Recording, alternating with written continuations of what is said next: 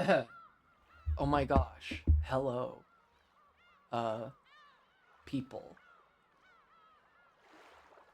And maybe I should just start like being an annoying tuber, like in the first couple minutes, whenever nobody's on my stream.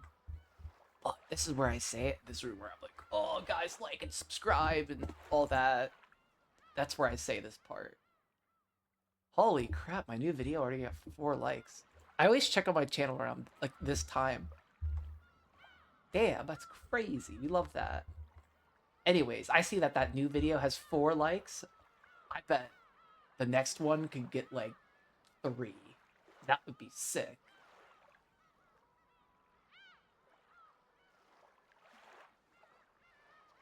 Every like is very much appreciated for my crummy little content. But I love how I can just constantly slam my face into my mic. So you'll get like 3 average viewers a stream. I love that. I find that very enjoyable. Um, got some good snow today. We're very snowed in right now, which was super cozy. There's nothing more beautiful than snow in the trees, and I got to see that today. So that made me a very much a happy camper. And where we left off with Umineko, Battler jumped out of a window, and it was the greatest Lambda slop I've ever seen. Lambda knows how to tell a good story. You can't deny her that. In spite of everything, she can tell a damn good fucking story. I'm not gonna lie. I really like episode 5 so far. It's been fucking so cool.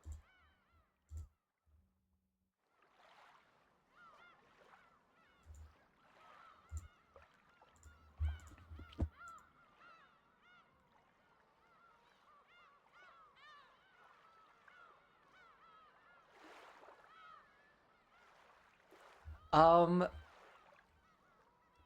we were last left off. We were also gonna get a scene, I think, between like real Beatrice and Battler. So that's definitely something to look forward to see how they kind of react to that whole thing that Lambda set them up for. I think that's going to be super interesting to see how they react to that.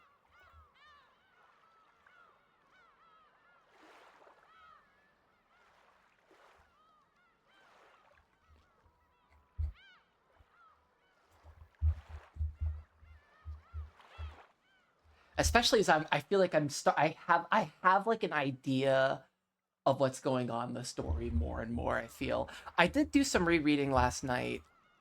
I reread some of hold up. Let me get up the LP archive just so I have it out. I reread the Jessica Cannon scene from episode 2. It's split into 2 chapters. And I think it's super interesting that Cannon sees human Beatrice before that all happens.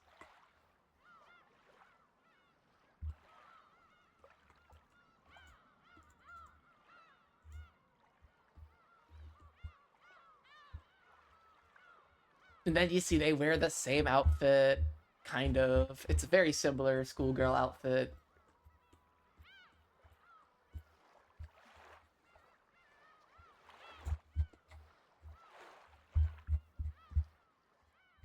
And it's really easy to suspect that she just killed Cannon and dumped him out the window somehow.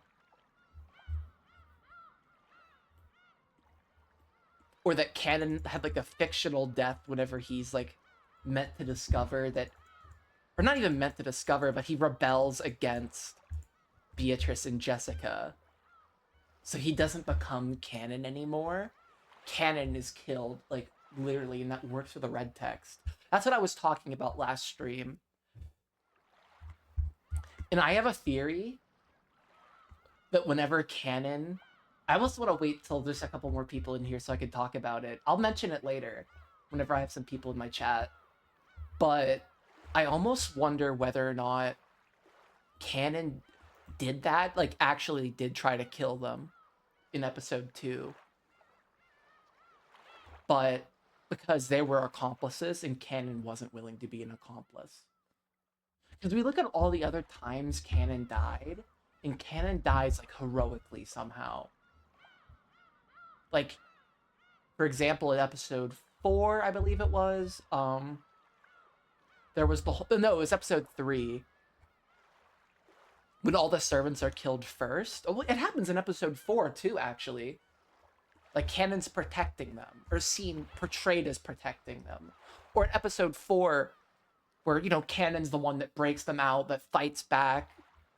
So I almost want to recontextualize that scene in episode 2 where Canon is attacking them, and it's supposedly a different Canon, as Canon, for the first time, shrugging off this idea that he's furniture, that he's human, and that he needs to stop these murders, and the only way he can do that is by killing. Who does he kill? The servants. Kumasawa, Nanjo, Goda. Like, we know they're all extremely involved, at least to a degree, in covering up Kinzo's death. We don't know about the rest of the murders, and that's kind of the part I'm trying to figure out right now. But that's just kind of what's been on my mind with Umineko.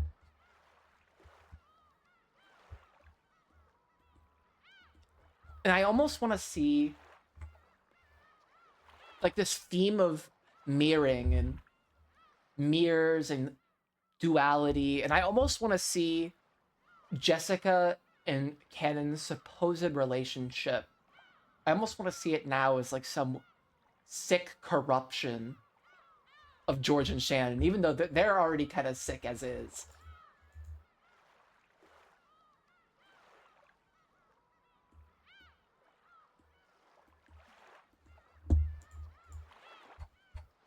So I just think that's funny. All right, well, I'm gonna get started. I've done my little couple minute segment here. 7 minutes, damn. Let us hop into it. This is gonna be such a good scene.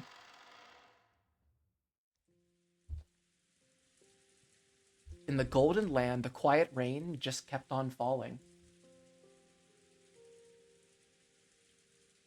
In the arbor sat the sad witch whose eyes had lost their glint, and Battler. Virgilia could also be seen there. She sat next to Beato, knitting quietly. Lambda Delta's game had passed the climax of the first twilight, and they were taking a short break. Gazing out at the rose garden soaked with rain, Battler considered the present, what was to come, and what had happened so far. To Battler, the act of thinking was itself a battle. Even with the game stopped and Beato unable to speak, he could still keep on fighting. Virgilia suddenly stopped her knitting. Battler noticed it too, because though none should have been able to visit this rose garden, she had noticed a silhouette approaching. That's unusual. Not many people are capable of reaching this place. It's her. Gun? Okay. Hi, Dlanor. I definitely gave you a voice that, like, ruined my voice last stream. I can't really... I think only Kinzo deserves dark, like, deep, scratchy voice, because it's too much for her.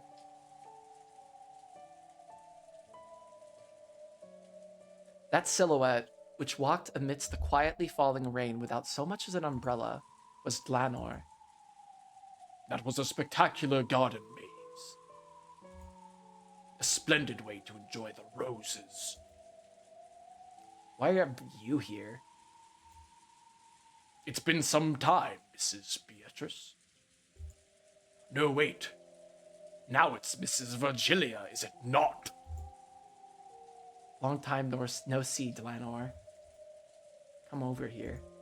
We aren't ones to leave a guest out in the rain. Ellipses. Don't worry. She hasn't come to fight. Do you know her? She's one of my old friends from heaven. This really takes me back. That it does. Mrs. Virgilia possesses a deep knowledge in heavenly studies. I have often argued with her over interpretations. My many intellectual adventures with you were quite enjoyable. I'd like to do it again sometimes. Yes, let's do it again sometime. I'd love to fight with you. Again. They used the word fight, but it didn't sound like they meant anything unpleasant by it. It sounded like something odd, something old chess rivals would say to each other.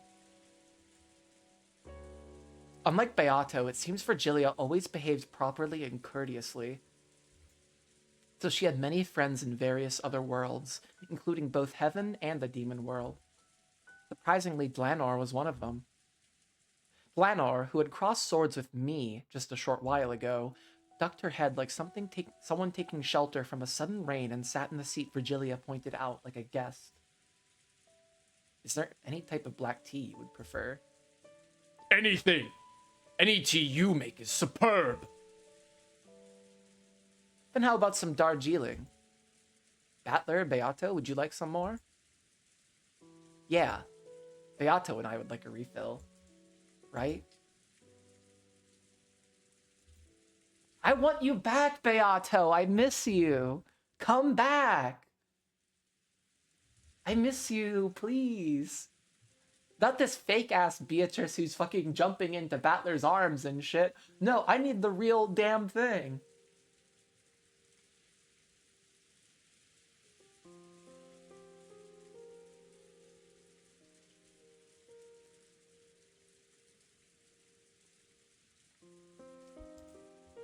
But if you quietly gave her a cup, she would sip it from time to time. There was still some black tea left in that cup, but it had already chilled, so Battler asked for a refill for Beato as well. Cold tea is so gross, so I get that. I have heard the rumors. How pitiable that Beatrice, The endless witch famous for her cruelty, has been reduced to this. she's no longer participating in the game. Lambda Delta is the one controlling the Beato that's on the game board. I know. However, she is the original master of this world. And you are the proper guest, invited by that master. That is why I have come to pay my respects.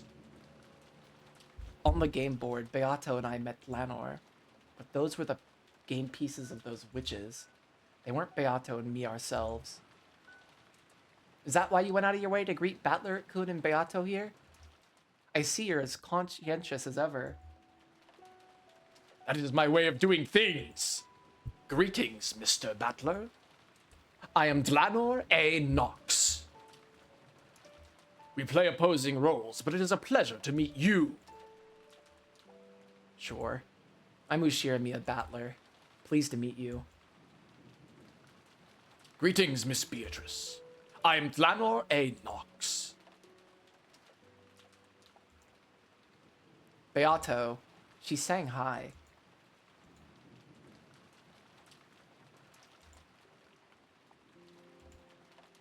She says welcome.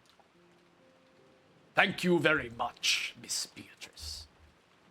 The witch and the Inquisitor of Heresy, whose job it was to hunt witches, greeted each other around a tea table surrounded by the aroma of black tea.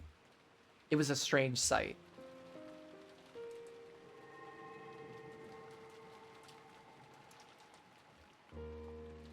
Virgilia made gold butterflies sprout from the palms of her hand and transformed them into a teapot and a can of leaves. It was a very witch-like way to make tea. Of course, she actually was a witch, so that scene wasn't particularly bizarre in itself. Though I was a bit concerned about whether Dlanor, an Inquisitor of Heresy, could watch such a spectacle. Do not worry. I'm not so boorish as to complain about how my tea is served. Even though the tea is being made with magic?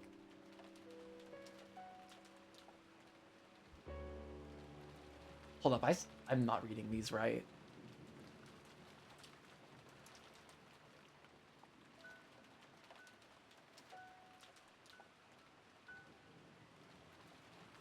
Okay, so she's just using magic to make tea.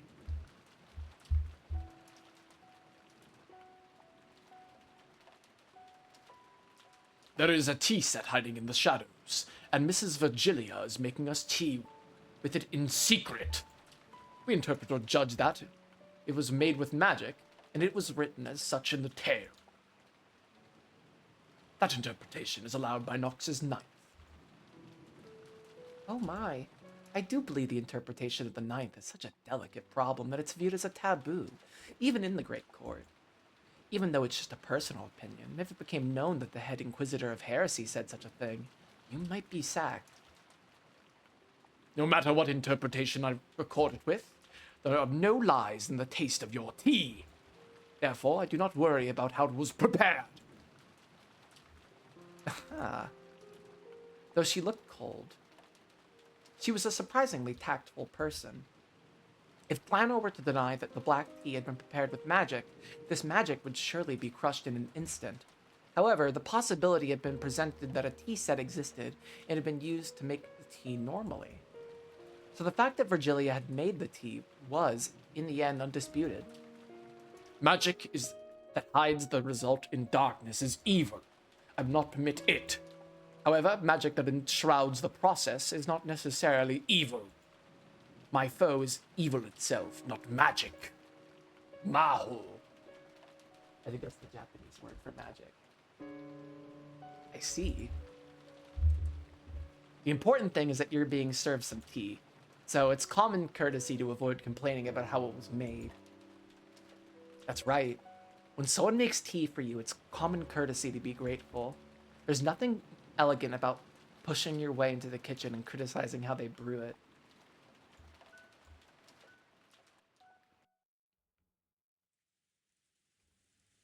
You don't invite your guest into the kitchen. And when you set the table, you should adorn it beautifully in the spirit of hospitality. Here you go. Careful, it's hot. Thank you. I would like some sugar and milk. You still can't drink it straight? Milk in your tea sounds a little weird for me. I'm a kid. It must be sweet. So then, is magic a gentle lie? The word lie can make it sound bad. The word embellishment is probably more fitting. When giving a child candy, you could take a crumpled up one out of your pocket, or you can use some clever sleight of hand trick to take the candy out. The impression given by each method varies greatly. Oh yeah, it'd look cooler if you took it out with a little magic trick. Wrong. There is meaning in the fact that the result giving them candy has been adorned with even more beautiful and fun. To be even more beautiful and fun. Think of when you give Maria-chan a candy. There's a huge difference between taking it out of your pocket to give it to her and slipping it into her pocket, and saying a fairy gave it to her for being such a good girl. In my opinion, it would be boorish to then question everyone about their alibis and pinpoint who it was that slipped it into her pocket. True.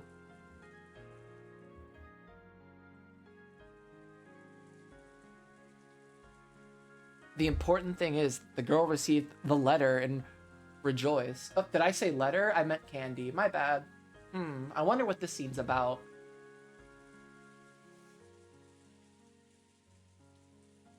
So how does Maria know Beatrice gave her the letter?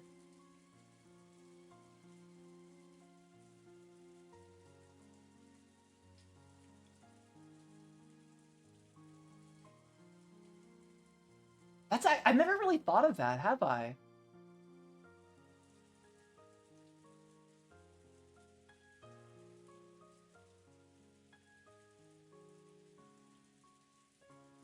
I mean, how does she know it was Beatrice? I mean, she says Beatrice gave her the letter, but I would have to reread some of those scenes again. God, this is the most rereading ass game. And it is significant that it was embellished in a way that made her rejoice. That's surprising. When you showed up, I got the feeling you'd deny anything that went by the name of magic. That is not That is how I act in my capacity as an Inquisitor of Heresy. It is my job. However, when I'm away from my job, I don't enjoy being so cold-hearted. So you set your personal feelings aside when on duty? You do it well. As an Inquisitor of Heresy, hunting witches is my job. However, I personally find witches pitiable. Despite this, I carry out judgment mercilessly as an Inquisitor. In the end, that doesn't change the fact that I sentence witches to death. In the end, my pity is nothing more than a useless embellishment. Whether I have it or not, nothing changes. So it would be better if I didn't. That's not true. Even if the ends are the same, what's in your heart makes a big difference. Your mother's cookies are clearly more delicious than those made by a good pastry shop. That's because you know that they were made with heart. That's right.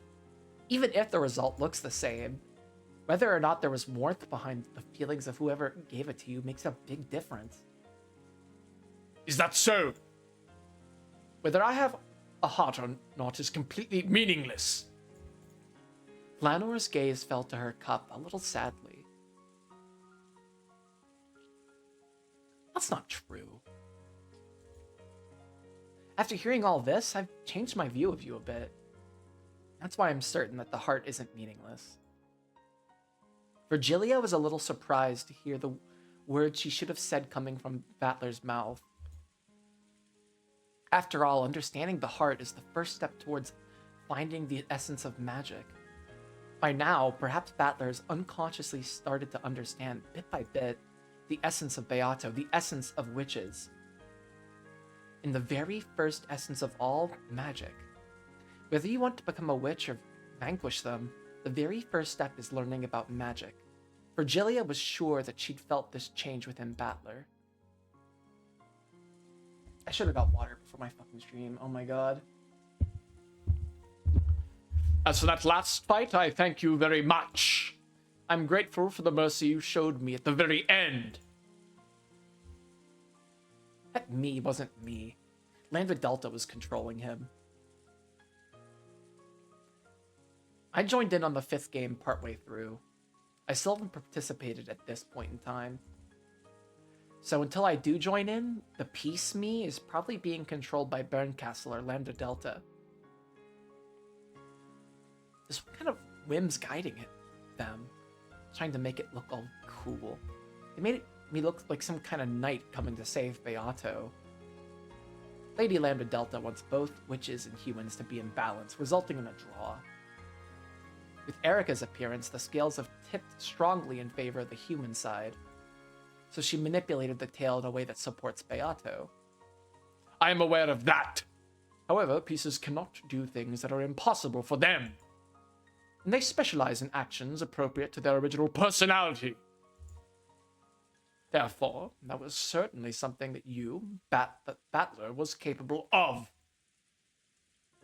That is why I'm grateful to you. It feels a bit weird to be praised when I didn't actually do anything. After the game continues a bit more, I'll probably regain control of my piece. Not sure I'll be able to go easy on you then. It's the same with me.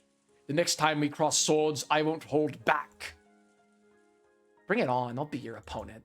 Come at me with all you've got. I promise, with everything I've got.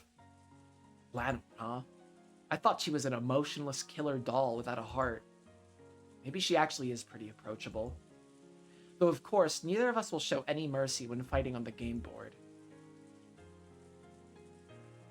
For a while, we gazed at the rain-drenched rose garden as we quietly enjoyed our tea. Yeah, I'm gonna have to do a quick early stream water run real quick. My bad, folks. Give me a couple minutes. I just need to be hydrated or this stream is not gonna work.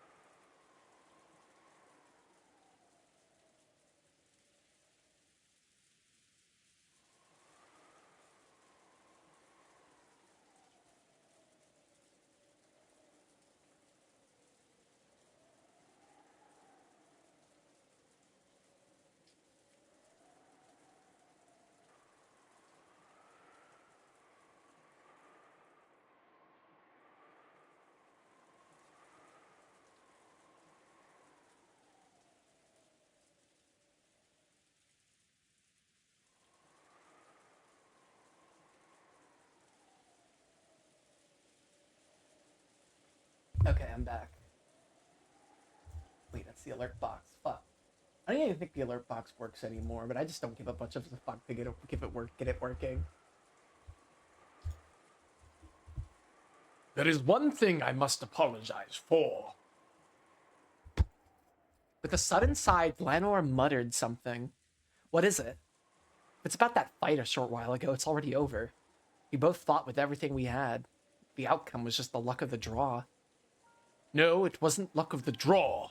I couldn't just let it be, so I came here to apologize. What are you talking about? You're saying you threw the match, aren't you? Virgilia spoke softly, without hesitating in her knitting. That is correct, Mr. Battler. That Mr. is really awkward. Just Battler works fine. Battler, I apologize. We did not give it everything we had. I know. Kinzo is dead at the starting time for all games. Beato had already spoken that truth. Hey, Binga. In that battle, Battler could only have achieved a draw at best. He most certainly had no chance at all of winning. You're right. If you just say that, the whole fight's already over. Why didn't you use that red? Don't tell me it was because of a stalemate or something like that. That's actually a really good question. That's what I was wondering. Nox is second. It is forbidden for supernatural agencies to be employed as a detective technique. We cannot use that red truth directly. Okay, so because the characters don't know for certain that he's dead, they can't use that when arguing inside the game. Got it. That argument only works at this level of the narrative. That's kind of interesting. I like that. However, I gave Cornelia, who was protecting the window, the red truth. That the window was never opened after it started raining. That's interesting. And it started raining around midday. I think around like 2 to 5 o'clock of that October 5th. Because all the cousins like go out to the beach and hang out for the day, at least in the first episode.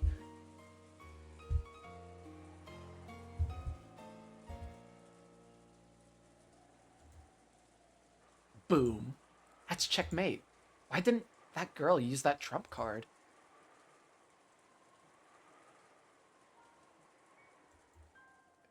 This is... Allow me to speak. There's no way to defeat my red. Know that your wish will not be granted. Though she had fought calmly up until that point, she quickly got flustered when I dashed forwards. I thought she'd been frightened by my sudden attack, but the truth was different. Even though she held a trump card that could completely repel me, she suddenly became unable to use it and hesitated. I don't understand. All of a sudden, in that instant, use of that trump card became forbidden. Once we lost that, your victory was guaranteed. The game master, Lady Lambda Delta, probably interfered. That bastard. So in the end, that whole fight was a farce in the palm of Lambda Delta's hand. She made us play out that entire act according to her script. I do not like it. However, since you told me to fight with everything I had no choice but to let you know. Please forgive me. Still, even though you lost your trump card, you kept on fighting all out with your remaining cards. Don't believe anyone could find fault with what you did. That's right. On the contrary, you should be mad at Lambda Delta for butting in.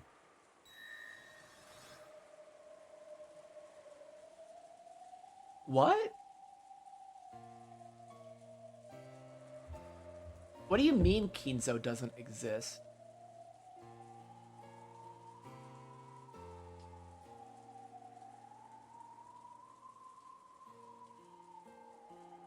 What? That's a little confusing. Okay. What do you mean Kinzo doesn't exist? Kinzo is dead and Kinzo doesn't exist are two different things. What? Okay. Lady Lambda Delta and Lady Bernkastle should know this well. And yet, they are both leaving for room for Kinzo to exist as they continue in this game. It's almost as though the two are conspiring to prevent Kinzo's existence from being denied. In other words, they intentionally let Grandfather escape? Yes. They must be after something. That is a bit odd. Lady Lambda Delta and Lady Bernkastle should always be in opposition unless the witch side is in a superior position. It's hard to imagine that those two are conspiring together at a time like this. I can't help but think that they have the same wicked goal.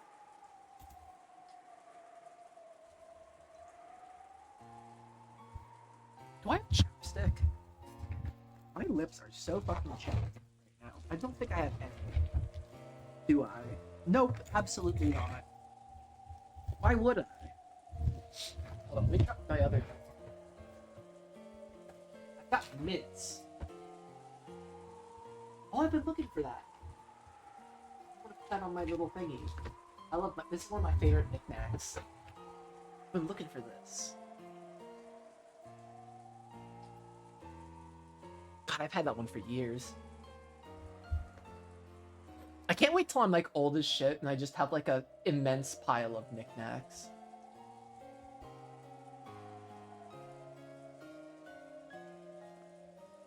So you came all the way here to tell us something like that? Yes, which means that my business here is finished. I think I will leave now. This game will probably resume shortly. I must aid Erica during the rest of this game. Glanor gulped down the last of her black tea and stood up. Next is the Battle of the Second Twilight. At that point, I will once again raise my merciless longsword. So I ask the same of you. Show no mercy towards me. I understand. I went easy on you. If I went easy on you, I'd have my own head smashed in.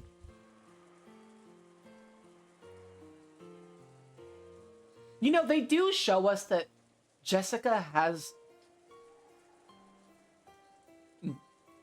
brass knuckles. Could she have beat somebody's face in with her brass knuckles, and that's how she killed them in the first episode?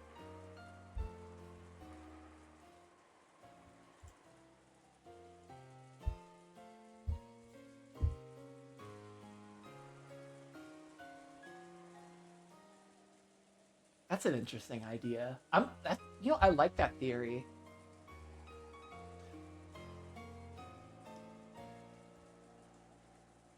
On the game board, I have nothing more than Lady Bernkastle's piece and Furudo Erika's subordinate.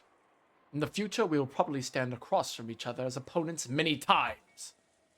However, my heart is always neutral. No, please forget that. Such has no meaning considering the relationship between the two of us. It does. There's no doubt you're a fearsome opponent, but you don't piss me off anymore.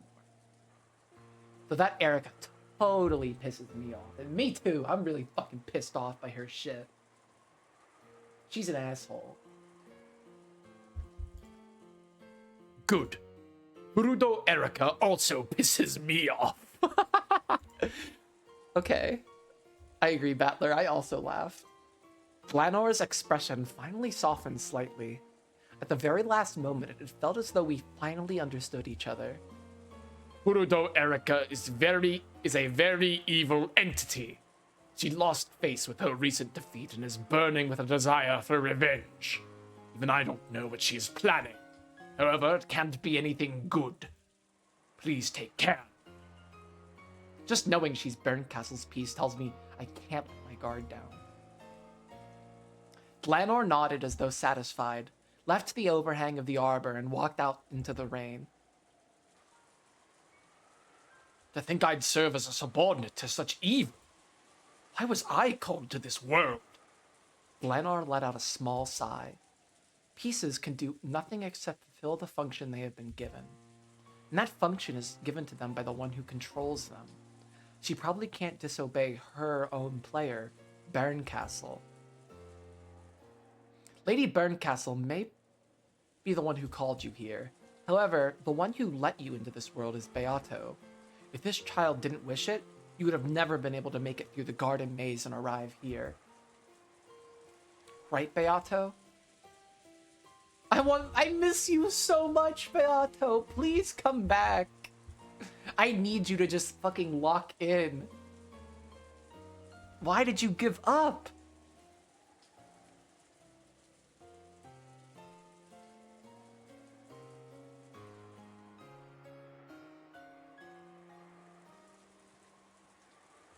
Ellipses. My beard is getting fucking long as shit.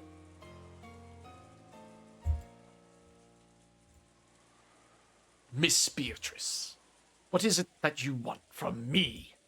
I do hope that I can help you in some way, though I may be a subordinate of evil. She spoke to Beato, but of course there was no response. After bowing once more in thanks for the black tea, Dlanor disappeared off into the rainy rose garden.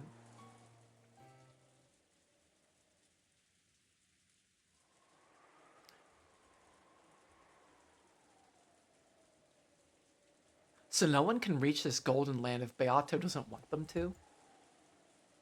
Yes. This child is the one who called Dlanor here. So Beato called her here so I could meet with her? However, I know of a person who reached this place despite Beato's wishes. Angie. It's Angie.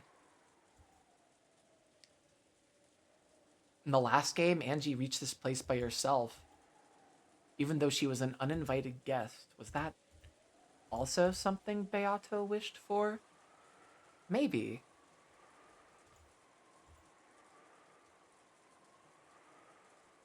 I am here, you are here, Beato is here, Dlanor was invited here.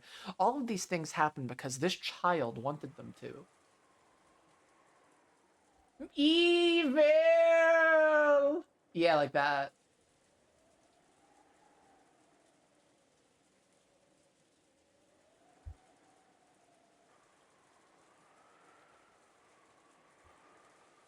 Even the bit of time you and Dlanor spent together drinking tea. I was actually thinking the same fucking thing, Binga, I'm not gonna lie.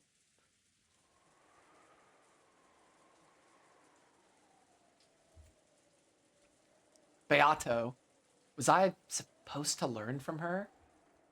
Does it have something to do with finding your heart and letting you rest in peace? Dlanor Nox, the natural enemy of witches, an inquisitor of heresy, a vanguard of mystery who denies fantasy. Is she here to help? By gouging out your heart and choking the life out of you?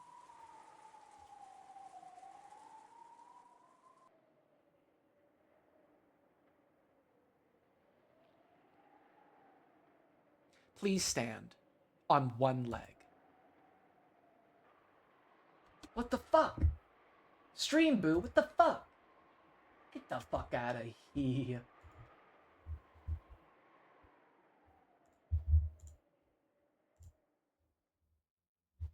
Cornelia slowly got up and stood on one leg as she had been ordered.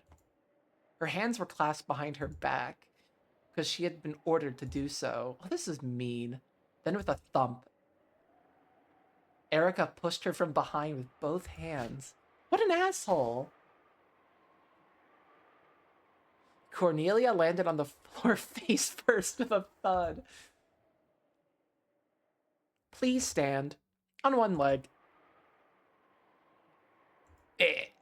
Cornelia rose shakily. Then once again she stood on one leg, as she had been ordered. She had been ordered not to hold her ground. She had also fallen on her face over and over again. Please stand. She had barely managed to protect her nose, but after smashing against the floor so many times, her face was bright red. She wasn't shedding any tears. No, she couldn't shed them, because she was forbidden to do even that. This is so fucked up. Please stand. I knew her next line, holy fuck. On one leg. God, please don't. Not again. Wait, why'd I give her Natsumi voice? Oh my god. All these British accents just melt in my brain. Please stand. On one leg. Please stop, Erica. Thud. Thud. Thud. Thud. Thud. This is so this is so simply fucked up. Erica repeated this falling torture over and over again. At times like this, Erica hated counting things. So she decided that once she ran out of fingers to count the number of times, she would just repeat it until she'd lost interest. However, Erica's main redeeming feature was that she never lost interest in anything. So the torture continued on and on. Erica didn't know why Cornelia had been unable to fully protect the window, so the whole time since then, she had placed all the blame on their loss on her. Please, allow me to speak. Forgive Cornelia. She has already repented enough. Oh, is that true? And please, take her place from now on. Gertrude has done nothing wrong. Gertrude? Please stand on one leg. Clasp your hands behind you. Gertrude followed the order and clasped her hands behind her back, standing on one leg. You mustn't resist or hold your ground. You are not permitted to bend your knees. You are not permitted to shed any tears. Got it? As you wish. Gertrude. Erica made a show of walking behind Gertrude. She even enjoyed making her wonder when she'd push. At that time, Gertrude and Cornelia burst with a bright light and disappeared, because Dlanor, who must have returned at some point, had sent them back to the heavens for the time being. Erica, who had her fun spoiled, gave Dlanor an openly malicious look. Miss Erica, I will bear the punishment for all my subordinates' fault as their superior. I ask that you let them go. No, thank you. Punishment only works because it causes pain. There's nothing interesting about an unfeeling doll girl that I can't leave a single injury on. Erica slowly grabbed hold of the back of Dlanor's hair, tugging unrelentingly. Dlanor's neck tilted upwards, creaking. You may not cause a physical injury, but you do injure. As if you had a heart that could get injured, you lowly witch-hunting murder doll. Are you trying to talk back to me? Me, the envoy and double of the Great Lady Burncastle? No. I got scolded by Lady Burncastle because you guys are useless. Never fail so lamely again. Understand.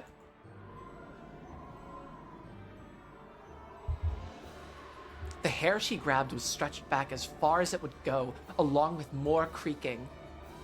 This didn't cause Dlanor any physical pain, but she could clearly feel Erica's ill will. My apologies.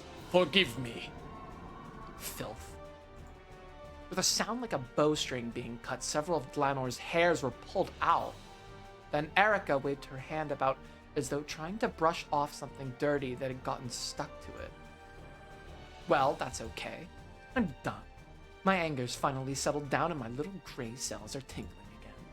Please call those two useless people back and reconstruct the crime scene. Let's start with the reasoning game.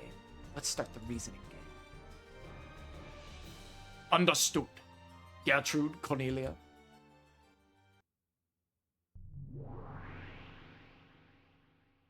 As you wish. As you wish. The two of them reappeared behind Dlanor. and reconstructed the crime scene for Erica, the one who had just been tormenting them. Kinzo's disappearance was nothing more than a bonus round after the first Twilight. Let's start investigating the first Twilight itself.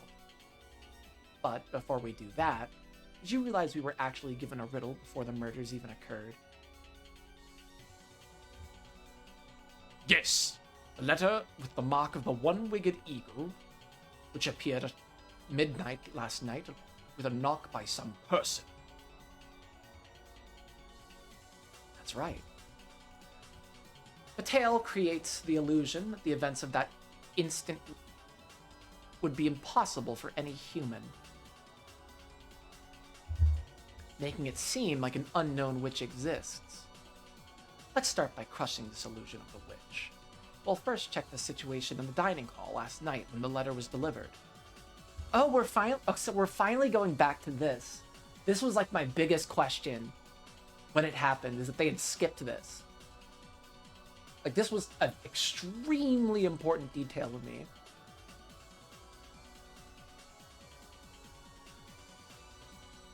Understood. Gertrude, Cornelia, reconstruct last night's family conference in the dining hall. Wow, wow, wow, wow. As you wish. As you wish. The family conference last night was held with the adult relatives and Battler, and partway through the servants had arrived to serve tea. Let's check everyone's location at the instant the letter arrived. How did that go again? Please, allow me to speak. Before the family conference, Erica, George, Jessica, Maria, Nanjo, Goda, and Kumasawa left the mansion and moved to the guest house. Please allow me to speak. Of those who remain, only Kraus, Natsui, and Genji were in the second floor corridor. All the others were in the dining hall.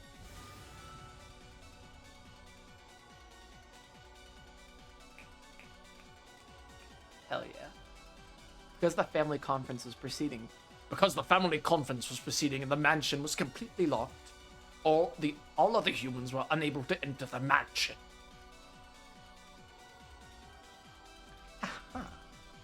That'd mean that there was no one inside the mansion who could have knocked and placed the letter there, right? Yes. The witch's side will probably claim that the one who did this was the witch who wrote the letter, Beatrice. Ridiculous. A stupid trick. There's no guarantee that the letter was placed there at exactly 12 o'clock. It's only sensible to consider that it might have been placed there earlier. Just a few minutes before the letter was discovered, Shannon and Cannon came in To serve tea. When they entered, multiple witnesses confirmed that there was nothing suspicious like a letter in the hallway.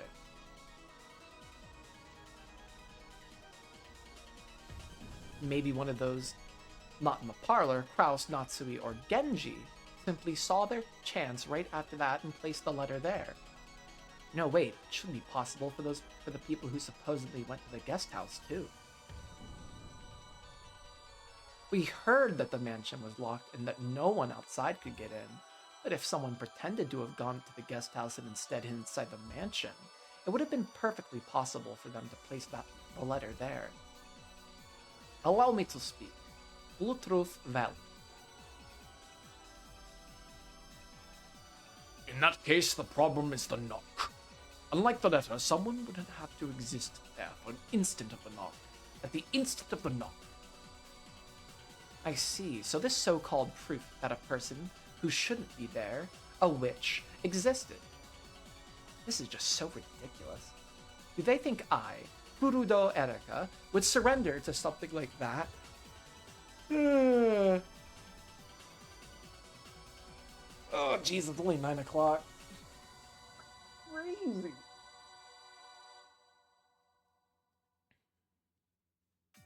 Ooh, I'm like stretching my back now too. Fuck yeah. Giggle. Ha ha ha. First off, we can doubt whether the knock was even something hitting the door to the dining hall at all. For example, there may have been a certain pillar on the second floor which, because of how the mansion's constructed, makes a noise when struck that gets transmitted down the pillar, and that sounds just like a knock on the door to the people in the dining hall. Or they could have misheard some random sound to be a knock, and they all misconstrued it the same way. Or the recorded sound of a knock could have been stealthily replayed from a tape. And yeah, because tapes are on the table now. By the by.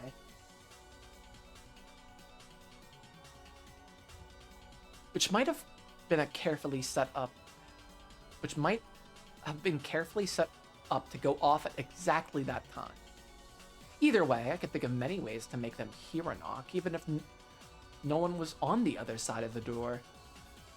How is that, my master? How is my reasoning?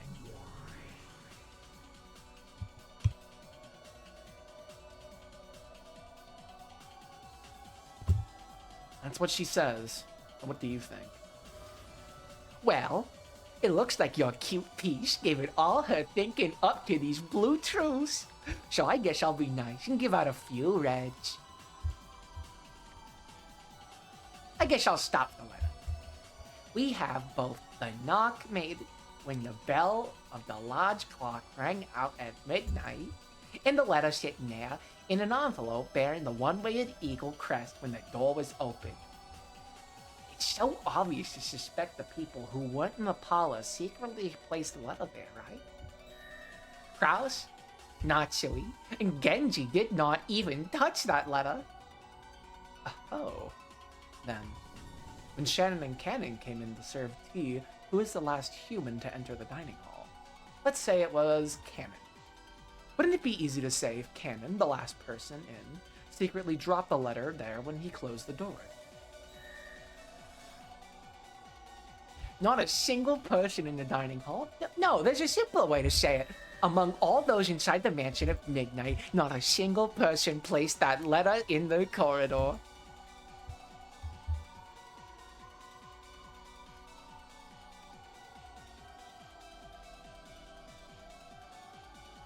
What does that mean, among all those inside the mansion?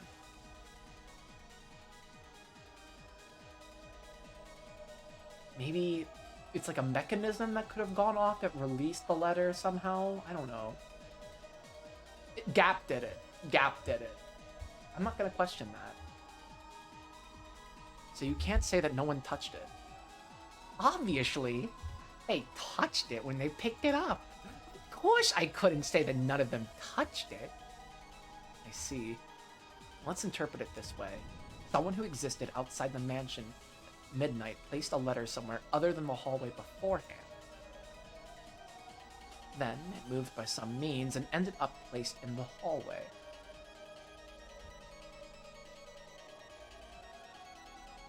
Also, place is like the verb placed here is interesting. I don't know. Maybe that's me being way too fucking literal.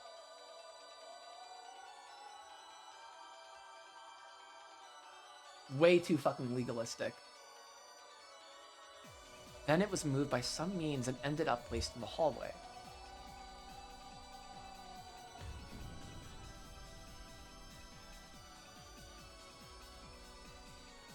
Just as an example, let's say it was stuck to the bottom of the serving cart the servants were pushing.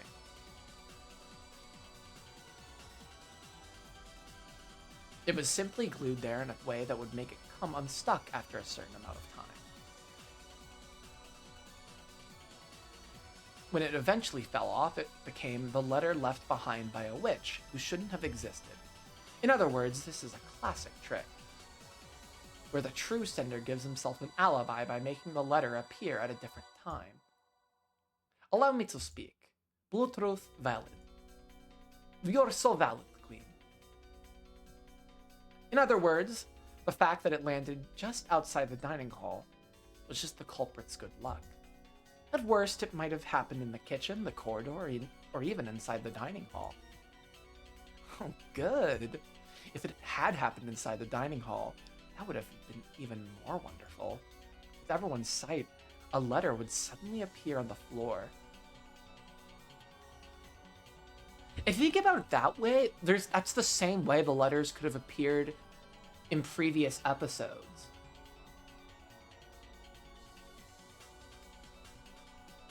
And when Maria says Beatrice did it, like maybe that's what she's thinking because she's just seeing the letter appear. Sure, we're like shown her literally giving the letter, but that could just be allegory for what's kind of going on in Maria's processing as to what could have happened. Like she's daydreaming because she wants to believe in Santa Claus.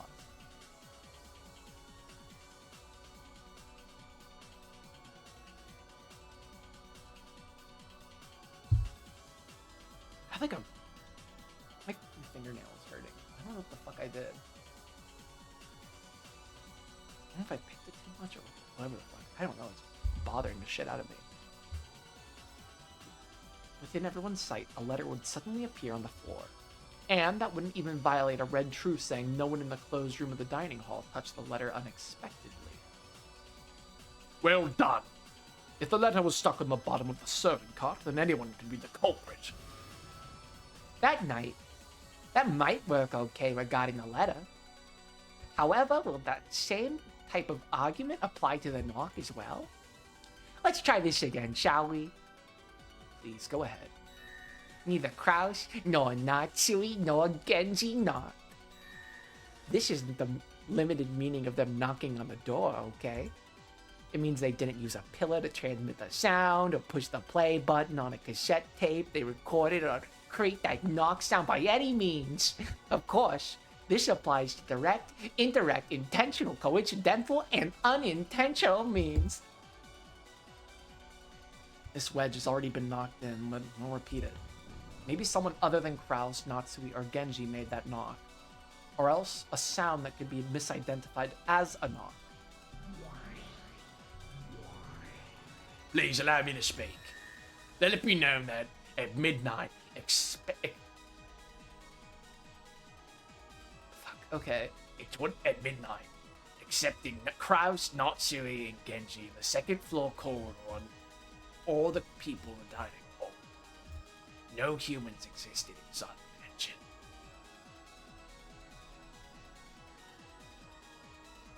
That's tricky. How am I going to deal with that?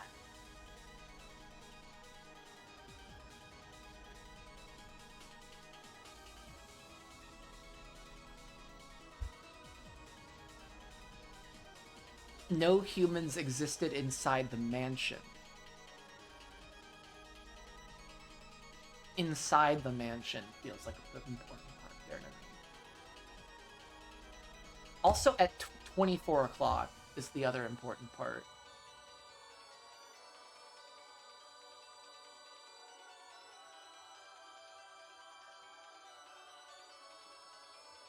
So the first part of this and the last part feel the most important.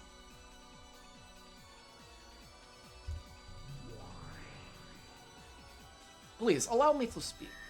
Let it be known that in addition to Kraus, Natsui, and Genji, none of those in the dining hall knocked on that door. In this sense, knock includes all direct, indirect, intentional, unintentional, and coincidental events that could create a knocking sound. A direct knock refers to someone literally hitting a door to make a knocking sound. An intentional knock refers to someone creating a fake knocking sound to try and make it appear that someone knocked. An unintentional knock refers to someone unintentionally creating a fake knocking sound. A coincidental knock refers to some kind of coincidence creating a fake knocking sound.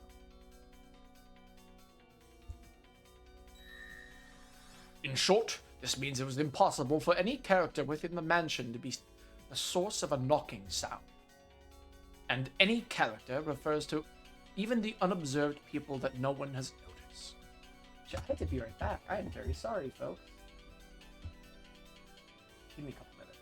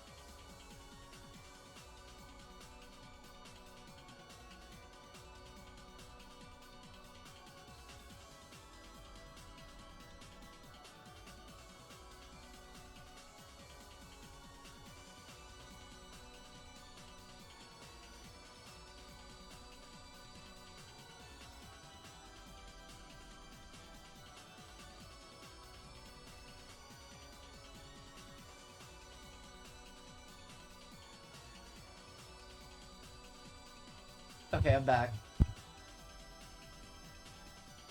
This is one of the hardest mysteries in Umineko. Yeah, I'm really fucked up by this one right now.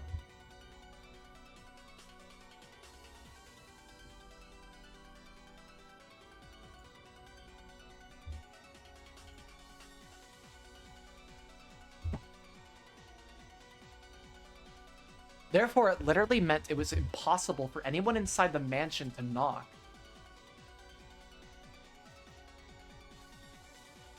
This one just seems fucking super tricky for no reason. No wordplay out loud. Like, I don't really have an answer for this. I see. No matter how much I toy with it, it's impossible for anyone except those in the guest house group to create the knocking sound, right?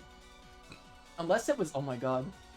Unless it was like some type of fucking like Mr. Rogers telecan shit. And like Jessica's like knocking on like something and there's like a wire that's like going from the guest house to the mansion and that's like a big bell. But that's such a fucking bullshit argument. It wouldn't even fucking work. That's a small bombs argument.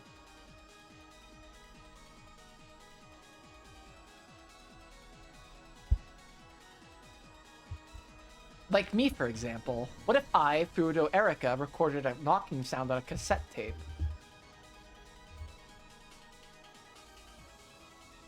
And he used some kind of secret contraption to start it playing at exactly midnight. Well, exactly midnight makes me almost think it was, like, hooked up to the clock to a degree.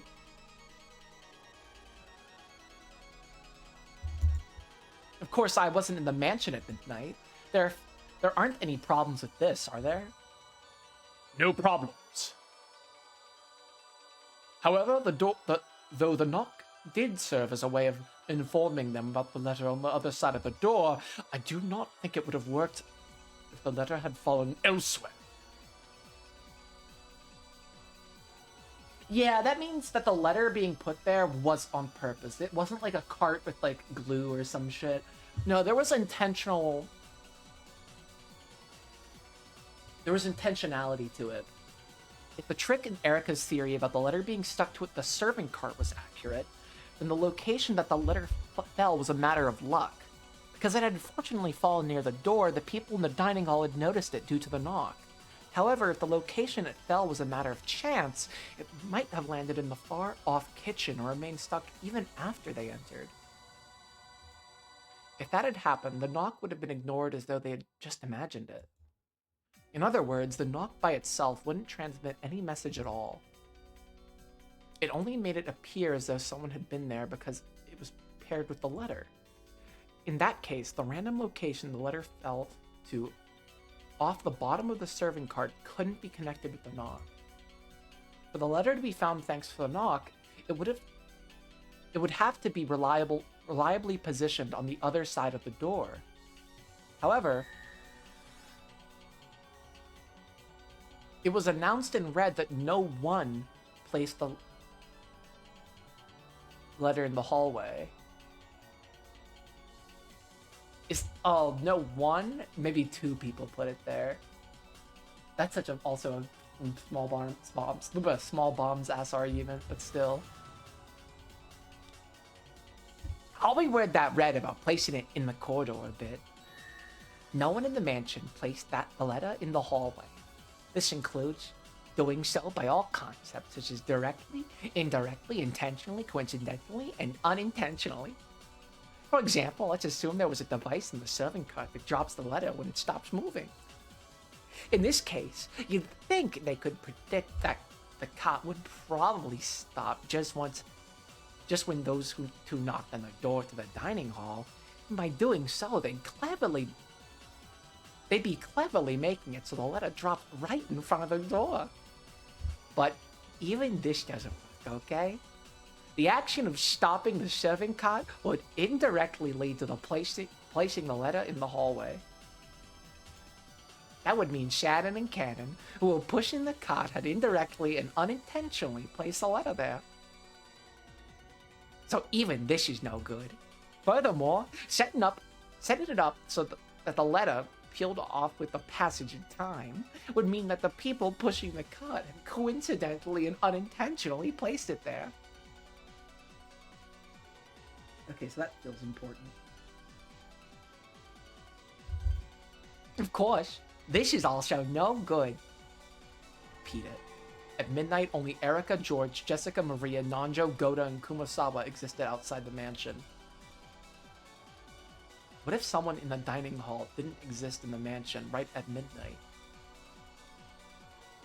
For example, what if they'd slipped out a window just before?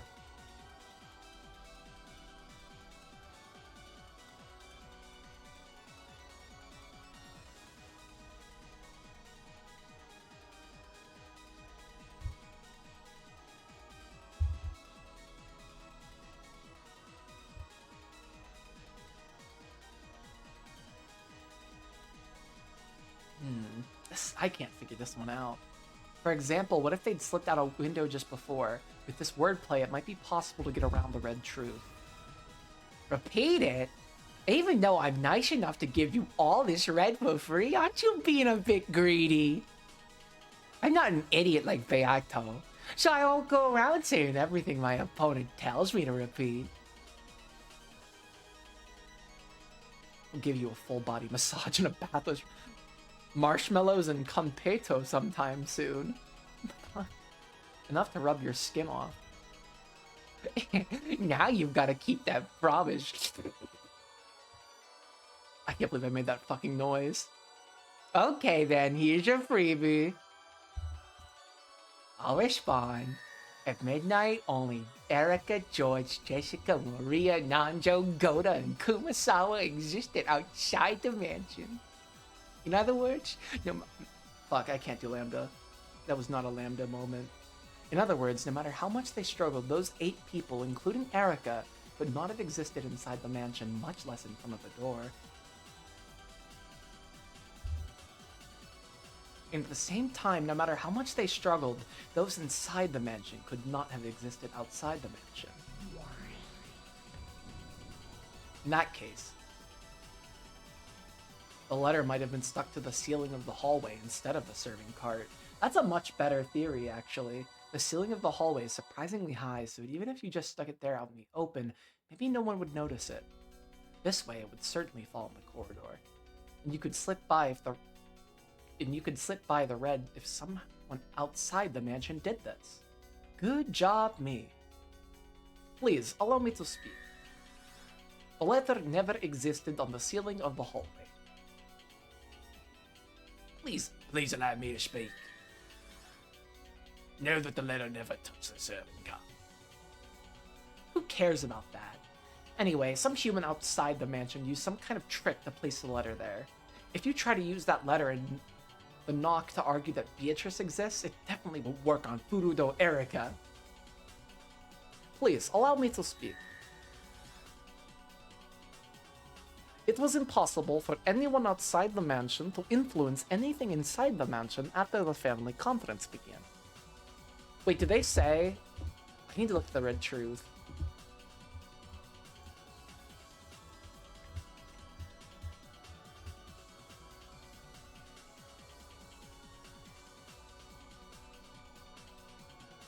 After the family conference began.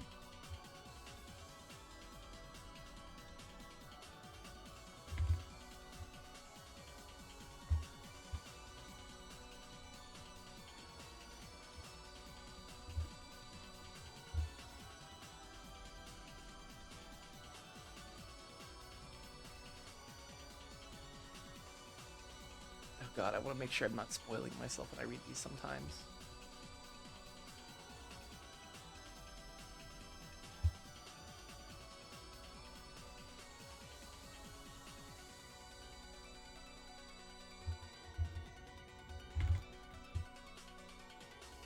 Oh my god, this is so fucking tricky.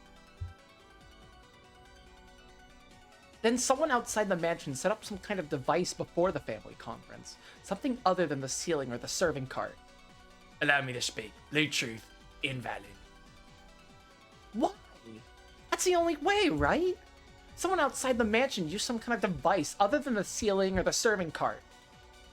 Allow me to speak. Unless you can specify or theorize as to what that might be, your blue truth will not be acknowledged. Allow me to speak. All of Lady Erika's blue truths regarding the letter have been lost. They've all been lost, you say?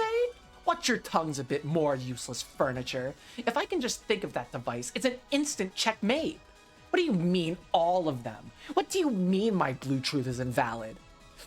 How dare you say such a thing to me? Detective. Burudo Erika. She loves the sound of her name. Erika's face twisted.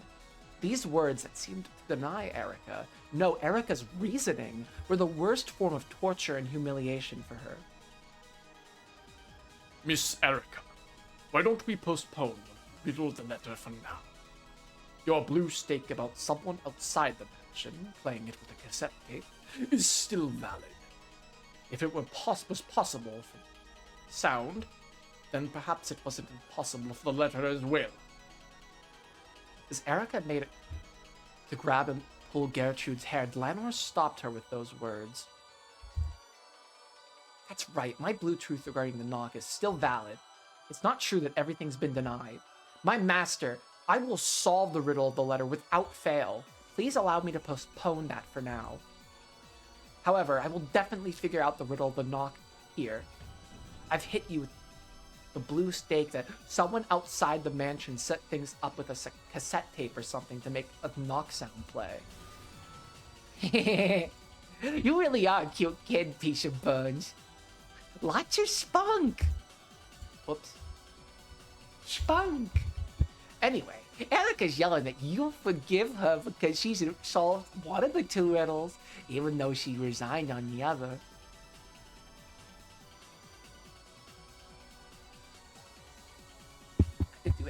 I could do Lamba's voice all fucking day. So will you forgive her? Sure. Normally I'd never forgive my own peace for the shame of surrendering. But if you've managed to solve one of the riddles, I guess I'll let it slide for now. My master! When Barncastle said she'd let it slide, Erika couldn't hide her relief. Then it's time to get punished, Erika-chan. None of the characters misidentified a knocking sound. Oh? What's that supposed to mean? Misidentifying a knocking sound means this. They would not mistake a sound very similar to a knocking sound for a real knocking sound. Hitting a pillar to make something similar to a knocking sound is no good. When you record a knocking sound on a cassette tape and play it back, it becomes the sound of the tape with a knocking sound on it. And not a knocking sound. So that's no good either. In other words, every one of them would correctly recognize a knocking sound as something truly hitting the door, and they definitely wouldn't mishear it. It's totally impossible that any sounds except hitting that door directly would be misinterpreted as a knock. What the? It means the time of the bell sounding midnight went off. No one existed who could have hit the door. Yup, they don't exist. After all, the Golden Witch Beatrice hit it. So in other words, there's no way to make it work unless you actually hit the door. So what about this? There was some kind of device that could knock on the door.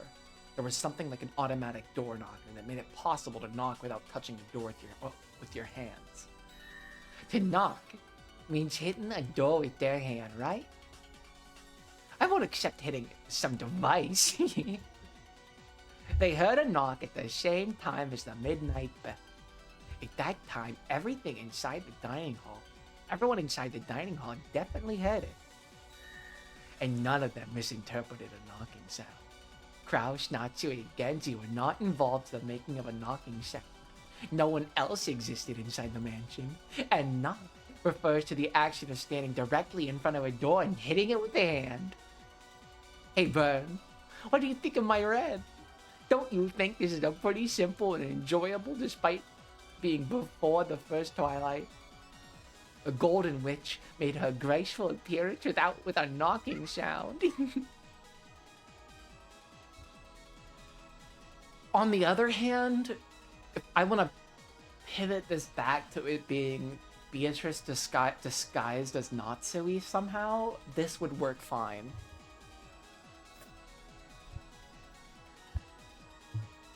But if it is Jessica, then I'm really fucking confused.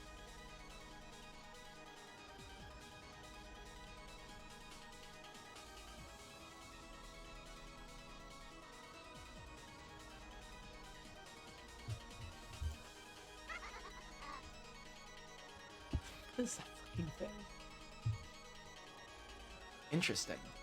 This is really riveting, Lambda. Couldn't happen any other way. Yes, how amusing. The two witches doubled over laughing as though this was the most fun thing in the world. My master! Don't worry. If you just give my little gray cell some time, I will definitely reach an answer to this pitiful red. I'm nothing but a little piece. Your absence would hinder my progress in this game in the slightest. If you can't think of any theories in particular, please just go back to the peace tray and gather dust or something. Useless pieces are painful even to remember. After all, Bun's pretty forgetful. If you don't try a little harder, Bun's gonna forget you, okay? You'll collect dust in that forgotten peace tray, awaiting your turn that'll never come. I imagine that'd be pretty harsh, don't you think? Don't worry, Lady Lambda Delta, and my master. I promise that I'll keep you entertained and never let you down again. Oh, how reassuring. I guess you're my double after all. And make sure you really are giving it your all, in more ways than one. If you don't make an impact, I might forget all about you. As the two witches giggled, they continued discussing the letter and the knock. There was no room for Erica to step in. If she contented herself with that, she would literally have no place to go, and would be buried in eternal oblivion. Erica endured this with a hideous expression, looking with shame at the back of the master who ignored her. And with both fists clenched, she fought frantically in search of some kind of breakthrough. I am the detective. I am Furudo Erica. I am the piece and the double and servant of the great lady Burncastle. I'll definitely make her satisfied. Satisfied. Definitely, definitely. You sure me a battler. How dare you? Humiliate me so. As she stood there, ignored by the witches and shrouded in darkness, it looked like someone had told her to go and stand all alone in the hallway.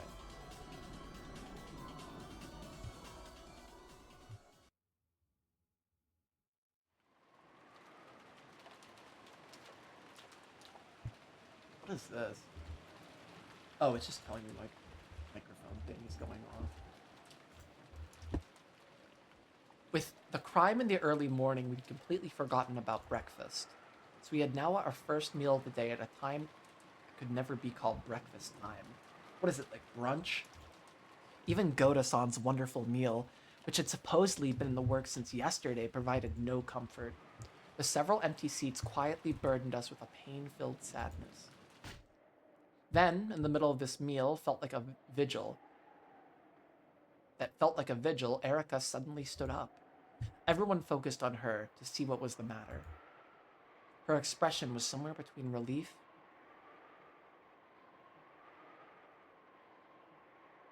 and insanity, as though she made some groundbreaking and strange discovery. Hey, what's up? Are you okay? I've got it! Did you think I wouldn't understand? Yes, I've got it, so there's no way something that stupid could happen. With a hideous expression covered in sweat, Erica glared and lashed out at Battler. What? What do you get? There's no way you jumped down from the third floor study. Not one of us saw you fall and land in the courtyard.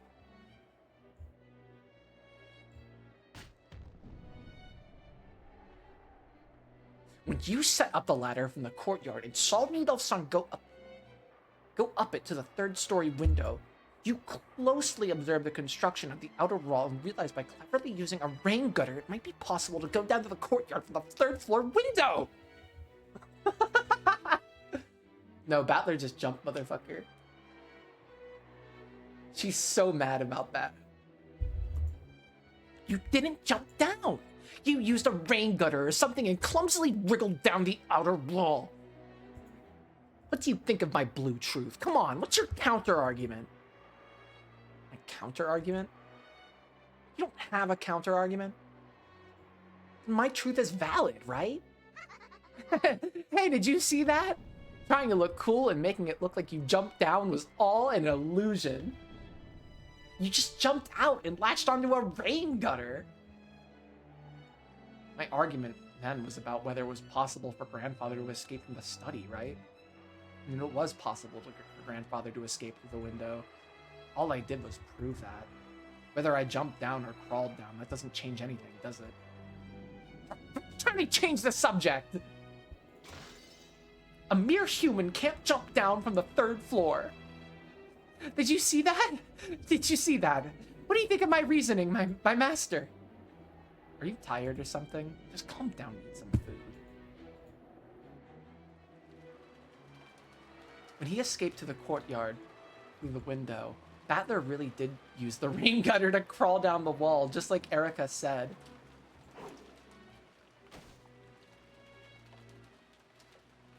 His hand had slipped halfway, and he had fallen from a considerable height, but he had managed to land on his feet.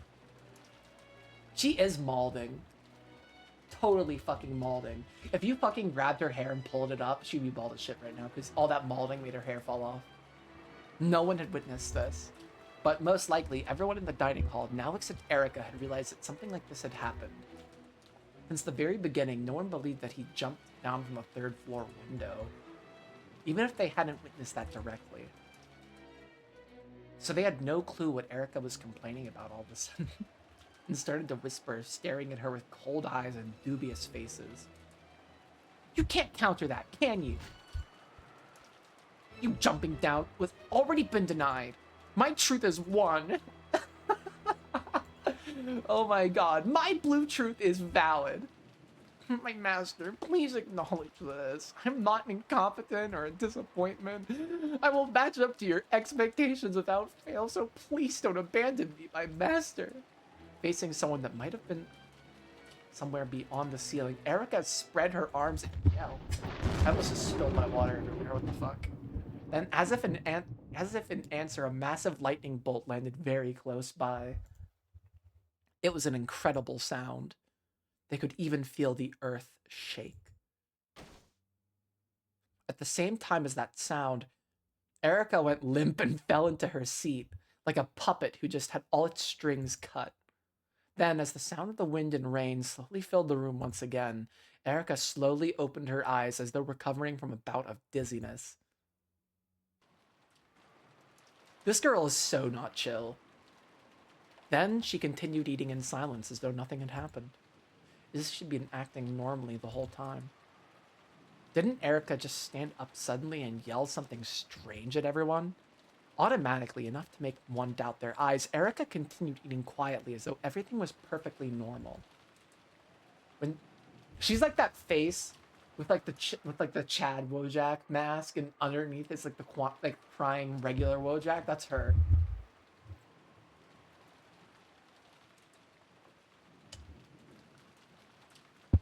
You can't lie to us, Burncastle Erica. You're not okay. Everyone convinced themselves that they were totally worn out.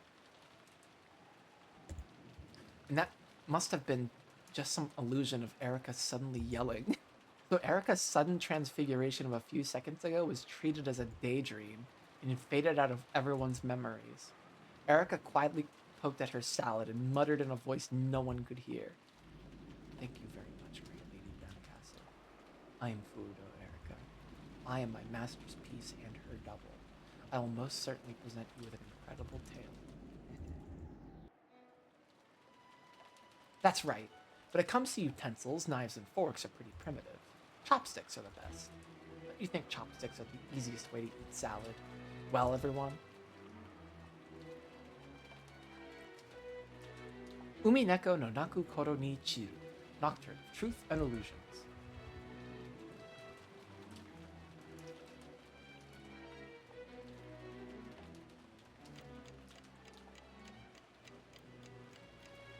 Alright, it's 12, like 33 or some shit.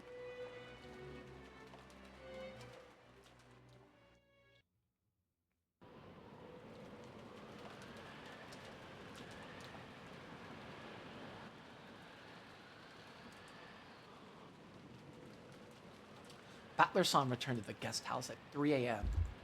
Then the rest of you split up about 30 minutes later, right? Yes, that's right. Drowsiness was finally starting to catch up to us. We decided to take a short rest and then start up again. To smoke out the murder of the first Twilight, Erica closely questioned everyone involved to check their alibis and evidence. To confirm these, she went around the mansion with them, and when needed, took several trips out to the guest house through all the rain. Her vitality was impressive.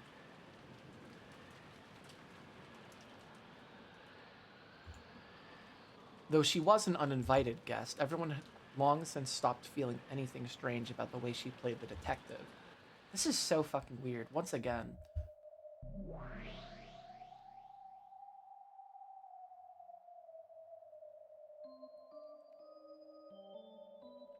It seems Erica is also steadily building her foundation.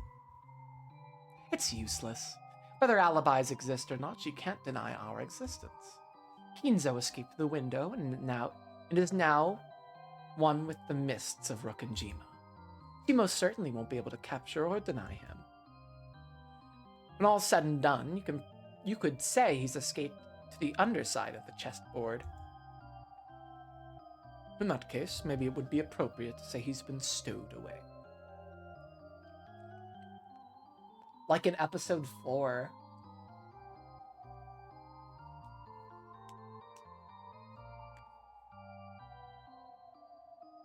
What if they were already dead? It's starting to seem more likely to me that they were already dead and that their voices were recorded somehow. That seems extremely likely. Or made under some sort of duress. Come to think of it, about those corpses from the first Twilight. They've been stowed away too, right? Yes. They've been put away in my darkness, which lies between this world and the next. And that detective wannabe won't be able to find them? Of course she won't. It'd definitely be impossible for a human. Want to check? Just in case. And we also need to re-examine what Lady Berncastle's goals will be from now on. If you know your enemy, you need not fear the outcome of 100 battles. Ooh, Sun Tzu. If you know the truth, you can win 100 battles without fighting. I think that's Sun Tzu, I'm not sure. My. Gap opened up a large hole in the sky and had it swallow all of them up. She invited Beato and Ronove to the gap between worlds where she had hidden the corpses. That place was nowhere in this world, and existed at no time of this world. In other words, it truly and literally was a place not of this world. In this place, questions such as where is it and what time is it have no meaning. I think I have an idea of what time it is. It's 12:33. Every single place led to here, but no place could be reached from here. Why does this feel like a riddle? This feels like a fucking setup to a riddle.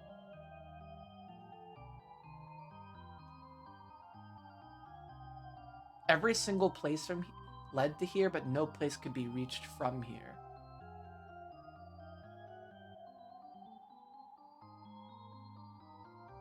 The end.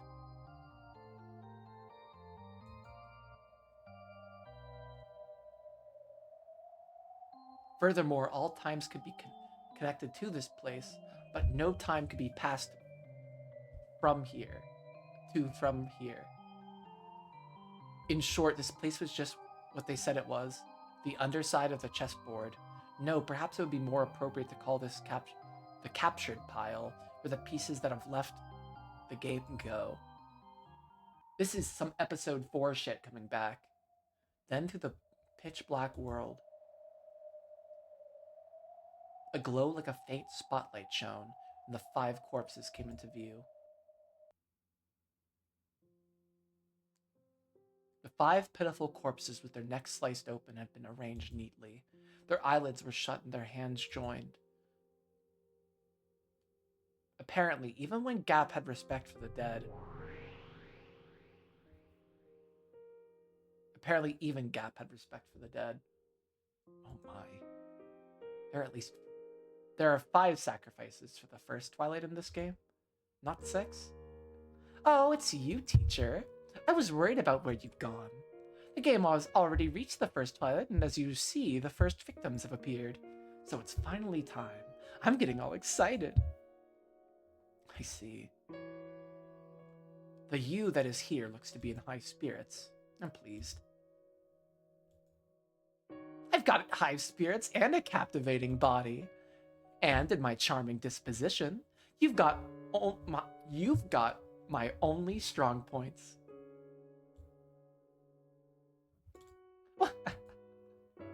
For some reason, Virgilia praised Beato for being in high spirits. Though Beato was taken aback at such granny-like words coming out of Virgilia's mouth all of a sudden. Like, if we're assuming that Beato is Jessica, then to some degree, like, Kumasawa was like her teacher. And like taught her about all this shit, about the magic and whatnot.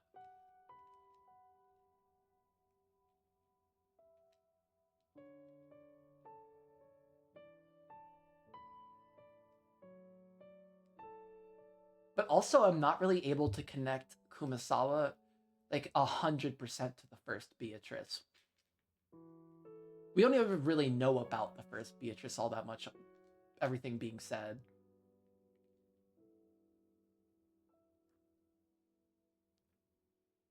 And probably even less about the second Beatrice.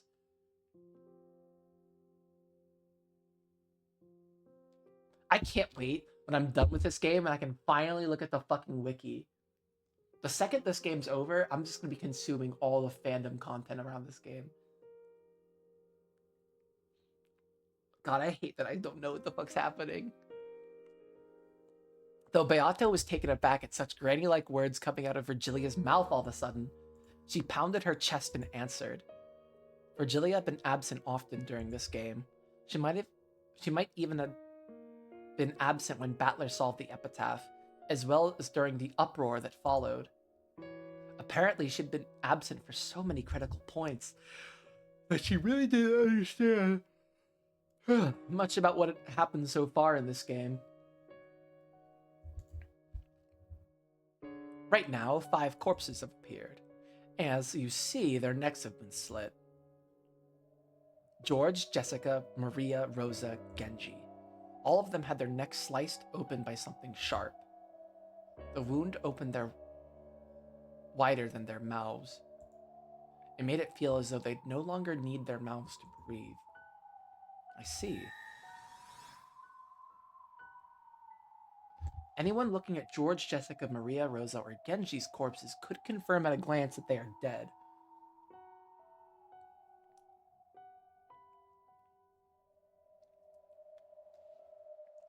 How am I going to connect Jessica to this, though? Red? Well, there's no point in me holding out against you. That's right. At a glance, anyone can confirm that these corpses are dead, so it's absolutely impossible that they're just playing dead. Well, is that Jessica's corpse for 100% certain?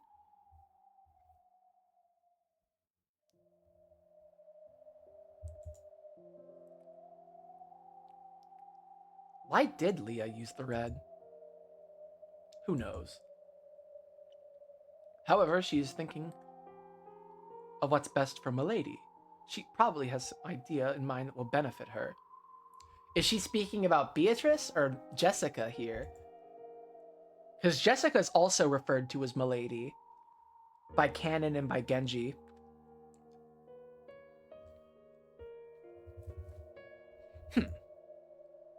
But they'd hid the corpses here, specifically so that no one would be able to use the red. However, Ronave was right. Virgilia was always thought of Beatrice first. A slightly displeased expression rose to Gap's face.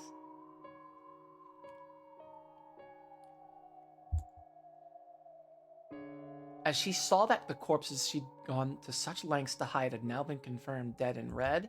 However, in the end, she remembered she was only a guest and shrugged. What are you gonna do about it? Why did you have Gap hide the corpses? As to that, since the epitaph has already been solved, this game of mine is different from usual. I now have serving and protecting Natsui as my goal. How would concealing their corpses protect Natsui? We've more or less figured out what our opponent's moves will be. This is probably a trap meant to corner Natsui. Most likely, they'll sort through alibis for the first Twilight and find them for everyone except her.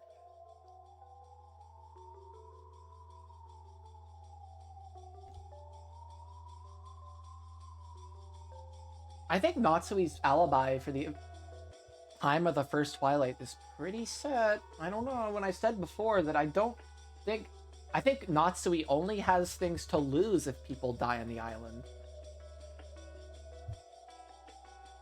I don't think Natsui would murder all these people.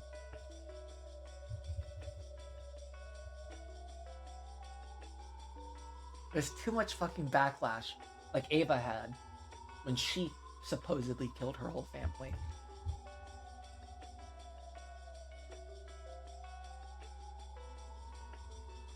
Last night, Natsui-sama was the first to leave the family conference and then rested alone in her room. Unfortunately, she has no alibi whatsoever until the next morning. Oh wait! I forgot the whole thing about her being asleep. I forgot all about that. Fuck.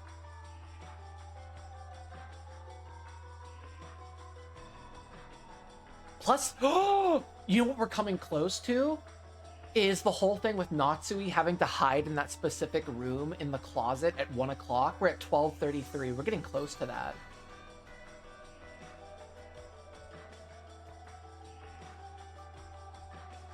We've already made Kinzo's existence impossible to deny. However, there is a single move remaining to our enemy that might cancel that out. I see. So they'll corner Natsui, make her confess that Kinzo doesn't exist. Indeed, the enemy is probably after something like that. By watching the movements of the pieces involved with the family conference, we could quickly realize that Natsui was isolated. Notice that trap of theirs encountered with this move. The corpses disappear. Everyone has alibis and no one exists who could have moved them. Not only does this support the claim that the witch exists, it also throws doubt on whether there were actually corpses in the first place, just barely allowing Natsu to escape being a suspect. In other words, it's possible for Natsui-sama to claim that the sacrifices of the first Twilight were only playing dead. You mean, even though many people confirm their deaths without fail in the cousin room? Mere confirmation of facts doesn't even approach the red truth. No matter, this is like such a, what's the word I'm looking for?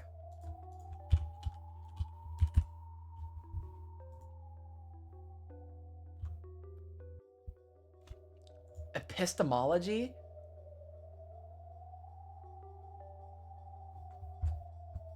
We're really hitting on the nature of truth here, is what I really mean to say.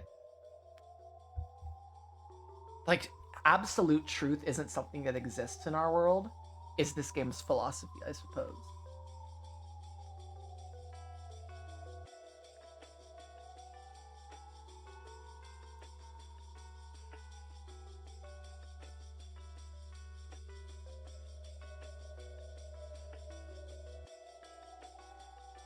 Because the corpses don't exist, Natsui can't discount their words as a mistake, some sort of trick, or she can say that they were all lying. And it's possible for her to do this over and over to buy time for herself. In the human world, which lacks the red truth, perpetual check is a valid move. An endless argument with both sides denying the other's claims. Not pretty. True. However, beauty is something to be sought only after victory.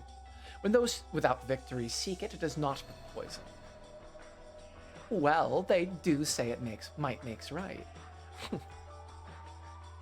And even if I don't think it's beautiful, those Voyager witches will probably like it and say it isn't boring. I see. I've managed to grasp the flow of this game. I imagine it will get quite nasty. We're fully aware of that.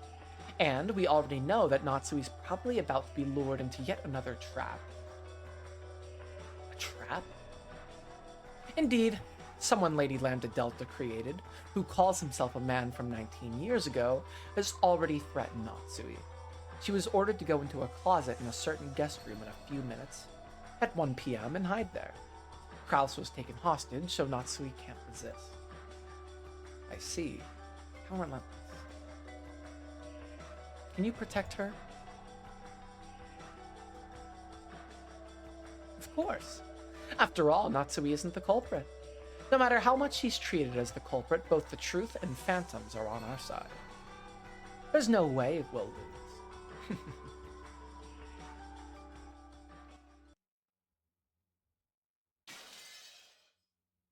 Postmodern. We are getting very postmodern with it. Up yours, woke postmodernists. Marxist postmodernalists. Natsui threw her cup of tea to the ground in protest, expressing the anger that flowed throughout her entire body. What do you mean by that? Are you saying you suspect me? You told me you left before anyone else, returned to your room, and didn't leave until morning. However, if you cannot prove that, it doesn't count as an alibi. Prove? How could I possibly do that? It doesn't matter how. Objectively speaking, you'll be fine as long as you prove it was impossible for you to commit the crime. Everyone else is cooperating. I want you to stop being so hostile and give me your alibi, along with proof. That's right. Almost the whole night is a blank space in time for Natsui Ne-san. She might have left the conference, saying she wanted to rest before us, then gone to the guest house and attacked George and the others. Please don't be such a fool. Why would I kill George couldn't? And on top of that, my own daughter, Jessica! Calm down. We're all equally suspicious. It's sad, but we all have to prove our innocence.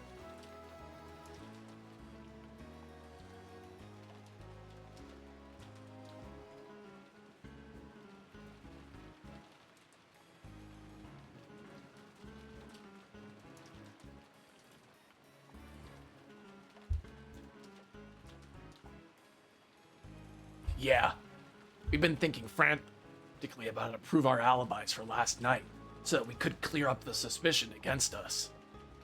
I know you can't like being suspected, Natsui-san. If it frustrates you, then shouldn't your first priority be searching for some way to prove your own innocence? The relatives spoke as though they were all under equal suspicion, but the mood about the place didn't feel so peaceful. Erika was still in the middle of confirming all the facts, but except for Natsui, who was uncooperative when it came to proving alibis, everyone else had an alibi that was reasonably credible. Only Natsui, who claimed that even being suspected was an insult, was uncooperative with Erika. And her position began to grow more and more perilous. This parlor was no longer a place of comfort for Natsui, and the sound of the cup smashing had made that decisive. That's ridiculous! Why must I be suspected when I've lost a daughter? You're maliciously trying to make me look like the culprit just because I went to bed early last night. I cannot stand for this humiliation any further. Oh, so what are you going to do about it? Show us some kind of alibi that proves your innocence. As if you could. Give me George back, murderer. Stop it, Ava. Natsui-san, you're probably a bit tired, too. Same goes for us, of course. We take it easy for now. Seriously, we're a little too high-strung. Aunt Natsui, where are you going? Searching for alibis of the culprit would be truly laughable at this point. When the typhoon passes and the police come, everything will be exposed to the light of day.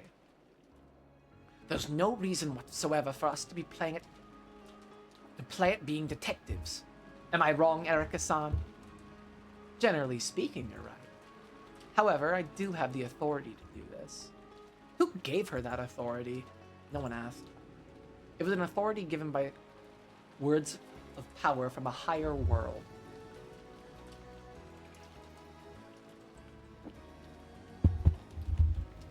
What is up with Erika constantly breaking the third wall? Not the fourth wall, but the third wall.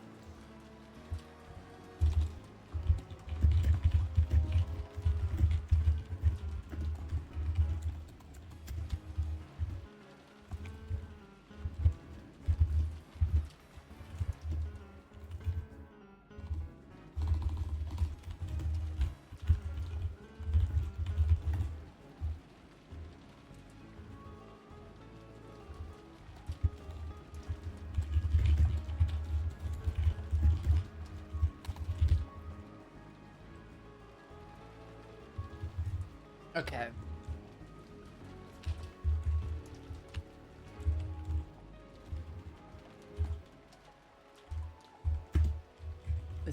I'm actually doing something here. I'm getting my notes together.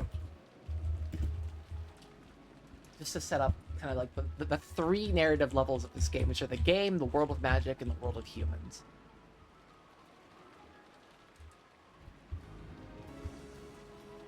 There's three levels of narrative in this game. And I think the big part about it is like at any point trying to figure out what level of the narrative you're on. And that's what I think Beatrice's butterflies accomplish. They kind of show us that we're transiting from the world of humans to the world of magic.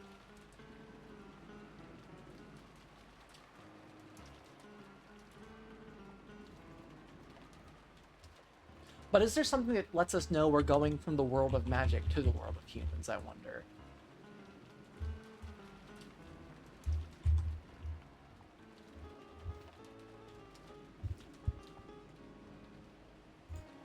So the pieces weren't even allowed to doubt it. I'm leaving. I have no intention of going along with your pointless questioning before the police come. If you suspect me, feel free to do so. I'm counting on the police to clear away that suspicion. It may be a bit too late to mention this, but then again, I guess this happens every time anyway. As usual, the phone couldn't connect to the police. Natsui said the police would be coming, but that wasn't exactly true. Strictly speaking, the boat would come tomorrow, and they would use the radio on the boat to contact the police. Well, it's not like I'll let... I miss the captain. I miss doing his pirate voice.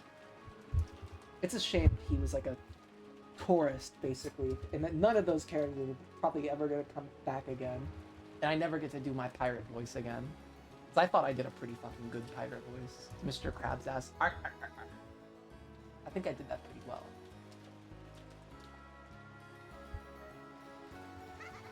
Giggle. Natsui-san, it's dangerous to go alone. Take this. Umineko! Hi, Eric. Perhaps it would be better if we all stayed here. Why not let her? Why not let her? This might make for some good, very good proof. If Natsui-san gets killed on her own, that'll be excellent proof of her innocence. Quit it, Aniki. It's probably best if we all get a bit of rest. Our bodies won't last until tomorrow. If we're going to take a break, we still mustn't let our guards down, got it? We might not make it through the night, much less tomorrow. Yeah, you did miss that. That was the first scene. That was the first part of this stream.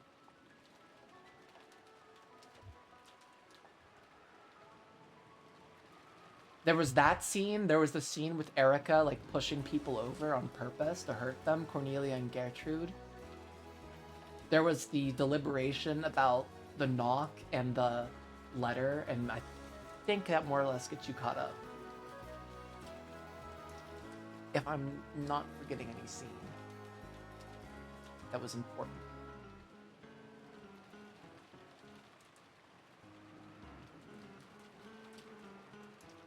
It was good shit.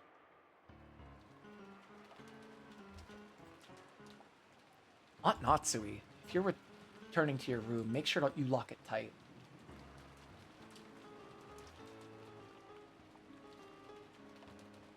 Did you know he used the drain? I figured it out. She was so molding. It was fucking hilarious. As if she thought that was, like, wicked smart of her to be like, oh, he just slid down the drain.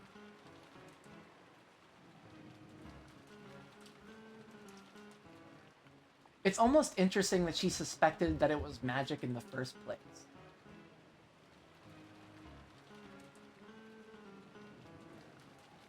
Close the windows and shutters, too. Stay safe. I don't want to suspect anyone. And more than that, I don't want there to be any more victims. Thank you, Battler-kun. Then I'll return to my room. Goda, you're in charge now. I know this is a horrible situation, but see to it that our guests have everything they need. Yeah, because fucking Genji's dead. Supposedly.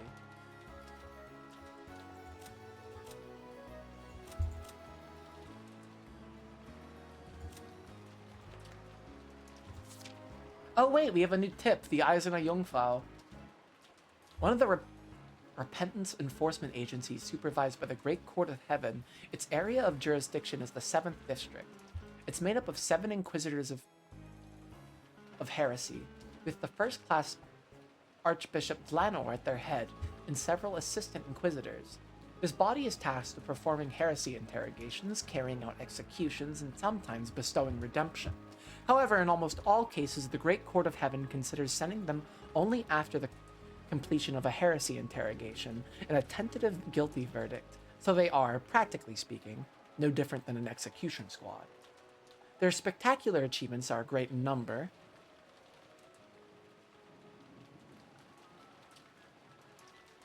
and they are extremely well known, even among other agencies. Other famous enforcement agencies include the SSVD of the 8th District. It is rumored that the group's leader, Wizard Hunting Right, also known as the 20 Wedges, is even more powerful than Dlanor.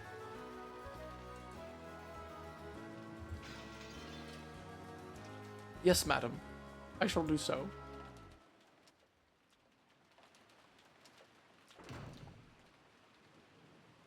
Dlanor solos.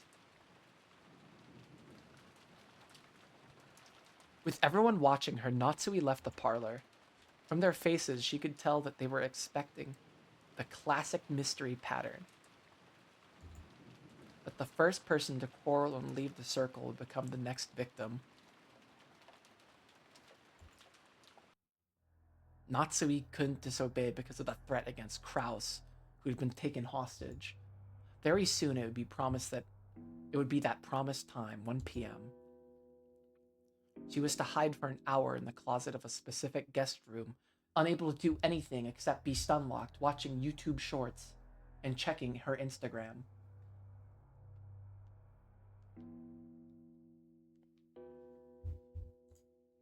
It was easy to suspect that this bizarre order was a trap to select her as the next sacrifice. No, it's just to make her look suspicious again.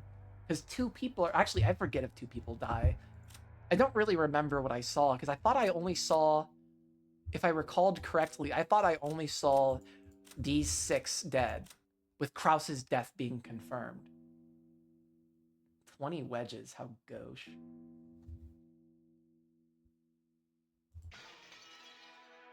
Are we gonna learn what the 20 wedges are? Is that like a 10 rules of mystery type thing?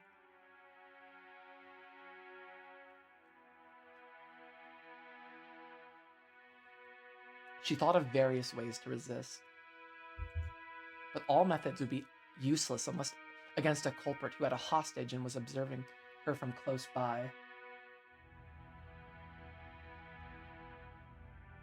It's a thing mystery nerds may know.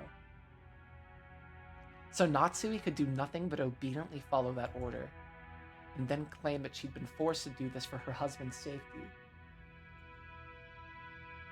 When the promised time had drawn near, Natsui had intentionally acted annoyed and smashed the cup on the ground to give her an excuse for slipping out of the parlor. At any rate, no matter how cowardly a trap it may be, I cannot disobey now.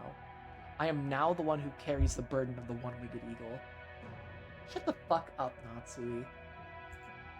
Now that my husband, Kraus, has been captured, I must protect it even if I have to crawl through the mud. You are not. Battler is the fucking successor now. He's now the head. Of course, I'm prepared to do so. I am Ushirimiya Natsui. Even if I am not permitted to bear the one-winged eagle on my clothes, Father gave me permission to bear it in my heart.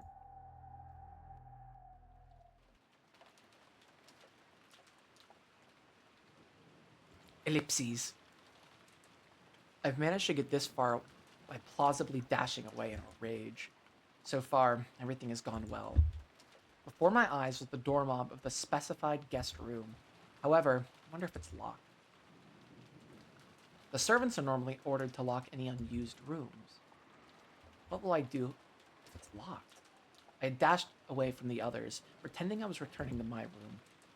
Popping back and asking a servant to unlock this guest room would be obviously suspicious. If I can, I'd like to get this eerie hide-and-seek over with without anyone noticing. I'm so excited to see how this pays off. In that phone call from the one who claimed to be the man from 19 years ago, he said I wouldn't win if no one found out, but I'd lose if anyone did find out. He said my husband would be released whether I won or lost, but a person with a hostage taken against me, I'd rather not lose.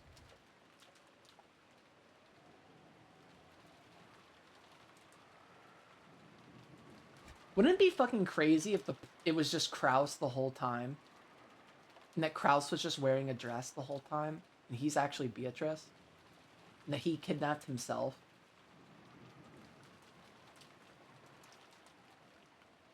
Regardless, it doesn't fucking work, but it doesn't even make for a good story, to be frank.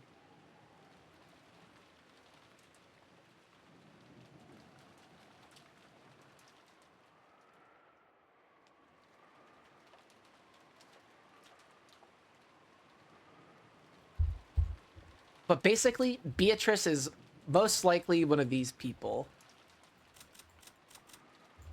But especially this one, unfortunately. I hate suspecting Jessica like this. Was Kraus a true fish? Truly. He was mackerel.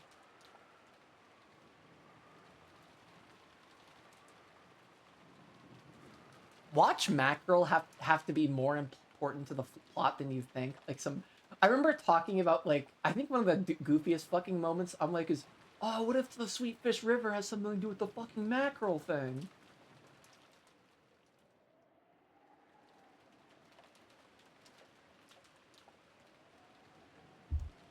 I'd rather not lose. I don't like it at all, but I have to go along with this game.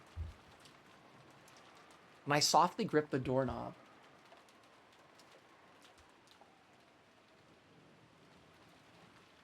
I could feel that it was unlocked. I think I thought about that the last time they were trying to, not, maybe in episode 3 when they were trying to solve the epitaph, I thought that, or maybe it was episode 4 for some. No, I think I had thought that in episode 4, because that's when I really, really started thinking about the connection between Kumasawa and Virgilia and kind of the importance of that. Did Shannon or Kumasawa forget to lock it after cleaning? I think they left it open. I don't know. Or did that man unlock it in advance? That man couldn't be waiting for me in this room, could he? And then he'll...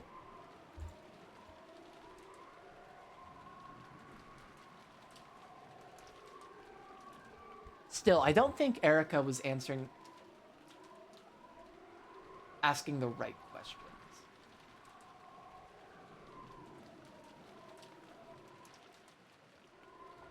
All of that about hide and seek might have been a mere excuse.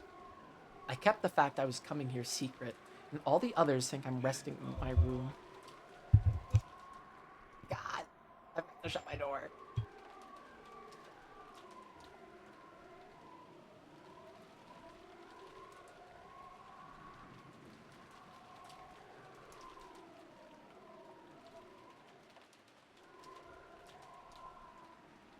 Okay, that's fucking hilarious. That definitely play.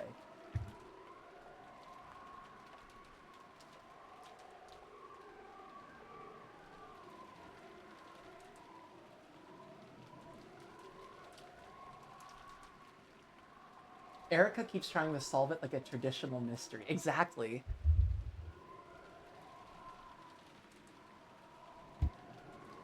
And that's why I can't fucking believe it's Natsui. I mean, I already proposed like the idea of, oh, Natsui's in disguise, but... And it's actually not Natsui, it's Beatrice, but... I don't know. I think I made a pretty good case, a pretty okay case for it being Jessica. If I were to be killed in this situation, it might create a new baffling murder case, like an extension of the one that occurred this morning. This is Umineko, bitch! We clowning this motherfucker! Take your sensitive ass back to Agatha Christie. That might actually turn out for the better. Perhaps this is a good chance to confront the culprit directly. Natsui had some experience with using a naginata. What is a naginata?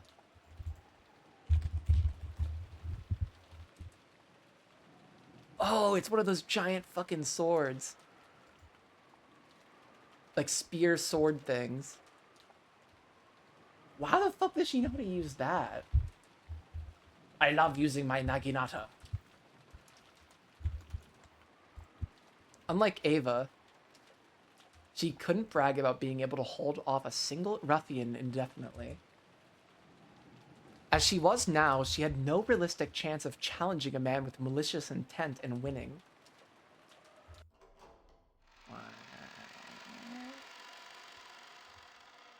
She readied herself and slowly opened the door. She couldn't just stand around in the corridor and risk being seen by someone. Who wouldn't want an excuse to use their giant spear sword? The atmosphere inside the guest room was frigid, and she could sense no trace of anyone waiting impatiently for her. All she could hear were the unsettling sounds of the wind and rain. Oh, the wind and rain.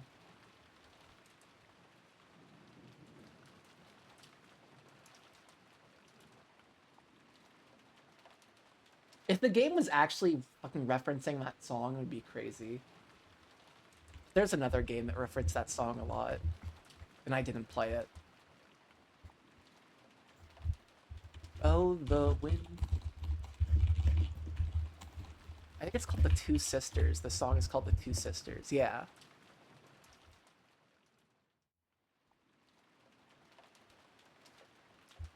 It's about a girl who drowns her sister and turns her corpse into a violin. It's actually fucking catchy. What was it called? The game was called...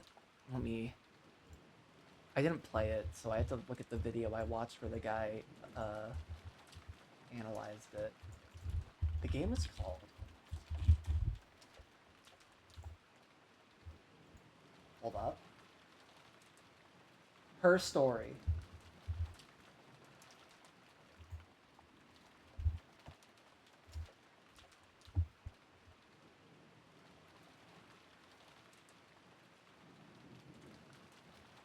But soon, it only made an uneasy feeling rise up inside her even more strongly than before. The closet was just off to the side of anyone entering the room. Lined up inside was a set of hangers for coats. This closet, which had nothing hanging in it, was large enough for even an adult to hide in. She softly opened the closet. Of course, there was nothing inside, so she would have to hide quietly in here for an hour. That's fucking boring. The room had a wooden floor, but something like a carpet had been laid in the closet. It seemed that sitting down wouldn't be a problem. She had been sure someone would be waiting for her in this room, or that a strange letter would be lying in the closet. In the worst case, she'd even imagined that her husband's corpse might be inside here. However, none of these things she had imagined turned out. I would have scanned. Are you telling me that she didn't scan this whole fucking room before just getting in the closet? Because I'm pretty sure the guys didn't say she couldn't do something like that. I'm pretty sure it was just be here by 1 o'clock. And be there for an hour. Why doesn't she just scour the whole fucking room to see if there's somebody watching her do this?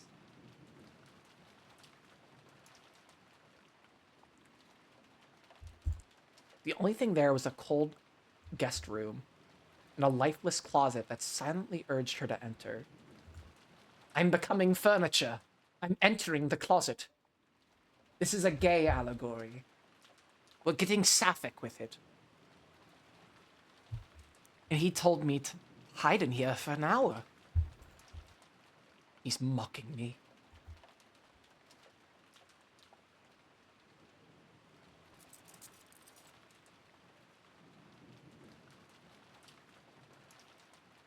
Natsui shrugged, turned around, and locked and chained the guest room door.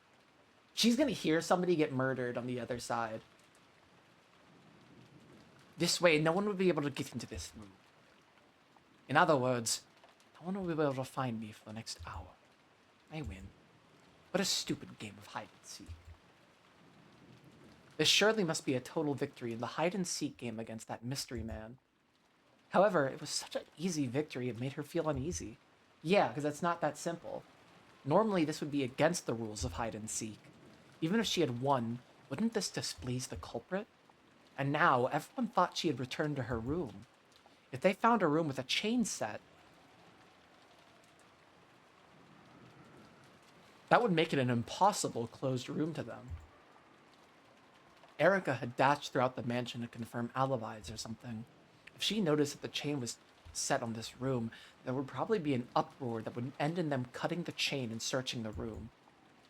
If that happened, Natsu would be found hiding in the closet right away.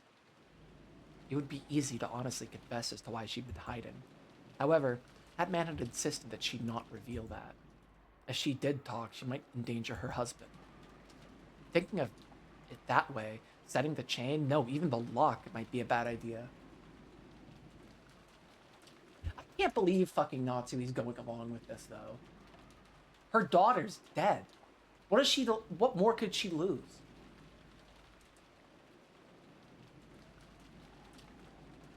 Well, supposedly dead.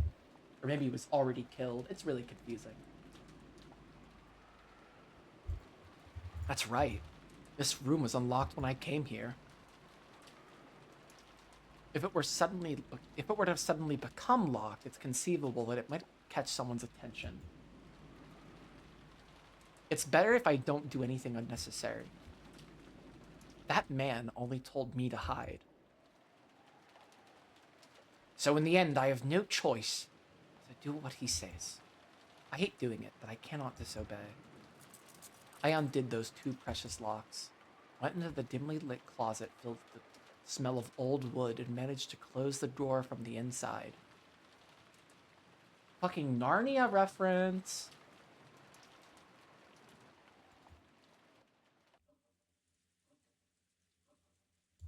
Pitch black.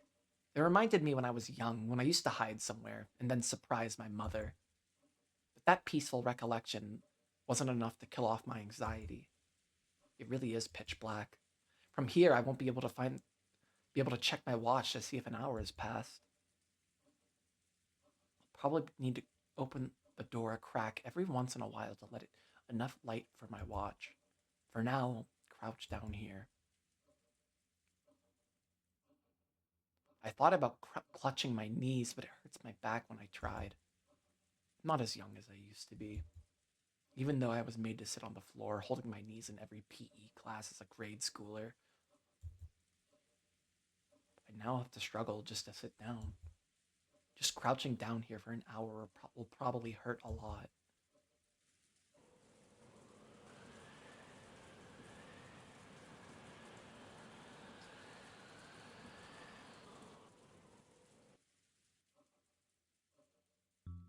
Ha!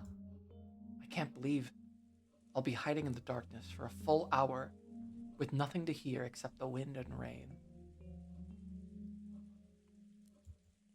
Ironically, Natsui had made Jessica do the exact same thing in the past.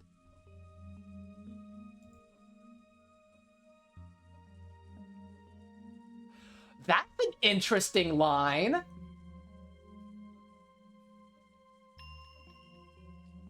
That is an interesting line. Any Jessica suspectors in chat?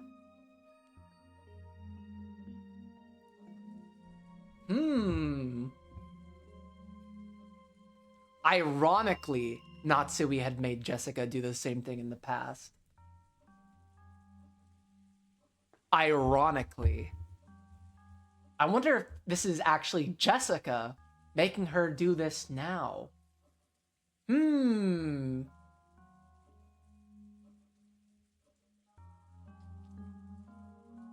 She had done it when Jessica was a little girl, to scold her for persistent bad habits and teach her a lesson.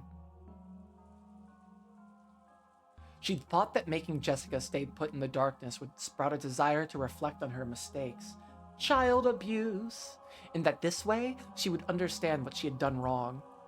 It almost felt like I'm being made to do the same thing. Why would you lock a child in a fucking closet? Just make them, like, sit outside or whatever the fuck. I don't know. If that's the true purpose of this hide and seek, how naive of me. This might be my naivete. The hope that if their goal was to make me repent, nothing will happen here during this hour. Uncertainty and fear of that man's shadow are not what I need right now. Will someone suddenly come to this room, open this closet, and do something horrible to me now that I've come here in total secrecy as promised? That's what I should be worrying about. The culprit, or one of his accomplices, is very close by. If they weren't, they wouldn't be able to observe me so thoroughly. I don't want to think it, but it's highly likely that the culprit bought off one of the servants. The culprit had an eerie card with autumn written on it in my room. And couldn't you argue that Jessica would know that? My personal room is always locked. That trick wouldn't have been possible without a key. Instead of believing that they had retained the key when the servants weren't looking, it's much more realistic to assume that one of the servants lent the culprit a hand. But how? Did they know that autumn is my favorite season? How unsettling. Unless it is Jessica who would know this. Likely. Well, it wouldn't be that far-fetched for her to know that. The thought of that this game mystery man might be peeking into my heart sent goosebumps running across my whole body. Wearing the one-winged eagle in my heart.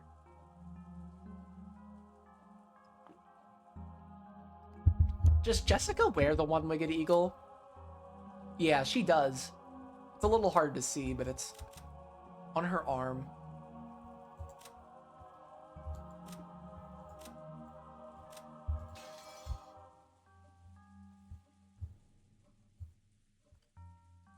It's true that I like autumn, but I've never said it out loud. I don't think anyone's ever heard me say it. If I even asked my husband for what my favorite season is, he would probably be stumped for an answer. Well, it's because Krause doesn't give a fuck about you, really. You guys' marriage is like kind of shit. No, just once I told it to a single person. That's right, Shannon.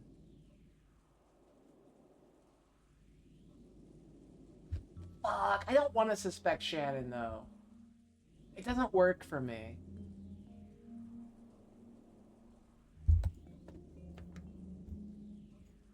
Shannon could have told Jessica.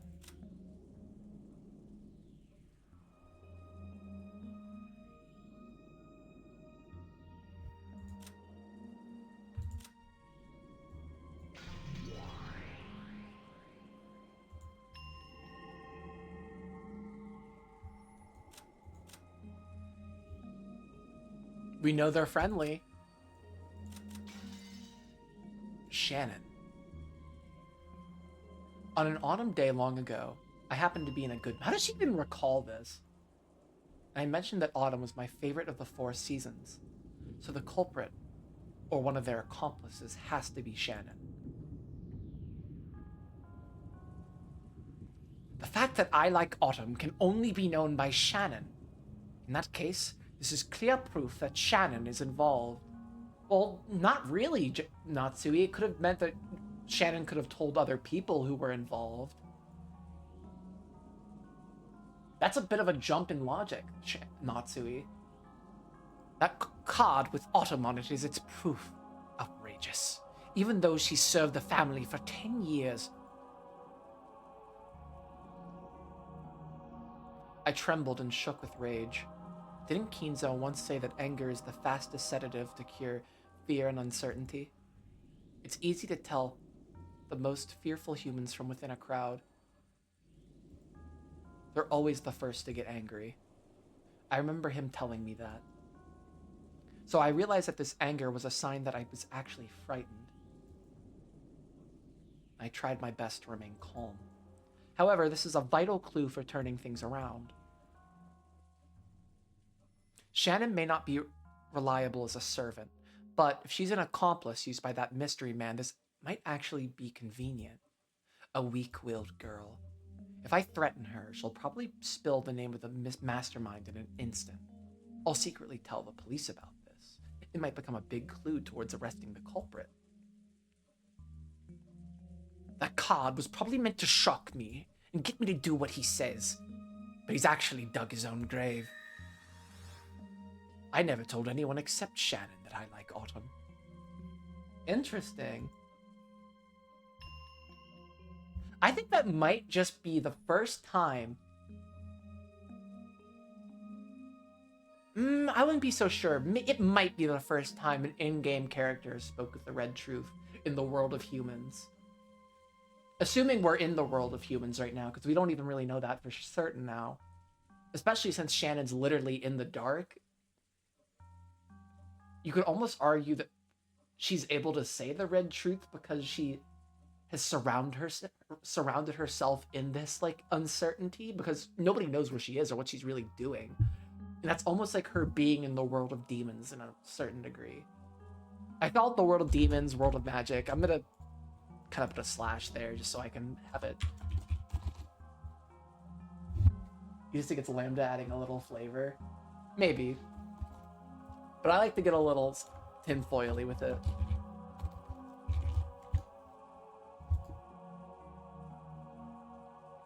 Though I once thought that this time in the closet would crush me with uncertainty and uneasiness, it's actually given me a start of a counterattack.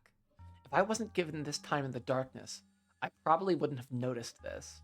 See, she's reflecting like she did with Jessica. I'm almost grateful to the culprit for making up this foolish game. My mood brightened. I still can't guarantee that my husband is safe, but I'll definitely get him back and force the culprit to face judgment. I clenched my fist tightly and further strengthened my resolve to avoid losing this fight at any cost. Rattle, rattle. Here we fucking go! At that time, I heard the sound of someone trying to force the locked door open, and my heart leapt. Oh, it was unlocked. Oh, it was unlocked. The voice was Hideyoshi's. Wait a minute. What if this is the room? What if this is the same room Ava and Hideyoshi were killed in episode 1? Because, let me check the LP archive. Who discovered their bodies in episode 1?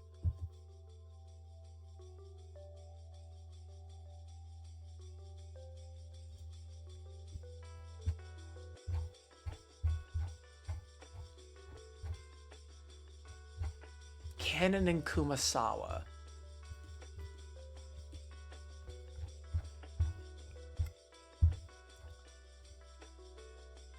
Not exactly the most trustworthy people?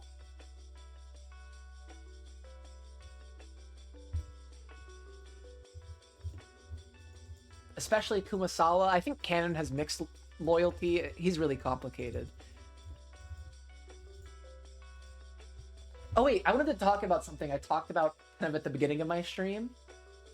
But I've noticed this before, and Kanon has like this like kind of motif a lot with his character where he's dying like heroically in episode 4, episode 3.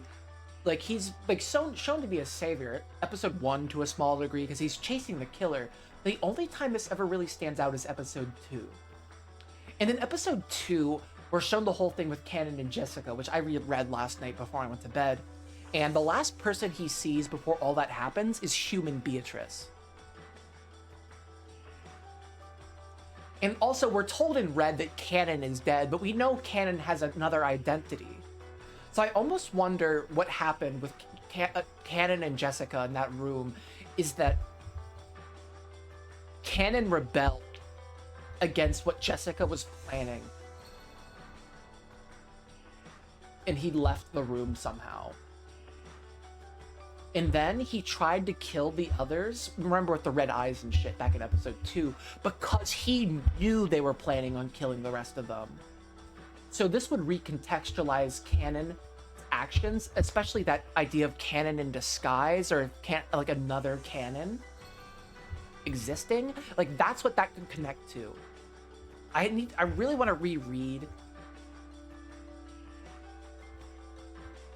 those episodes, and that might be like my next reread, just to see if the next chapter I reread to see a little more specifics about like the fight with Red Eyes Kanon.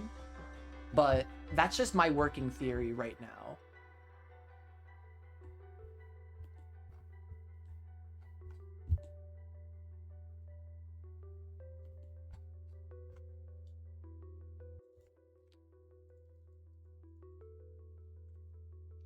Episode 2 does feel very important. Because I reread Jessica and Kanon from that episode, which felt really important. I really want to reread the whole idea of the wolves and sheep puzzle, because I think that's useful for determining who's an accomplice and who's like bad. And then the other scene I reread a lot is Days as a Young Girl. What is it? My preparations are already complete. Like, those are the ones I reread a lot.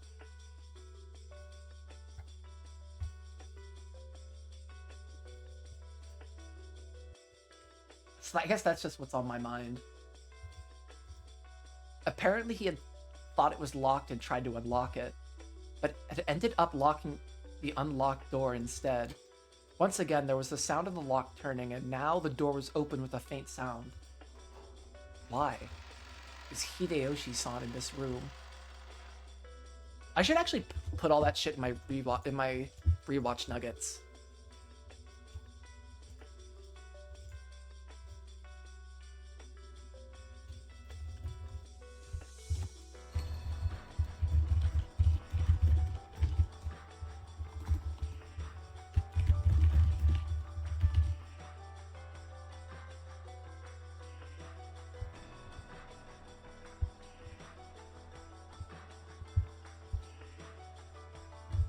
And what's interesting about that, and where you weren't here, was for the line where they were talking about the idea of giving Maria candy and like sneaking it into her pocket and telling her a fairy did it.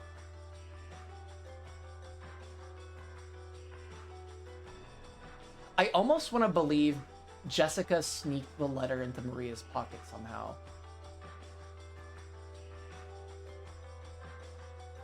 And Maria just assumed it was Beatrice. Or not Maria's pocket, but Maria's bag.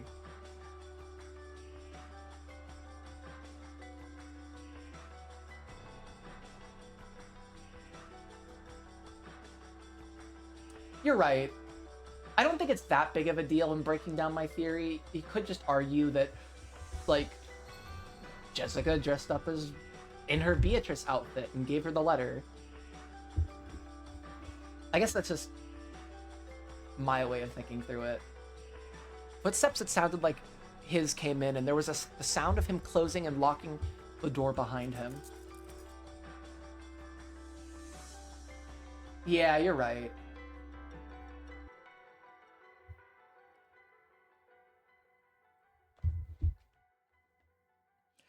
I think Maria's so interesting because on one hand, she's very laconic and honest, but she's also very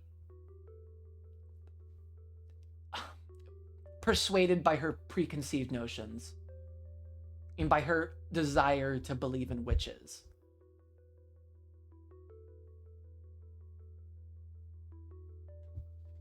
And that's what I think makes Maria like an interesting character when we're on the game board. Yeah, exactly. Like,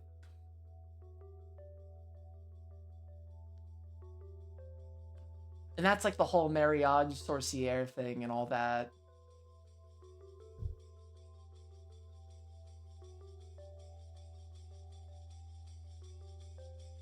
Then what came seemed to be the sound of him setting the chain.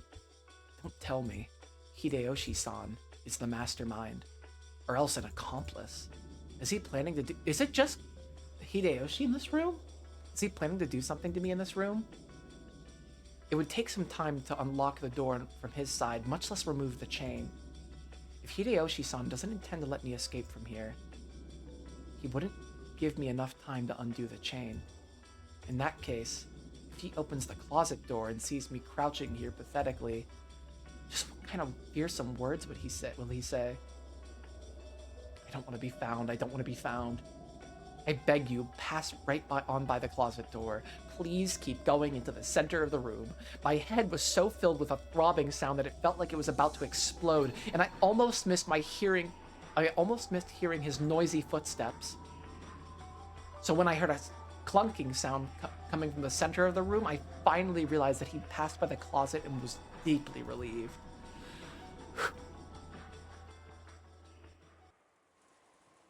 Just in case. In this weather, it's pretty much night out there anyway. As he whispered, he did something that made a clunking sound, like he might have shut the window. Okay, he's probably closing the shutters on the window. Just in case. In case I try to escape out the window? No, that can't be it. It's right. When I left the parlor, everyone was talking about the possibly taking a break. After all, several murders have occurred. And the weather's bad. It'd be nothing abnormal if someone chose to rest in a guest room here instead of returning to the guest house. In that case, locking up and closing the shutters to guarantee safety is the proper course of action to take. When he finished closing the shutters, there was a thunk, as though he'd flopped over on the bed. It was surprising how much of the situation could be grasped just by sound.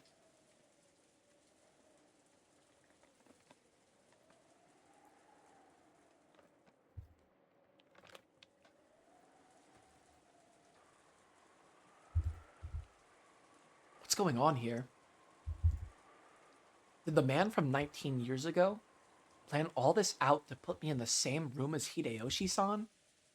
No, that probably isn't true. I want to go back and look at my episode 5 vlog real quick.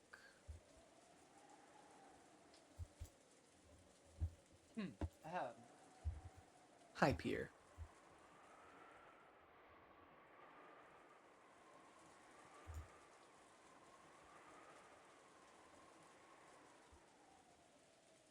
most of these people could have known Kinzo was dead and fucking lied to us. Yeah, Hideyoshi's gonna die.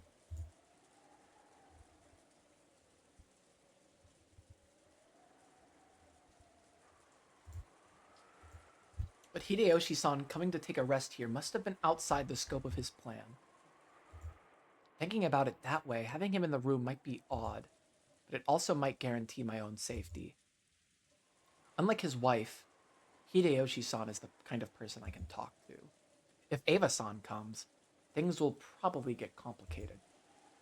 Maybe I should slip out of this closet now while he's still alone, reveal everything to just him, and ask for help.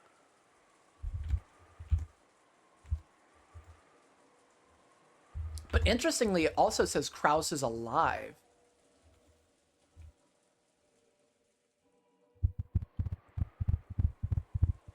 Interesting. But if I do that, my husband might be killed. Until my husband is released, I shouldn't do anything rash. Should I go out and talk or hide in here? Moaning from my headache and biting my lower lip, I resisted the urge to crawl out of here. Even if I talk with Hideyoshi-san, I don't know where my husband is being held. I'm sure the traitor who's observing me is nearby. Just talking to him won't solve everything. I suspect that Shannon is the traitor, but there's no proof that Goda and the others aren't. It's all useless. I guess leaving here and confessing is too dangerous after all. Eventually, I heard a strange, sobbing voice. Whose voice was it? I strained my ears, trying to hear that strange voice,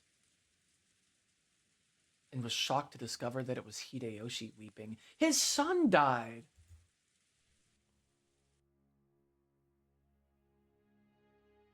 Yeah, Hideyoshi, who had lost his only son, was finally able to shed tears and cry now that he was all alone like this. Thinking that he needed to support Eva in her distress, he acted as though he was alone, standing firm. However, he has as good a right to cry as anyone. Aw, sad music. Now that he's found a place where no one can see his tears, he finally let himself do it. And I've lost my daughter. I haven't seen her corpse with my own eyes, so it still doesn't feel like she's really dead. But if the one who carried her off was the culprit, and he had some repulsive motive for doing it, just thinking about it makes me feel as though my chest would tear itself apart. The reason I'm hiding in here now is that I'm thinking more about my still living husband than my dead daughter. But if I were given the chance, I'd be wailing at the top of my lungs too. However, I still cannot let myself do that. It isn't because of the man from 19 years ago told me to hide. It's because I'm the final head of the Yoshiramiya family. It's silver, bro! It's been completely overshadowed by the recent uproar. But last night, Battler-kun found the hidden gold and gained the head's ring from that mysterious envelope. At the very end, well, when it's all over, I probably won't be able to prevent his ascension as the head. And when everything regarding the distribution of the inheritance is revealed, the Yoshiramiya family honor and glory passed down from father will plummet to the earth. So I am the final head. No, you aren't. Shut the fuck up. Battler-kun will probably inherit the remaining wealth of the Yoshiramiya family. However, its history and honor will all end with my generation. Therefore, I am the final head. I must not cry. Not yet. Until I get my husband back and avenge my daughter, I will not be allowed to shed tears. In the closet, I silently hung my head as I listened to Hideyoshi-san's sobs. Who are you? Huh? My heart leapt. I heard a sound that must have been Hideyoshi-san, who had probably been lying prostrate on the bed, bounding to his feet. Did he notice me? How did you get in here?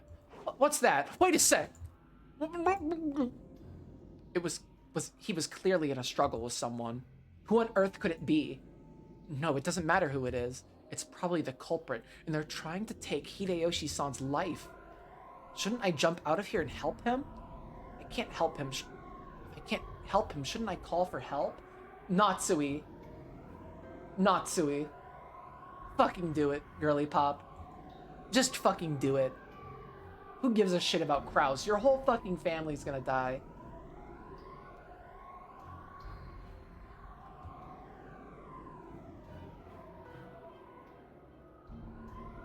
How did you get in here? What's that? Wait a sec. What? However, Hideyoshi-san... If Hideyoshi-san gets killed like this... No, now isn't the time to be saying that. At this rate, he'll certainly be killed. I'll jump out of here and help him right now. If I do that, even if I can save Hideyoshi-san, I might be abandoning my husband's life. Hideyoshi-san's life and my husband's life. How sinful it would be to try and weigh those out against each other. At that time, there was a loud sound as the door opened and the chain was pulled tight. Someone was trying to open the door despite the chain being set. Dear, it's me. Could you open up? Ave... Dear? What's happening? Dear, open up! Open up! Open up, dear! Someone! She opened and closed the door over and over again with all her might, but of course, she couldn't snap the chain. Eva-san called for help in a loud voice and raced through the hallway. By this time, the room had settled back into silence. You dropped the ball so fucking hard, Natsui. It's insane. And that earlier sense of Hideyoshi being in a noisy struggle had disappeared completely. What's going on here? So right now, I'm in the same room as the murderer who killed Hideyoshi-san? In that case, the culprit should try to escape from the room as soon as possible, so why are they hiding in here? I haven't heard anything. Nothing that might have been the culprit who attacked Hideyoshi-san rushing away. No matter how much I strain my ears, I can't sense anyone in the room. In fact, it's so silent that it makes what happened just a second ago feel like an illusion. In other words, does this mean the culprit is hiding his breath? Standing just outside this closet, waiting for me to stumble out? I don't even know what I should be scared of anymore. If only I could just melt away into the darkness of this closet. I mustn't remain in this room any longer. I get the feeling I have more to worry about than just my personal safety. But what should I do? I don't even know if it's a good idea to leave this closet. Eventually, the clamor of many rushing footsteps approached. I'll hold my breath and melt away into the darkness of the closet. Ava dashed back, bringing everyone with her. Goda was gripping some wire cutters to cut the chain with. After trying to open the door again and confirming the chain was still set, she yelled through the crack of the door, "Dear, we're going to open this up. Cut it right now." Yes. Goda stuck the large wire cutter, which looked like it could slice off a whole finger through the crack of the door. What if Goda does actually know what the fuck's going on, though? And easily severed the chain. Dear! As soon as it was severed, Ava pushed Goda aside and dashed in. The others tried to follow her, but they bumped into Ava, who had fallen to her knees moaning. So even though they couldn't tell much of what was going on inside the room, they could tell by Ava's moans that they were too late. What in the hell? Dear, dear! Dr. Nanjo, look at my husband, quickly! I'll do it right now. You've got to be kidding me. It's only been about 10 minutes since Uncle Hideyoshi said he went out saying he wanted to rest. Is there anyone in the bathroom? No, there's no one there. Here, what could have happened? Ah! Shut up, good actor Kumasawa. Dear, dear! I'm afraid to say there's nothing I can do. Also, I really don't fucking trust Dr. Nanjo to be a good doctor.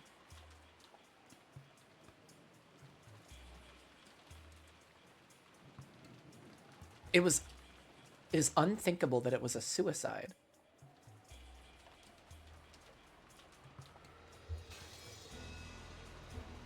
Interesting. Nanjo stood up, hanging his head sadly. It was only natural, because anyone, even if they weren't a doctor, would think that at a glance.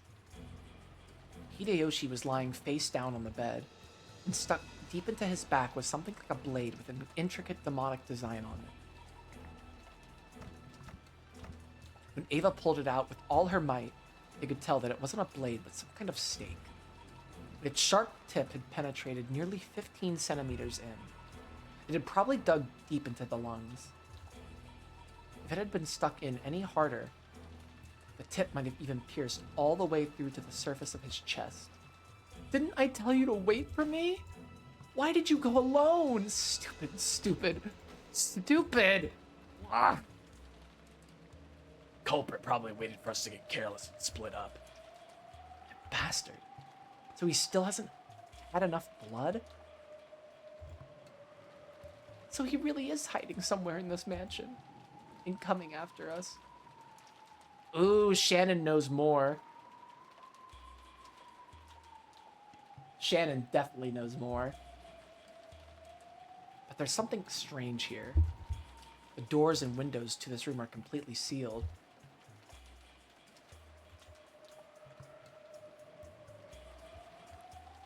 That's right. The shutters are all shut and the door chain was set until a second ago. Huh? But that's crazy. In that case, how did the culprit attack Hideyoshi-san in this room? Maybe they threw the stake through the crack in the door. Hideyoshi-san, that is in a total blind spot from this crack. You couldn't even kill him with a gun. This really is strange. It's a closed room murder. A closed room murder? It's a bit too early to be sure about that. Maybe he removed the ceiling in the bathroom and escaped to the space above it, or maybe you could close the shutters from the outside. The shutters. They didn't budge an inch from the outside. I just went and checked. Erica! It's no wonder everything felt so quiet and relaxed. Not this fucking asshole. At some point, Erica had split from the group. Just now, she had finally arrived and poked her face in from the hallway. When she heard that a crime had occurred in this room, she had watched everyone rush towards the room, but circled around the outer wall herself. She wants to be Sherlock Holmes so fucking bad. She really wants to be fucking Sherlock Holmes, but you aren't him.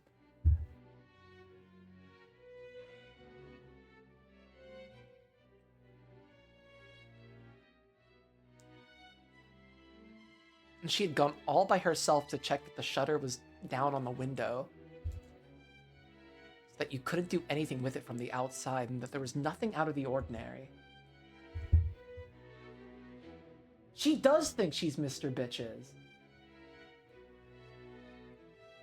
Is the inside of the room just like usual? There's no need to say it like that. My deepest condolences. What's the situation inside the room?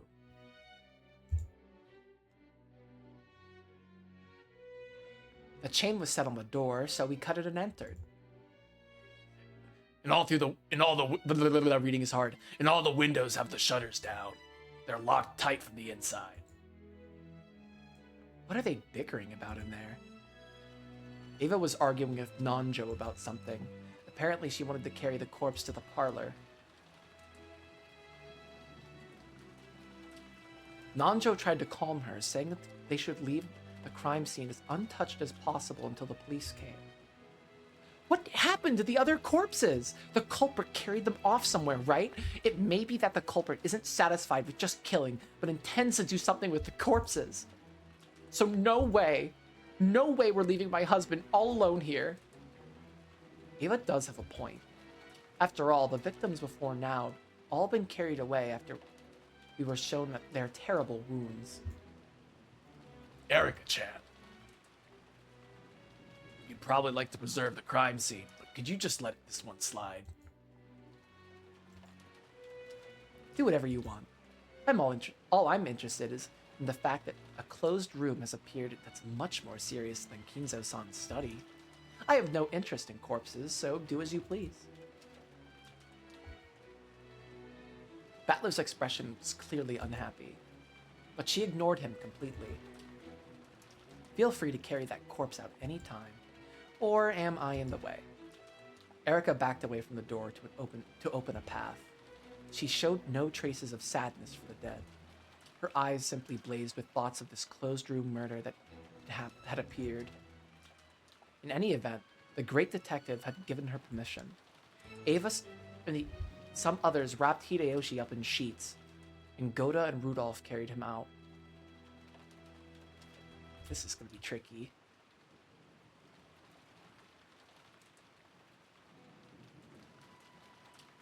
Why didn't Natsui hear any... That needs to be said in red, that Natsui didn't hear anything besides Hideyoshi's, like, death knell.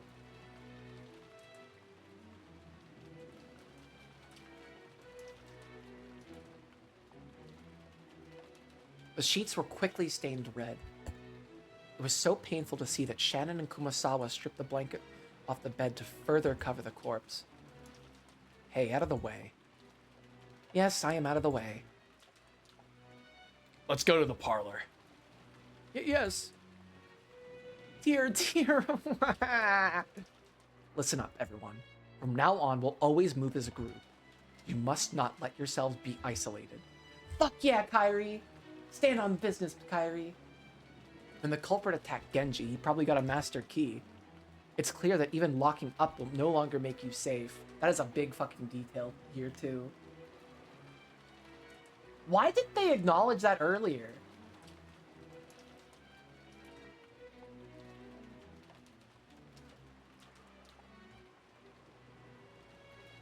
Why did they not consider that when Hideyoshi went off by himself?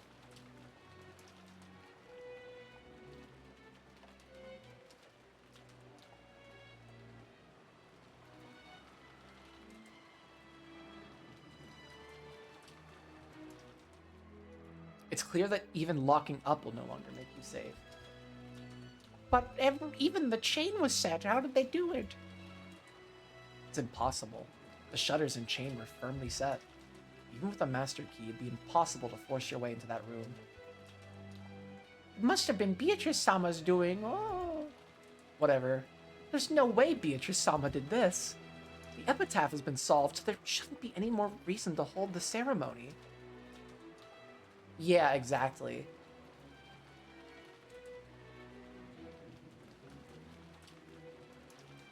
I think this is, like, proof that Shannon might just be an accomplice. Of course we can't understand it. This would be impossible for anyone except a witch. Impossible for anyone except a witch, you say? Good. Has a nice ring to it. Erika-chan, are you listening? We've decided to stick together from now on. First, we're carrying Hideyoshi-san's corpse to the parlor. You hold off on playing detective until we get there. When she heard the words playing detective, Erika grimaced visibly. Then everyone stumbled out and took a single step into the now empty guest room, looked around, and burned that scene into her eyes. Erika claimed to have a photographic memory. If that was true, those few seconds were more than enough for her. Later on, she could sip black tea in the parlor while perusing the photograph of the scene inside her memory, playing the part of an armchair detective. Then suddenly her eyes stopped on the closet off to the side, a closet for hanging overcoats. If it was large enough to fit a coat on a hanger, a person should be able to hide in it. Slowly, Erika stretched her hand out towards the closet.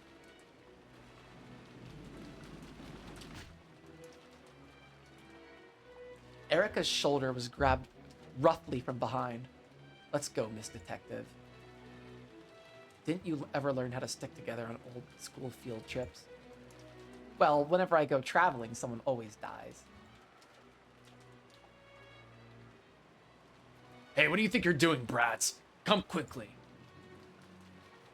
Rudolph told them to hurry. After clicking her tongue and glaring at the closet, Erika followed Battler back to the parlor for the time being.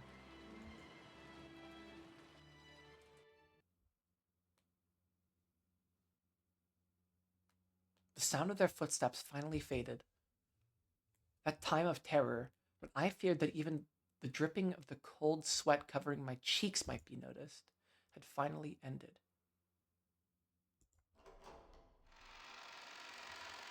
Dude, she's probably fucking clenching so hard. With my hand, that still couldn't stop trembling, I slowly opened the closet door and dashed out into the hallway. It's okay. No one's found me. Still, it's a good thing that they didn't lock the door. If they had, I wouldn't be able to lock it before me after I left. They'd find that suspicious. Anyway, I should leave this place. Then I'll return to my room and pretend I was sleeping the whole time. Yes, if I don't get back soon, a new murder has occurred. They'll probably try to tell me about it. They'll probably do it shortly after they carry Hideyoshi-san's corpse back to the parlor. I can get around a phone call by saying I was asleep and didn't notice, but if they come knocking directly, that'll be bad. I have to get back quickly, before they try to force their way in. I don't know whether I should run all out noisily, hide my footsteps, and walk in secret, or walk around normally as though nothing has happened. But at the very least, it'd be bad if I bump into them on their way back to the parlor. Anyway, I'll head to my room at a quick pace, without being noticed by anyone. I pass through the hallway, to the lobby. If I go up the big staircase in the lobby, my room is just a little bit...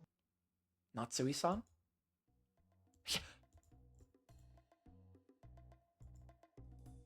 Just as she was about to go up the large staircase, Natsui heard Erika call out to her, and was so surprised that she visibly jumped. I was just about to go on, tell you the news. Thank you very much. Did something happen? Just now, Natsui-san. You were climbing the stairs, right? Your room is upstairs, isn't it? Erika coldly pointed out this strange fact. Natsui cursed her bad luck. I couldn't sleep, so I was going to return to the parlor. But I wasn't sure whether I had locked my room or not, so I was about to head back. That's actually a really good cover, real quick. I'm a warrior, so this sort of thing happens a lot. Don't worry about it. Yeah, that sort of thing does happen a lot. It's a common quirk among people who aren't confident in their memory. Normally, since Erika was clearly making fun of her, Natsui might have looked annoyed. However, right now, Natsui was extremely relieved to hear Erika admit that this sort of thing happened a lot. Why are you by yourself, Erika-san? I thought I'd investigate that guest room. Guest room? Yep. This situation's gotten pretty serious, hasn't it? And investigating the scene of the crime is my right. Erika's probing gaze peered deep into Natsui's eyes. She could tell. Erika already suspected Natsui. Judging by the subtle nuance in her words, she must be planning to make me slip up and reveal that I know about the crime with Hideyoshi, but I supposedly haven't been told about it yet. Natsui played dumb and asked what happened again. Is something wrong? No, it's nothing. This is just a repeat of the first crime, isn't it? What do you mean? Again, you were in your room. And again, you can't prove your alibi, can you? I don't know what you mean. Turn it around, how can you prove that I wasn't in my room? That. Then let's take it this one step at a time. Please worry about your lock later. I have something vitally important to discuss with everyone. I'll come back after I check my lock. Please get started without me. Hideyoshi-san has been killed. We'll be talking about that. What? She had planned on using the need to check her lock as an excuse to escape to her own room. And then when she goes up there, her room is locked. Or there's something else wrong with her room, or there's like a magic circle drawn on her door.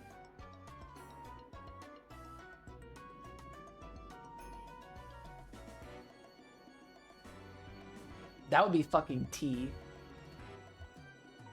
After which, she would claim to have a sudden headache and stay in bed for the rest of the time.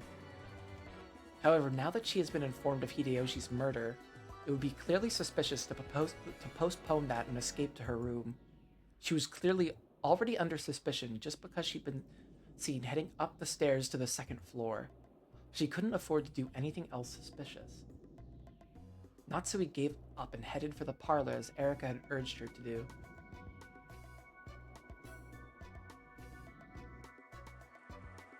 When she opened the door to the parlor, Ava's sobs poured out, and everyone glanced at Natsui with grave faces. Aren't we getting close to Battler being in the game now? I think we are actually getting close to Battler, like, being in the narrative again. Because wasn't it a scene in the parlor where Erika was accusing Natsui?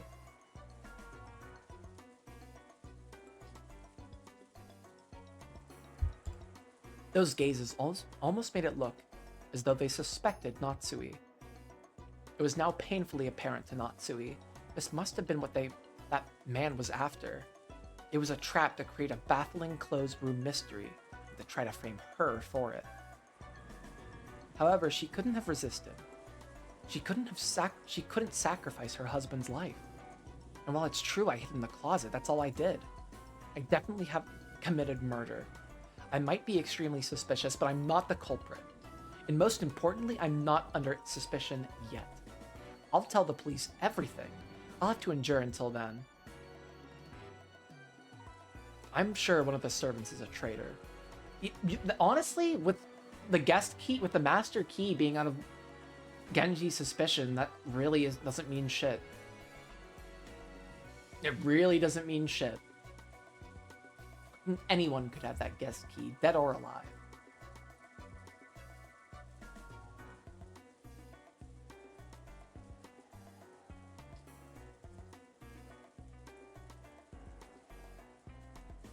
The culprit will hear and might use it as an excuse to kill him. Natsui-san has just come back. Now that we're all here, I have something very important to discuss with you all. Something very important? Yes, it's very important. I'd like to lay out everything in front of you all, starting with the first crime. Then please do that with just the others. I think we should leave that sort of thing to the police. I'm not interested. Since I have laid it all laid out, this is a very important thing to discuss. Neither you nor anyone else has the right to refuse. What? Erika used her detective's authority to proclaim the start of an assembly. None of the pieces could disobey. Praying that she wouldn't become the topic of conversation, Natsui reluctantly sat on the sofa as she'd been urged to.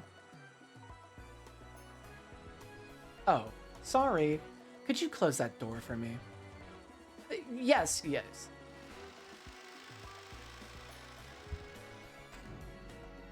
Shannon and Cannon closed the door. Since it had been decided a short while ago to lock all doors and windows carefully, Cannon locked it. That lock, which existed to protect the safety of this room. Why the fuck would you lock the room? Why would it even fucking matter? Why fucking barricade the room, you stupid motherfuckers? I mean, even then, that's not enough, because the whole thing with the fucking... with Gap and all that shit.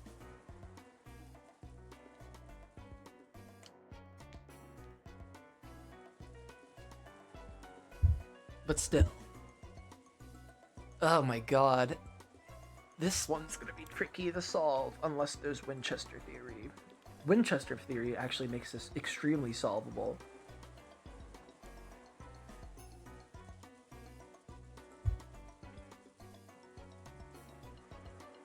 That's like my one fucking buoy that I'm like holding on to this whole fucking game.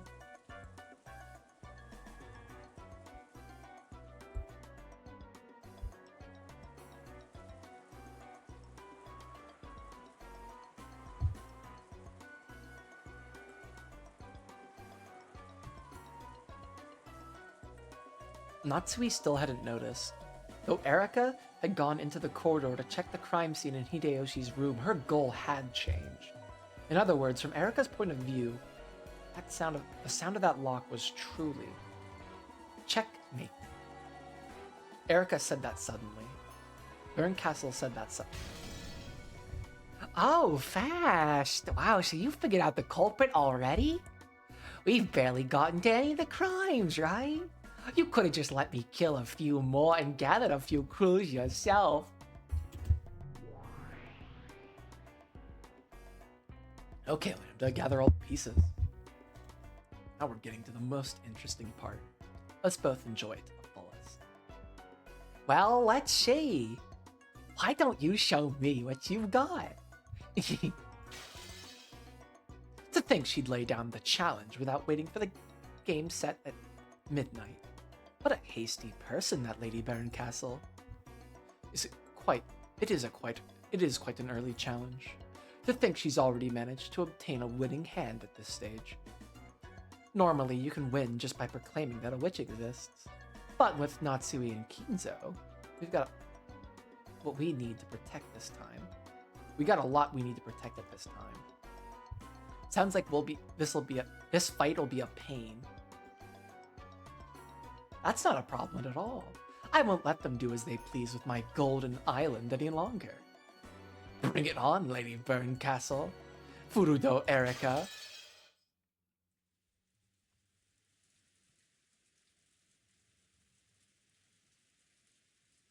In the Golden Land, the endless rain continued to fall. Yes, more of this shit. Yes, please. Battler was nowhere to be seen. I kind of want to keep going for a little while longer.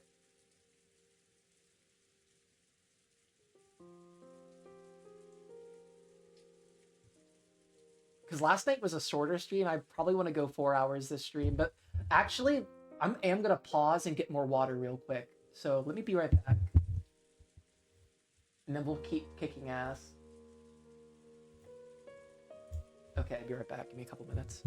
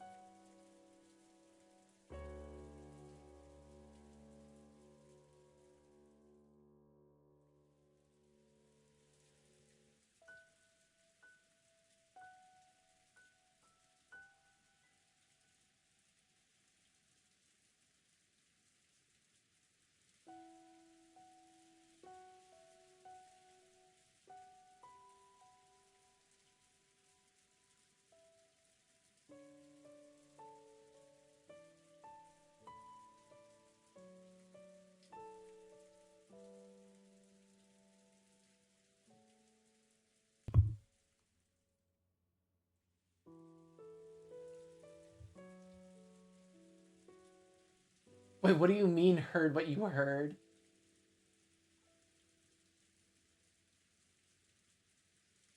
Like my roommate shouting? Or did I like burp? Did I like burp on the fucking mic? I've been dreading that. Did I rip ass? Did I rip ass on stream? And I didn't know.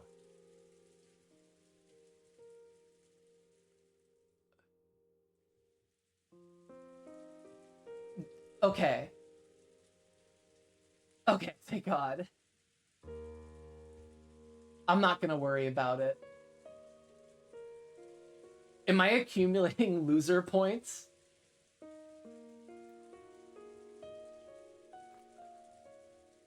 Okay.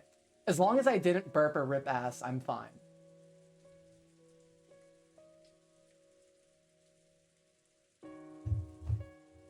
Alright, let me get rid of my BRB screen.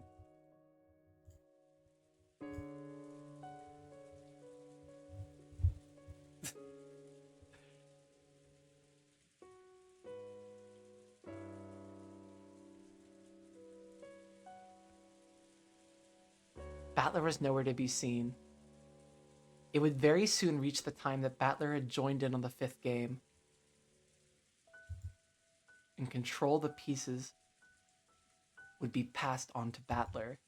In other words, he would only be officially added to the game now, in this final stage, where Barncastle had pinpointed the culprit. So he had left the Arbor a short while ago.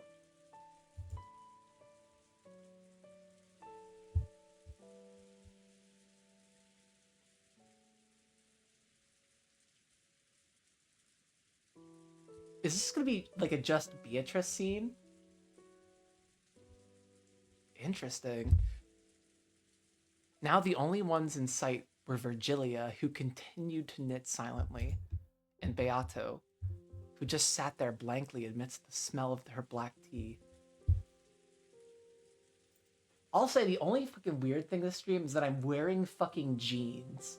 I never fucking wear jeans at my desk. And that shit's freaky.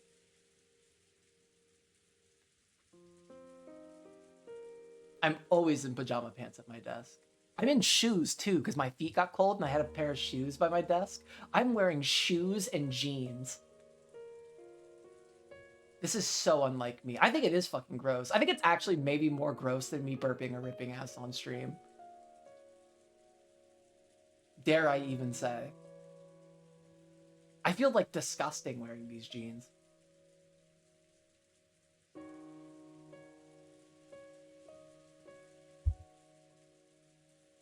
Not even putting the cup to her lips.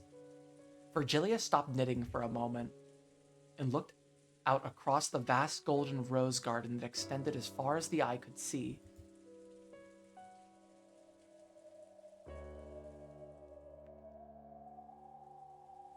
I believe it's safe to say that at least in the game over who the culprit is, Battler has gained such strength that he will never surrender again. By the 4th game, you would send him all your messages. In other words, at this time, Battler-kun is capable of realizing the truth at any moment.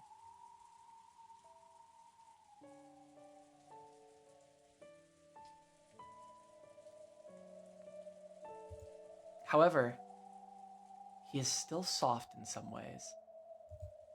So, even if the game continues like this 100 times, he won't solve it for all eternity. He'll just wander forever, like someone trying to find the blue bird. What? What does that mean? And that is you, Beatrice.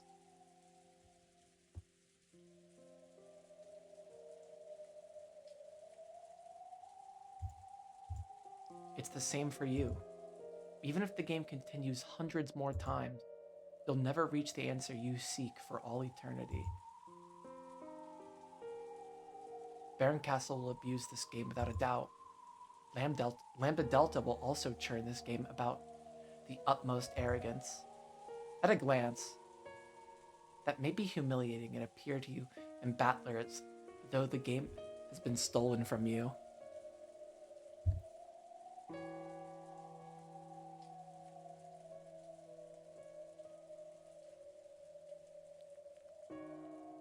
Who is speaking right now, I wonder?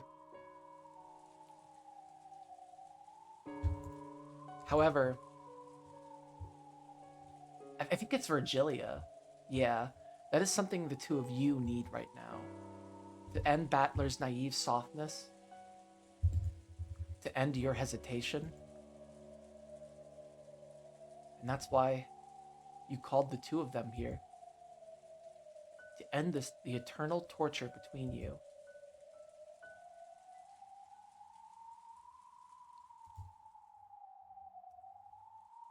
Those two will bring either victory or defeat. But no matter how it goes, that result has already been filled with compassion. You should understand that as well by now. Virgilia faced Beato, whom she had come to adore as a daughter.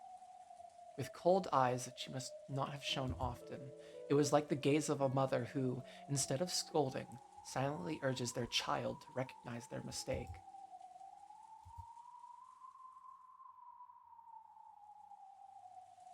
Beatrice, how long do you intend to stay there?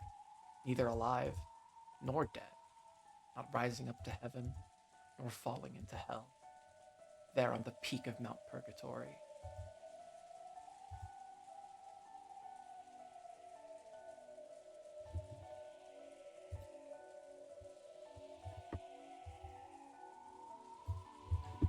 Hold up.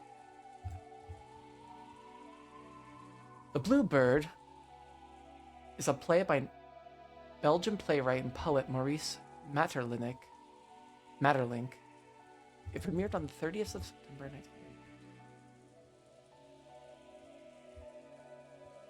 The story is about a girl called Myrtle and her brother Titel seeking happiness, represented by the Blue Bird of Happiness. Wasn't this referenced earlier in the game?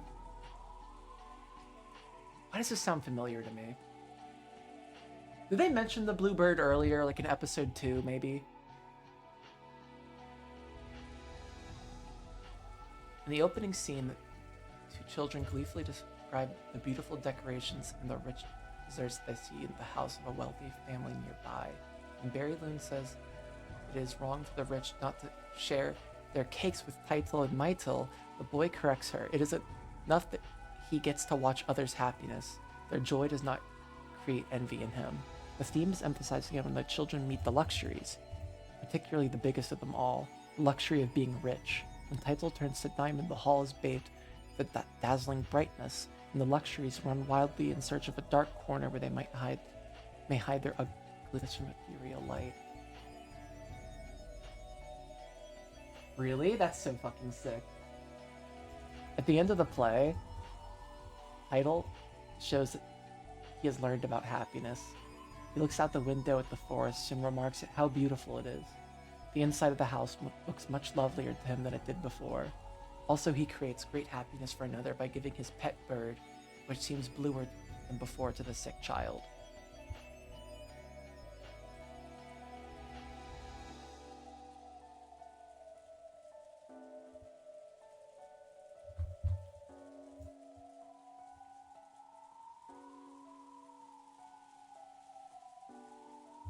Huh. Okay. I am Virgilia. I have guided him through purgatory and brought him to you at its peak, and you are Beatrice. You must choose whether to take his hand and rise up to heaven, or grab him and fall into hell. Did you know that the discord called purgatory, which lies in the gap between heaven and hell,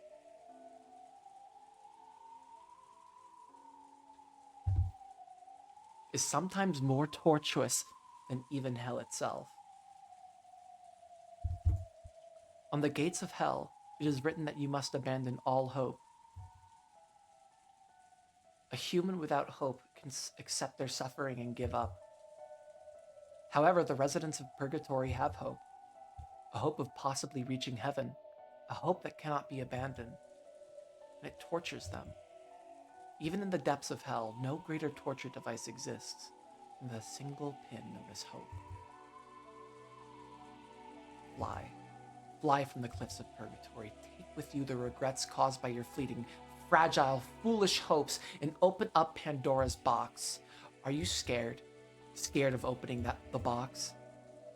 Beato was silent, but with a single tear she nodded slightly. Is the cat in the box alive or dead? The time has now come to check.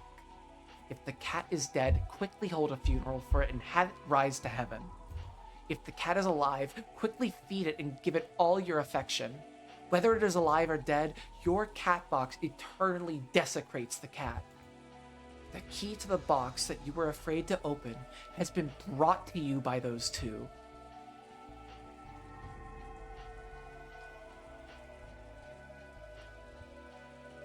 Beatrice, it's time for you to die now. I hope that your heart is stopped by the hand of the person you desire.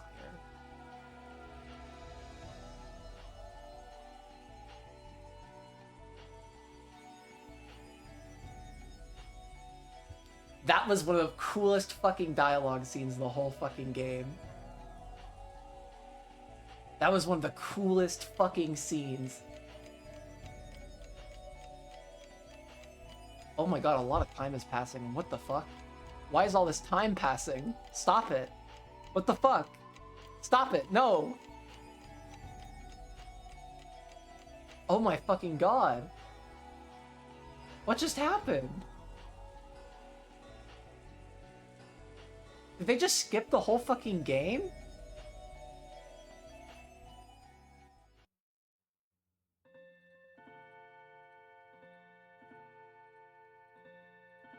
Why is the clock...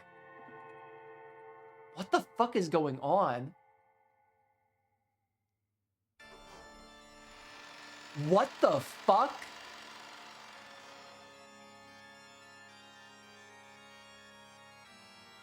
This is so fucking Slay the Princess coded.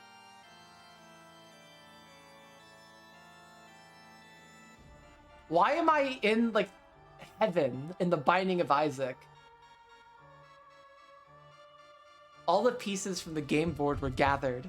All the humans, furniture, witches, and even witches on an even higher level had gathered in one place.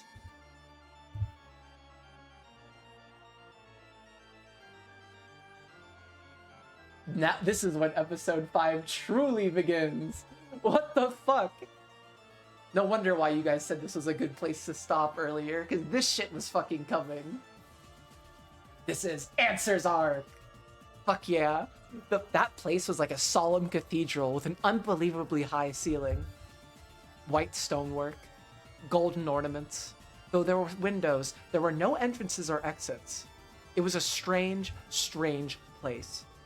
For some reason, no one wondered where this strange place was, because they were not being given the right to think of this place as strange.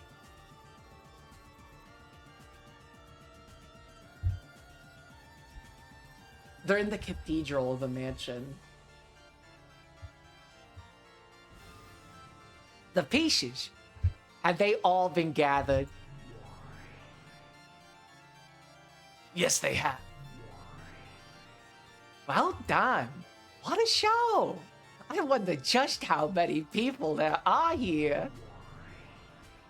No matter how many we see, every being outside the 18 is a phantom.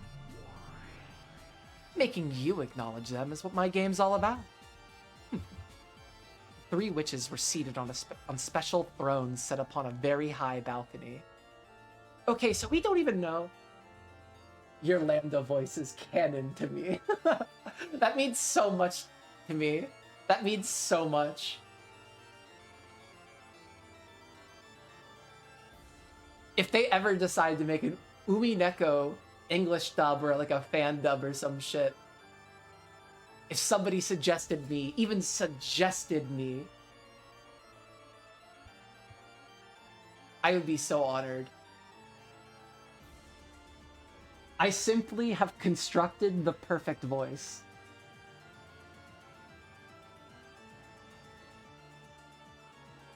The three...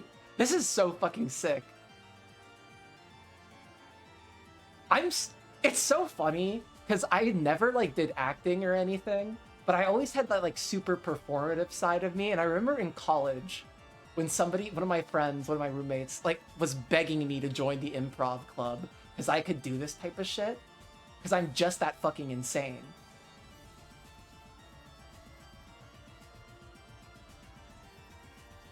Unfortunately, I'm just very performative.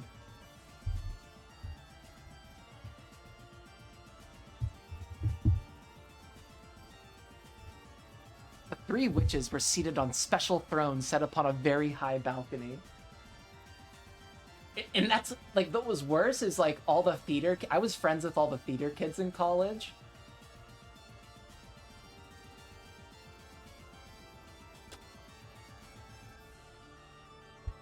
I mean, I talked about this before. I dated one. Awful.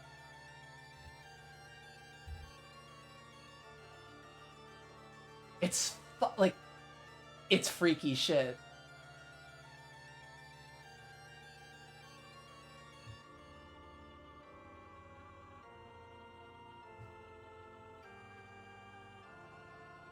And besides that, I've only ever seen one fucking musical. I've only ever seen Guys and Dolls. I've never seen anything else.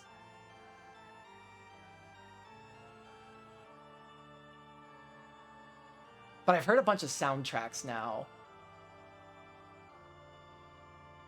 In the center sat the game master, Lambda Delta. And on either sides of the semicircular balcony sat Berncastle and Beatrice, facing each other. Below them, Erica ran forward, lifted the corners of her skirt and bowed respectfully. Great Lady Lambda Delta, we thank you for granting our request for an assembly. And Great Lady Berncastle, my master, please look forward to it. You should read Hendrik Ibsen, A Doll's House.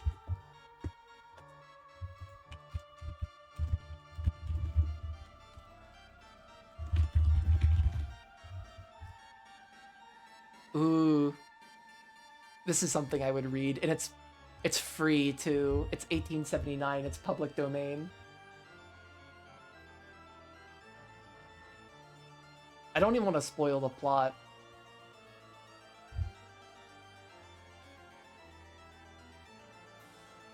One of my favorite movies of all time is actually 12 Angry Men. So I really fucking love, like, plays and, like, movies that, like, feel like plays.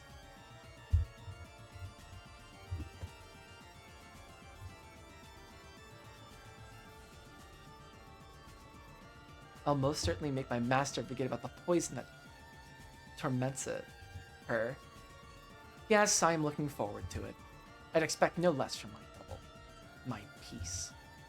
Erica and Berncastle exchanged cruel smiles that make anyone want to avert their gaze.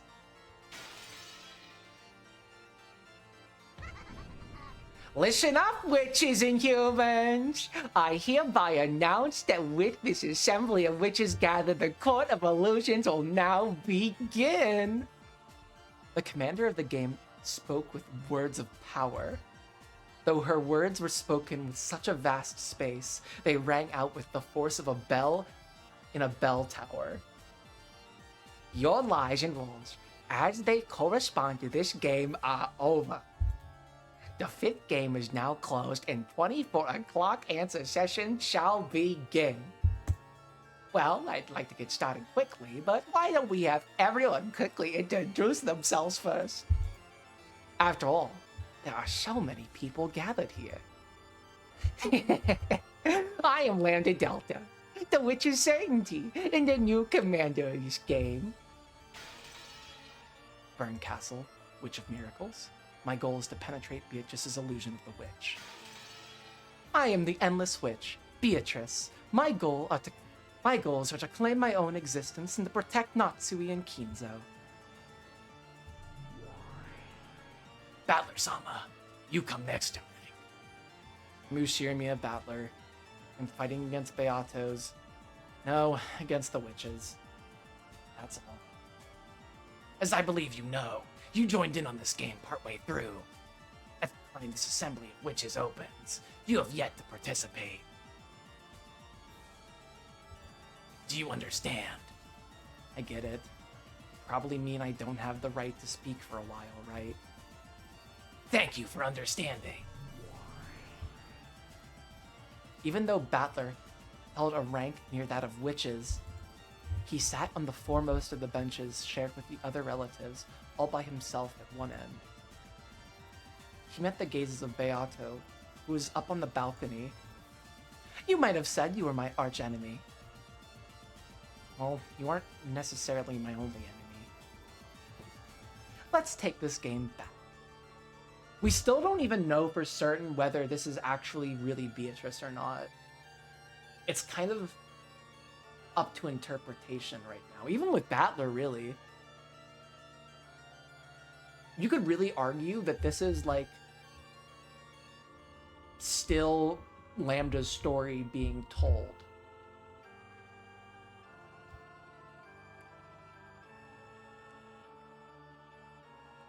I don't know. I'm gonna at least keep that in mind.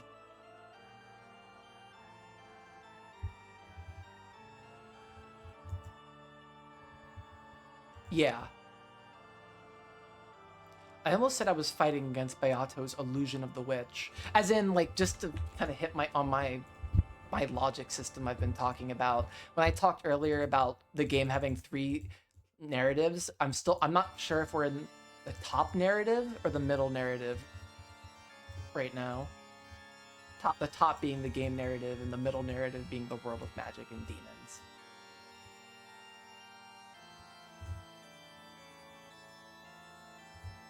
Since the beginning, Beato has only been my only enemy.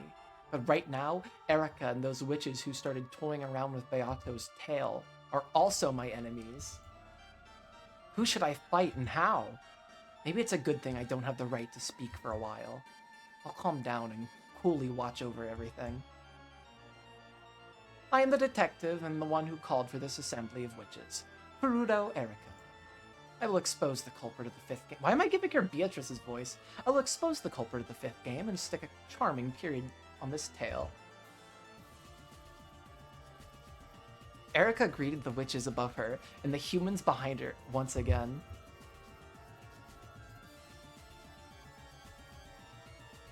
I'm also looking forward to it. Okay, remaining pieces, introduce yourselves in whatever order. Humans! Introduce yourselves, all of you! When 45 urged him to introduce himself, Kinzo stood up. I am Ushiromiya Kinzo. I slipped out of the study window and am hiding somewhere on Rokunjima. Ushiromiya Kraus. Certainly I've been captured and being confined somewhere. I'm Ushiromiya Ava. I'm alive. I'm Rudolph. The rest of us are all Ushiromiyas too, so I'll leave off the family name. I'm Ushiro Rosa. I was killed on the first Twilight. Jessica, I also died on the first Twilight. I'm George. I also died on the first Twilight. Maria, I died, but look, I'm here talking. See? Dying isn't a big deal, right? I'm Ushiromiya Natsui. I am alive.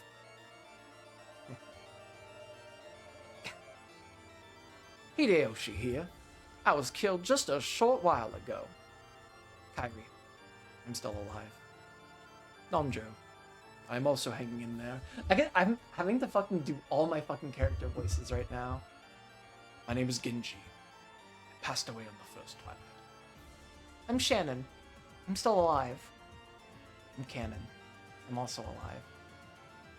I'm Goda. Pleased to meet you, everyone. I am Kumasawa. Pleased to meet you. Now on to the witches. Everyone introduce yourselves.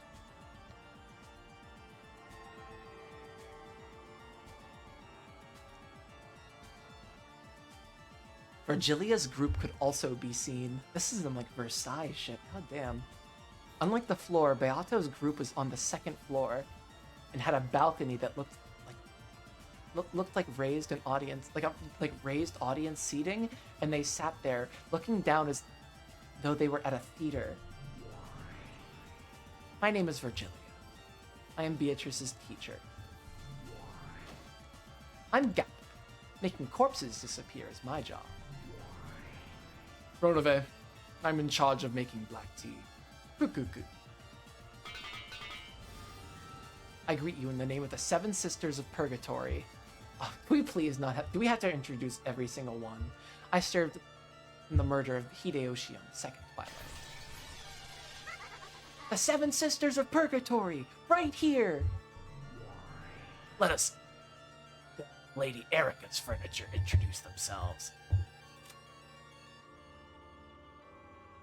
Oh, maybe these represent... No, it doesn't work. 3 witches, 3...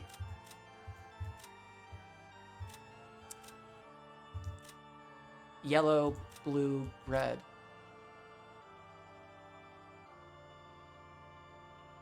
Yellow. Or red, blue, yellow?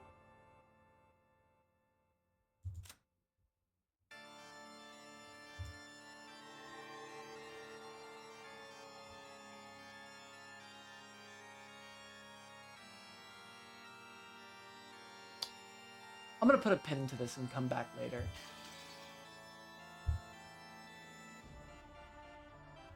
I'm still not over what the color of these lines means. In these reappearing colors of red, blue, and yellow.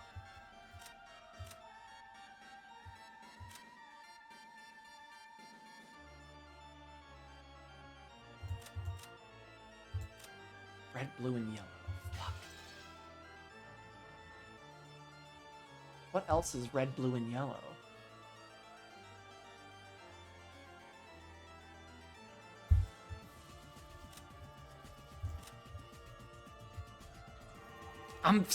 I said I was taking a pin. I was putting a pin in it, but... Oh, I think I just bit into something. I can't be fucking crazy about this. RGB. Or RYB. Oh my god, this is now rib theory.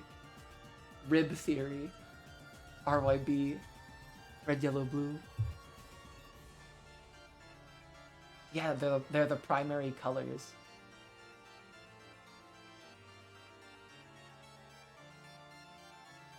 Let us then have Lady Erica's furniture introduce themselves. Gertrude. I am Assistant Inquisitor of Heresy. Cornelia. I am an Assistant Inquisitor of Heresy. The two of them could also be seen on the second floor audience seating. So what's up with... What are the secondary colors? Green, purple, and orange? Fuck. Oh shit. I'm not an artist. Oh, secondary colors. Oh, I was fucking right! Let's fucking go! Pier still got it, baby.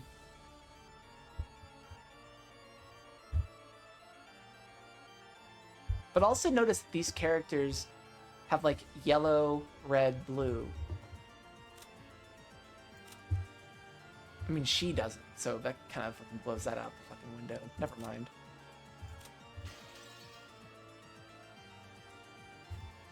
I was baking a little too hard with that, I fear. Then Dlanor, who was seated between the two, slowly stood up.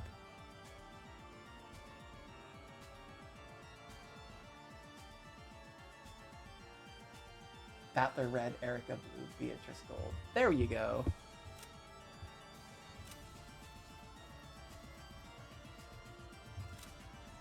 That works a lot better.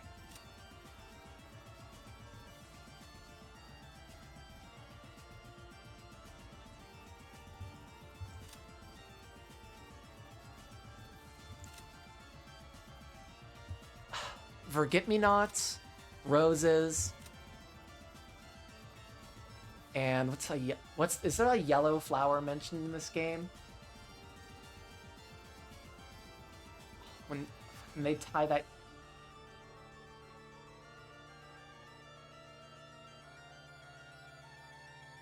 Let's say like a yellow or golden flower. I mean, there's the one that they tie the little thing on back in episode 1. Fuck. What am I biting? I don't like what I'm biting into right now. I really don't like what I'm biting into here.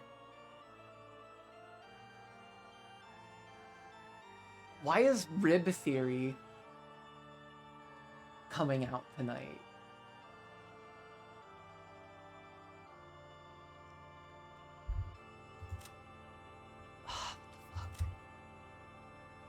Oh, what the fuck? Okay. We're gonna store Rib Theory for a little bit more until I get more shit. Hold up, I'm putting that Rib Theory in my notes right now. Never mind.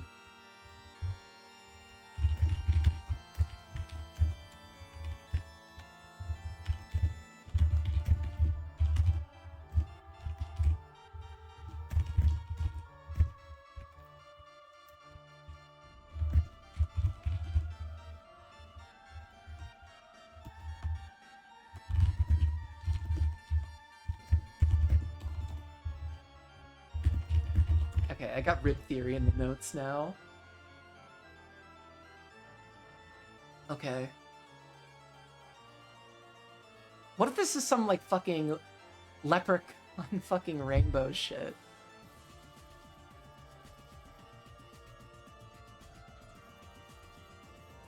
It kind of is. Beatrice is actually a fucking leprechaun. Holy shit. Let's fucking go. Leprechaun Beatrice. Yep. Seems good by me. Oh my goodness. Slowly stood up. She had a presence and dignity about her as though she was overseeing everything from that place. Dlanor A. Knox is my name. I am Lady Erica's primary assistant.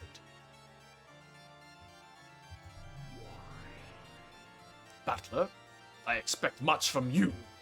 Please don't disappoint me. Let's just both give it all we've got. Alright.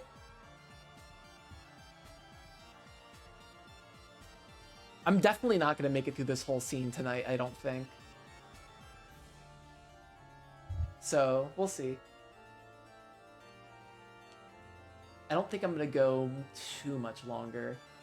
It's only like 12, so I'm going to see. Maybe like 30 more minutes or something.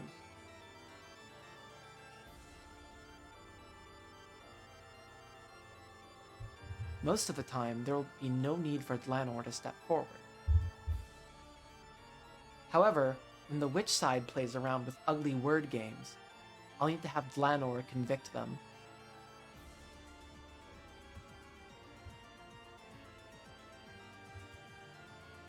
A miracle like the one in the study won't happen again.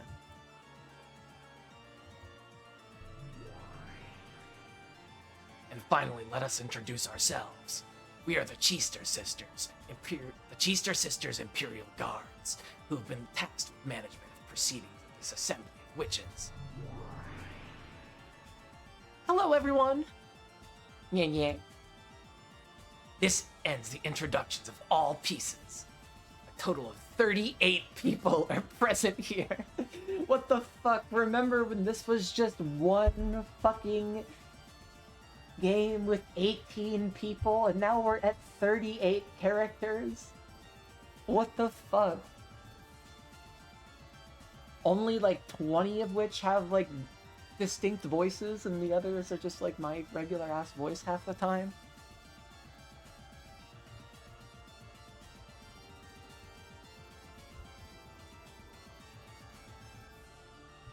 There are 38 characters in the 5th game. But if you added all the pieces from the previous games too, it would probably rise even higher.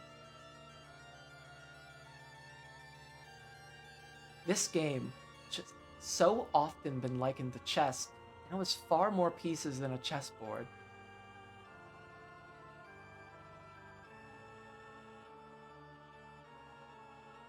I feel like there's like a final fucking boss in this game. Like there's some crazy final fucking scene that happens here. Very well. Then I guess we'll get started. Let the person who called this meeting begin. Oh, excuse me, Mr. Goat. Refill my drink. And some popcorn for me. Yeah, that's right. The one who decided demons ought to eat popcorn when watching a play was you, after all. Yes, I intend to enjoy this. And I get some black tea and mustard. Miso? Erica, begin. I'm already starting to get bored. Yes, my master, leave it to me. Order, silence! At the sound of her voice, the Cheester sister chorus straightened up, lifted their right knees, and stamped down hard on the floor with their heels.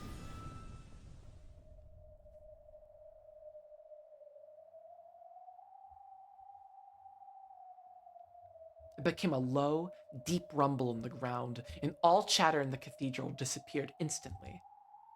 As their right eyes, where'd I get that word from? As their eyes and expressions became even more hollow and empty.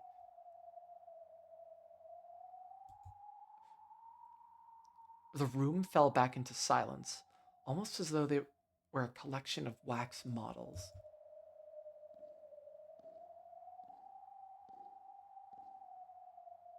Amidst this heavy silence, there was the sound of footsteps, as Erica walked out into the center where she could catch everyone's attention. When she signaled her chin, where the fuck is my water? Oh, I left my water in the bathroom, what the fuck? Oh, fuck, I put it there. Fuck it. Keep going.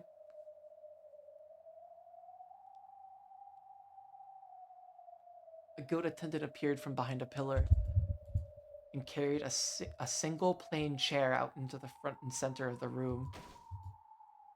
It must have been the defendant's chair. I, Furo Erica, will make an accusation.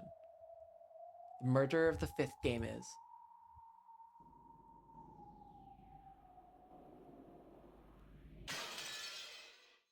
Ushiramiya Natsui-san. I was fucking worried for a second they were gonna say Jessica.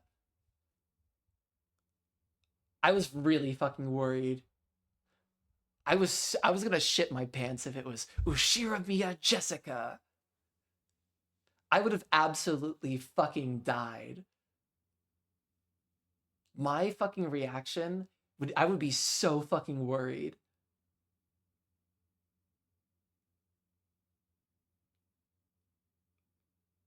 Oh my fucking god, I'm so glad she said Natsui. You are the culprit. Erica pointed at Natsui and spoke. The Natsui wax doll alone shook and regained its expression. It was an expression of panic. Cheester sisters, please take the defendant to her chair. Understood. Wait, what are you doing? Let go of me. 45 and 410 both pinned Natsui's arms behind her back and led her to the chair in the center. Natsui resisted, but the Cheester sisters were surprisingly strong, and she couldn't do anything. She turned to the relatives for help, but they just remained silent like wax models.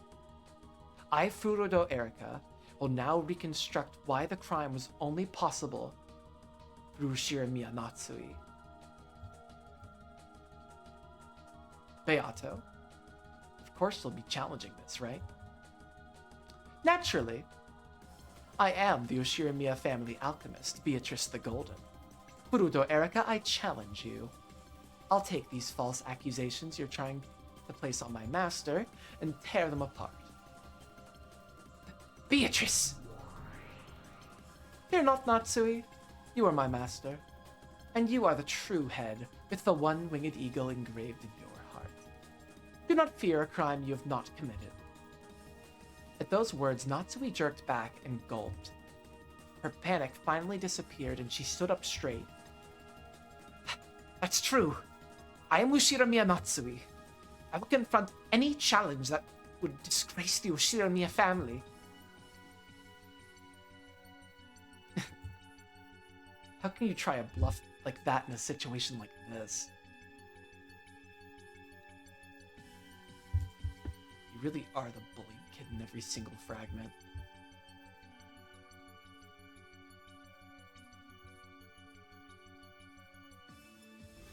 Owned. Showburn, make your claims. I, Burncastle, claim that a human, Ushira Miyanatsui, is the culprit of this game. And you too, Beato, okay? I, Beatrice, claim that the culprit in this game is not a human. I am the culprit. Burncastle, who smiled daringly, and Beatrice, who smiled firmly, crossed gazes. Listen, witches and humans.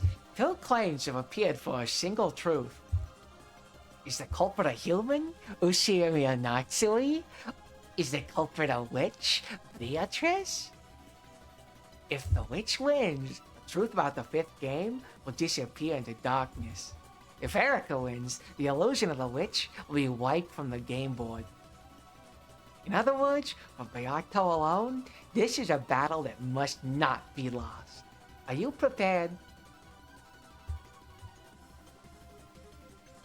And what am I supposed to be preparing myself for? This has always been just what I wanted. If Erica wins, the illusion of the witch will be destroyed. If that means the existence of the witch will be denied, Beato was fighting for her life. However, this wasn't the only time she had been fighting for her life. It had always been a life or death struggle, even when she fought with Battler. Because if Battler had won and destroyed the illusion of the witch in the previous games, Beato would have been destroyed.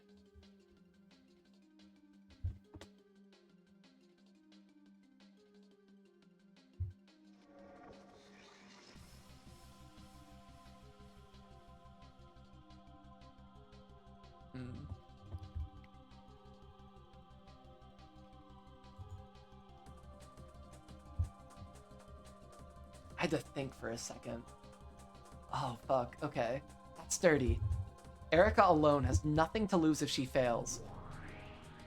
I wonder. Lady Burncastle is not a compassionate person. I can't imagine she'd give warm treatment to a piece that didn't perform to her expectations. It was inconceivable that the ruthless Burncastle would place no blame at all on a piece who had suffered defeat. Erica was probably fighting for her life just as much. The two claims would clash and one would be weeded out. One would fail and would not leave this place alive. I think Erica's gonna fucking lose. I actually think she's gonna lose here. And I think Battler's gonna help Beatrice out. Because, well, assuming this is like the actual like top of the narrative, the game, then that would be like like Battler reclaiming his and Beatrice's place on the game board. But if this is just happening in the world of magic and demons, as a scene that started from the world of humans when Erica accuses Beatrice, that changes like my whole way I'm gonna perceive this.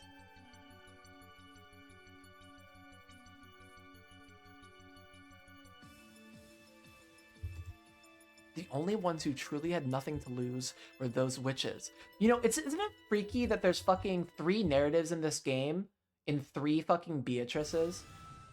I don't know.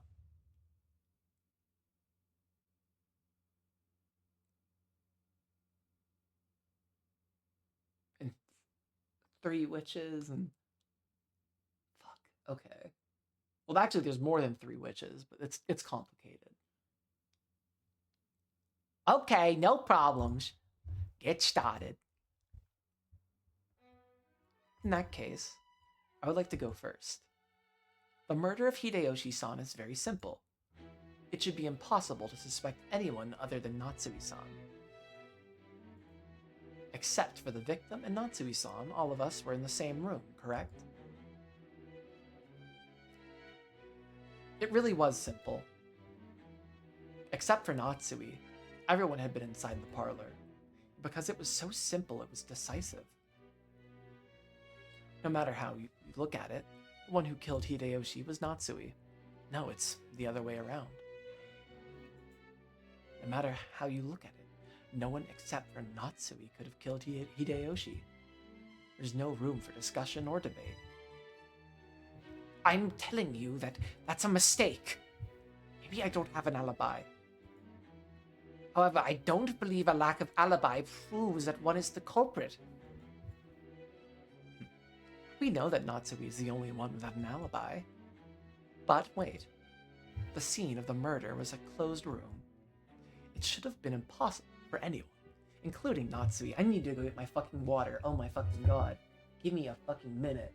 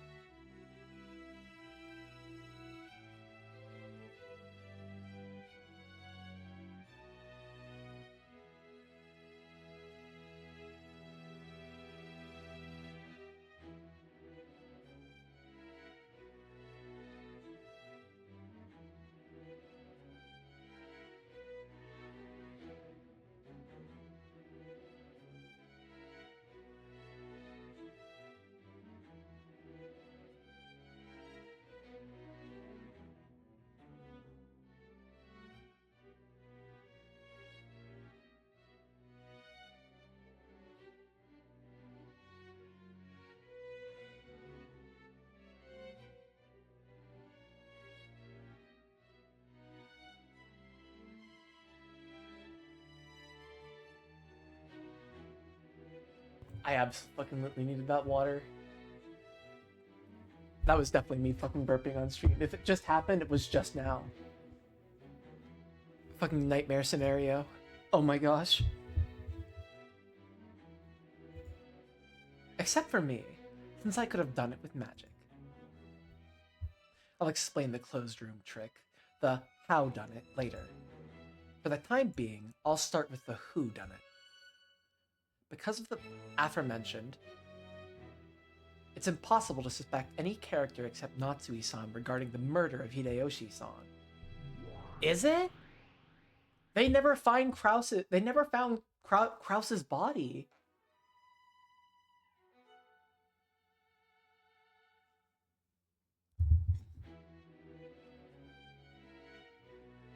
That doesn't explain how all the bodies go missing.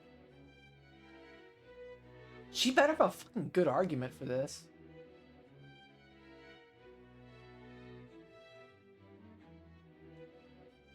She better be able to accuse fucking Nanjo of lying about the condition of the corpse. But then that goes against the red truth. How is she gonna be able to do this? Because I don't think her argument's gonna make any fucking sense.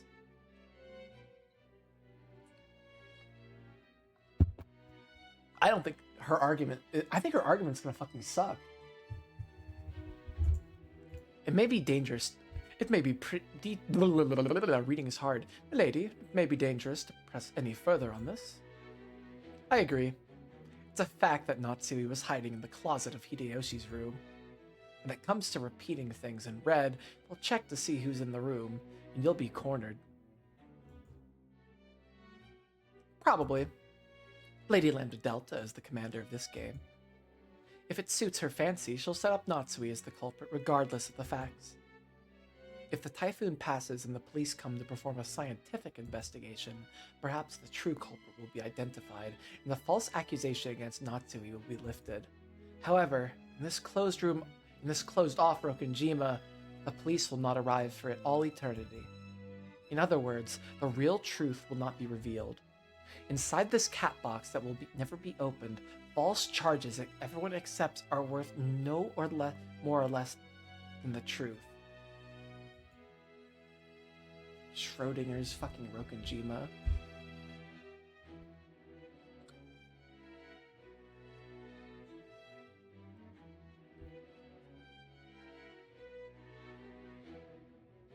Their aim is most likely to use the simple murder of Hideyoshi to give the impression that Natsui-sama is the culprit, before moving on to the first Twilight reconstruction, which has more uncertain elements. It's not good at all to move forward with the Game Master suspecting us. We should take the initiative. Sure. Lady Lambda-Delta, as you are well aware, a fair number of murders were committed during the 5th game, and we are skipping the rather lengthy chunk of time from midnight until the early morning. Skipping to Hideyoshi's murder, and stepping backwards and forwards in time will only lead to confusion. It is my belief that we should follow events chronologically and in order, though the decision is yours, of course. Objection. We've gotten the fucking Phoenix right. It's just fucking Phoenix right now.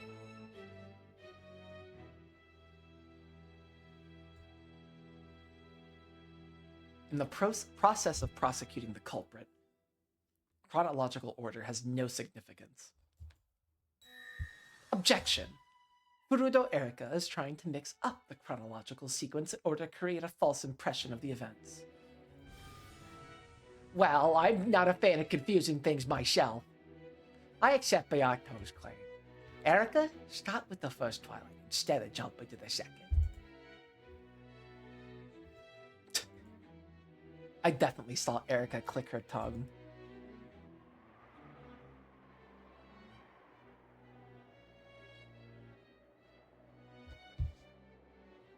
I understand.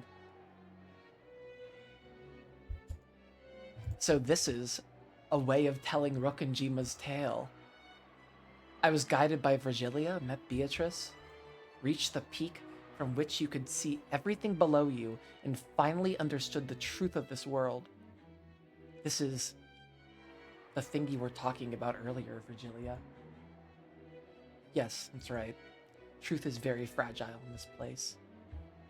As long as each side makes its own claim, different truths can exist at the same time. This game has gotten so fucking crazy. I know I keep saying it. I could not have even fucking fathomed this is what's going on. This is such a good arc, actually. The fucking, like, oh my god, I'm gushing about how fucking good this game is.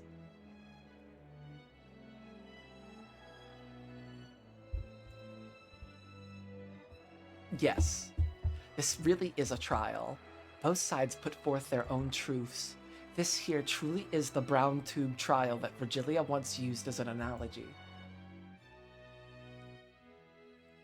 Then I will follow Lady Lambda-Delta's orders and start from the first crime at the first Twilight. As you know, at midnight on October 4th, the first day, following a short break in the family conference, Natsui left on her own, saying that she was going to bed early. Therefore, her alibi is completely lost from that time until the next morning. The culprit is Shiromiya Natsui because Natsui is the only one without an alibi. Oh, is that so? I believe there are several people besides Natsui who have dubious alibis. Unless you can clear suspicion from all of them, I cannot allow you to call Natsui the culprit. We cannot conclude that Natsui is the culprit, as there are other people without alibis. Oh my god,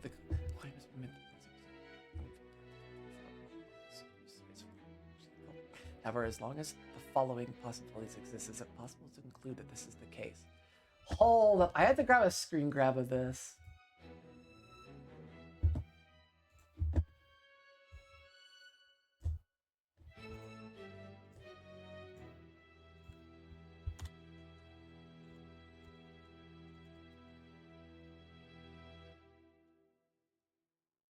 Was the crime also responsible for... Oh god, it's just nothing. Battler, Nanja, Goda, Kumasawa, Genji, Kraus. Is the crime also possible for the people inside the mansion besides Natsui? Is it possible George and the others were actually just playing dead? Is it possible that there was a way to reach the second floor without passing through the lounge Erica was in? Is it possible the crime was committed before midnight? Is it possible the crime was committed after 3 o'clock? Is it possible that the crime was committed outside the time span of midnight to 1 o'clock? Is it possible that the mansion committed is it possible that someone in the mansion committed the crime between midnight and 3 o'clock? Holy shit.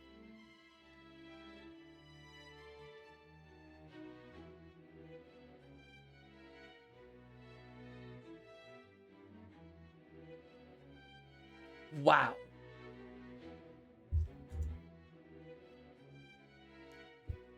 True. That's a fucking clip moment. That's a fucking clip moment.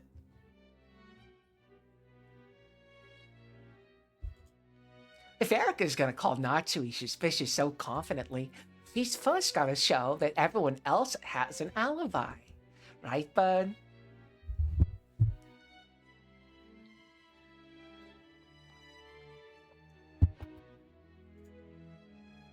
Yes, of course. Erica will explain that perfectly. The culprit is Oshira Natsui, because we will prove that everyone else has an alibi. Of course, my master.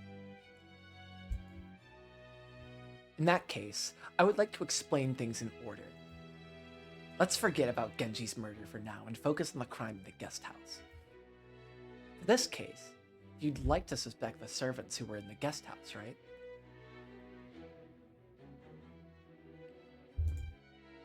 On that night, Goda-san and Kumasawa-san were there. Isn't that right, you two? When she turned to face the direction of those two were seated, those two wax models alone came back to life. That is so freaky. They probably weren't even granted souls until they were allowed to speak.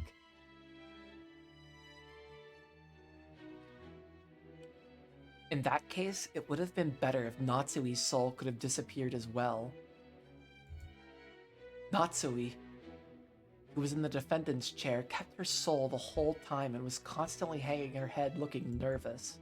Goda hurried to his feet and answered Erika's question. Yes, that is correct. This evening, I was alone in the guest house servant room. Well, look at my age.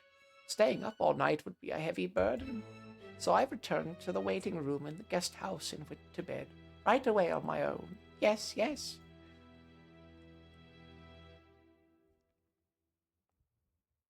Doesn't that mean Goda and Kumasawa have lost their alibis?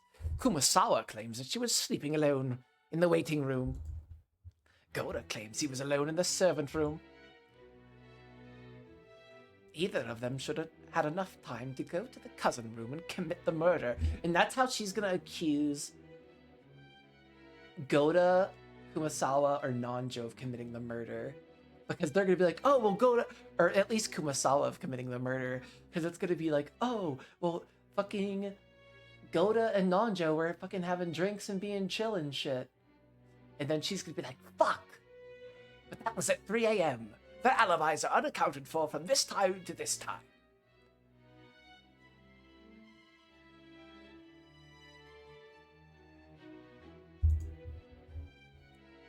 Nonsense! Why would we do something like that? That's right. That's right. How could I ever kill someone?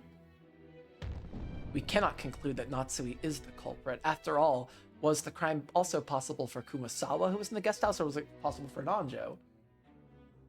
Natsui said it all. Both Kumasawa, who was sleeping alone in the waiting room, and Goda, who was alone in the servant room, are in the exact same situation as Natsui in her room. Both of them have lost their alibis. Have no fear. I guarantee that neither of these two are murderers. First off, following dinner, Kumasawa-san left the mansion with me and the others and went to the guest house. I entered the waiting room and slept until morning.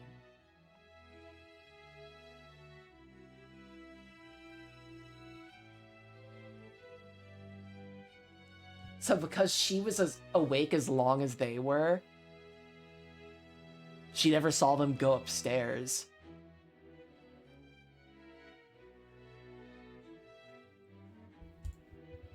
It's the same for Goda-san. Once he finished with his job, he chatted with us in the lounge and went to sleep afterwards. Neither of them had the opportunity to commit murder. So we're finally here.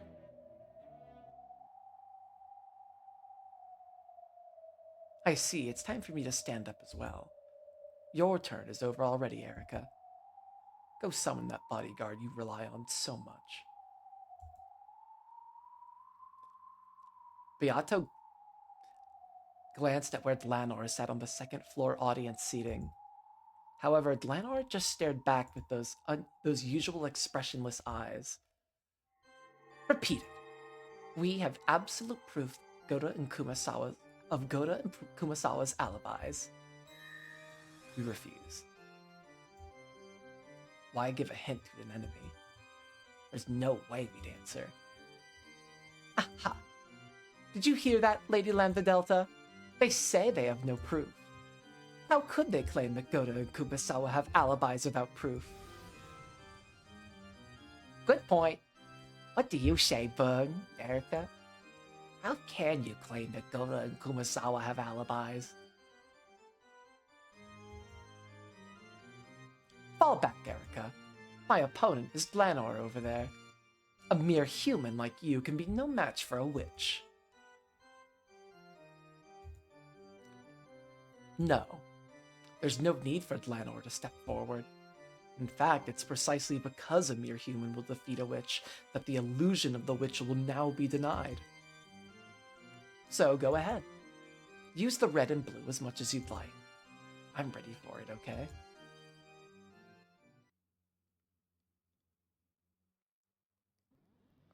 In response to Erica's challenge, Beato smiled boldly yet gracefully and slowly stood up. They glared at each other between the floor and the balcony. Goda and Kumasawa have no alibis.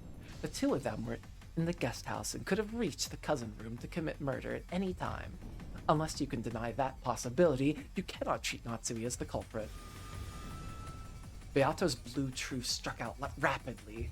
The curtain had finally dropped and the battle had begun. A human like Erica can't... This is like an anime fucking battle, it's so sick. A human like Erica can't use any red. How could she turn this around without calling Dlanor? Though Erica cannot use it, her master Lady Burncastle can. We must let our guards down. Blow of truth, valid. You're so valid, Queen.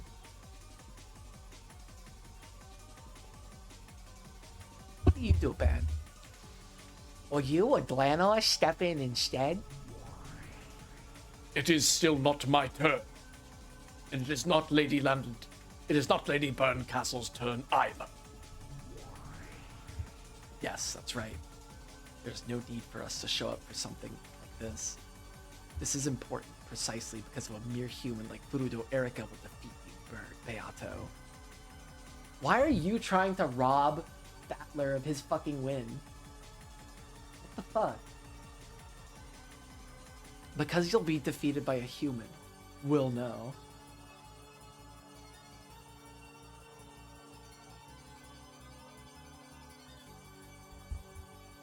We'll all know that fake witch who calls herself Beatrice the Golden is nothing more than a subhuman phantom. If you really If you really could do that, it'd be totally entertaining. very well, Erica. Let's see what you've got.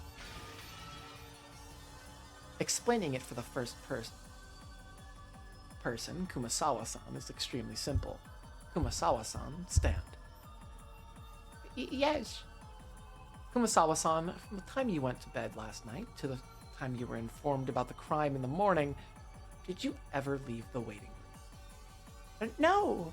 I was sound asleep until morning. I really was.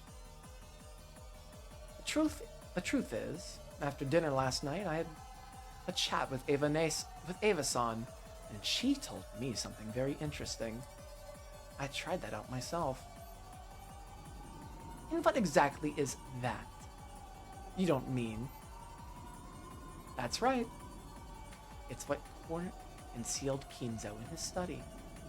I learned that you can create a seal by putting something between a door and the frame. There's no fucking way. Are you kidding? Did she actually do that to Kumasawa-san's waiting room? Erica was in the guest house. There's no obstacle to her having been capable of that. After all, it was unsettling night, and a massive amount of gold had just been discovered. Many sorts of crimes might have occurred. Where there is a detective, there will be a crime. I foresaw that some kind of crime would take place, so I used this to seal away people whose alibis might otherwise be lost. That's fucking crazy she did that. Erica held a small, folded piece of brown paper high in the air. After I watched Kumasawa-san, who returned to the guest house with me, say goodnight and entered the waiting room, I used this to seal the door. Then, in the morning, when the crime was discovered and caused a big uproar, I immediately went to check Kumasawa's waiting room, where I confirmed that the seal was still set. Therefore, I can prove that Kumasawa-san's alibi. Kumasawa has an alibi.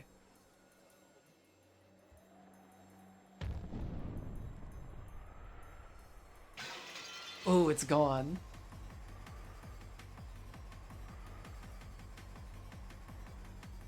That is so cool.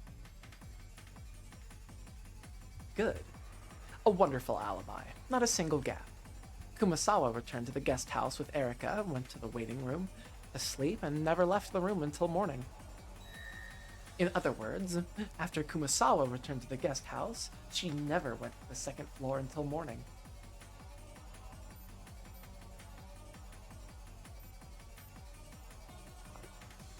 But what about if Virgilia did?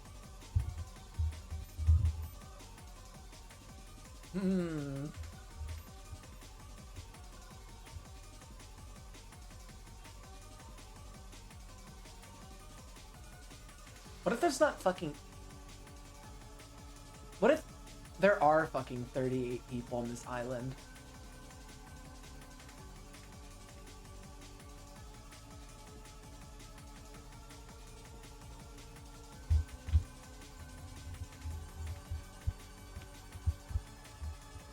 What if there's actually just fucking 19 people on the island and it's fucking mirrored?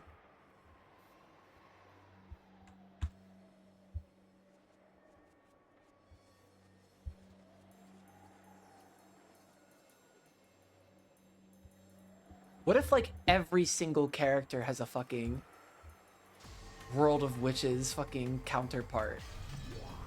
And I just haven't figured out who's who yet.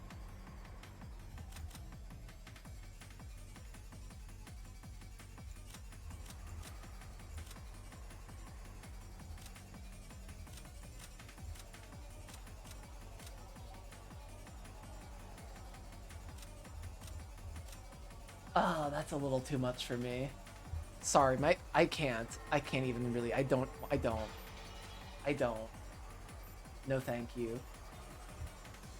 Wait, 19? Oh, fuck. What happened 19 years ago?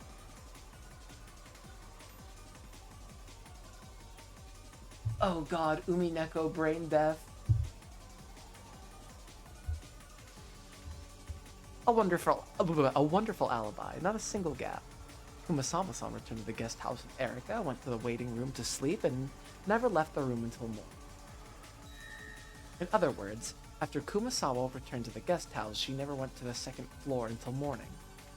The proof Erika had shown was elevated by Burncastle because of became red truth. And that's like the whole fucking duality thing, and oh my god.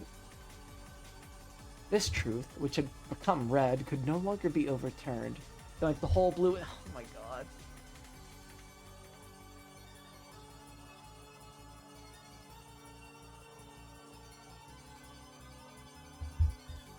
God, this fucking game. In other words, in that instant, Kumasawa's perfect alibi had been absolutely guaranteed. Ha ha ho. And what about Goda?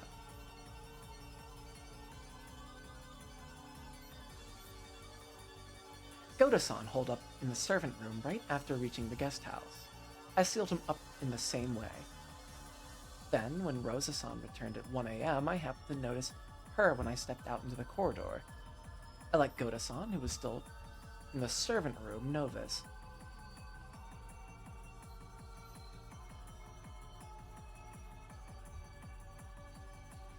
At that moment, the seal was still in place, so from the time we arrived at the guest house until 1 a.m., Goda-san never left the servant room.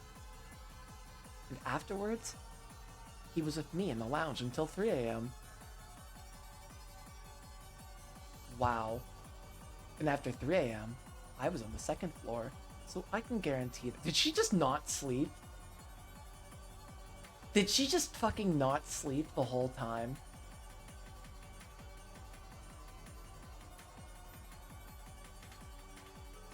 That's such a fucking good point, Ginga.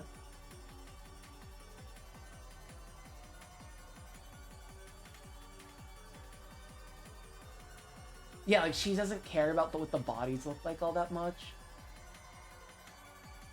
Like she's like she wants to be Sherlock Holmes, but she's not.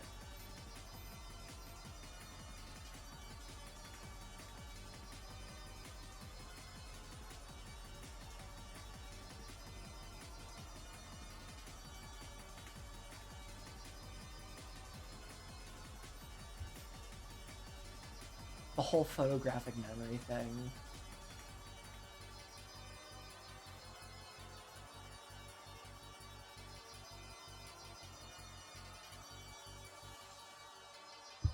Erika's seal proves that Goda was in like her catchphrases and shit.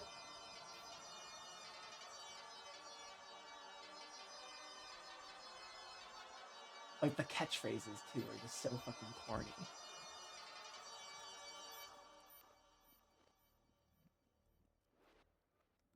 Erika's seal proves that Goda was holed up in the servant room until 1 a.m.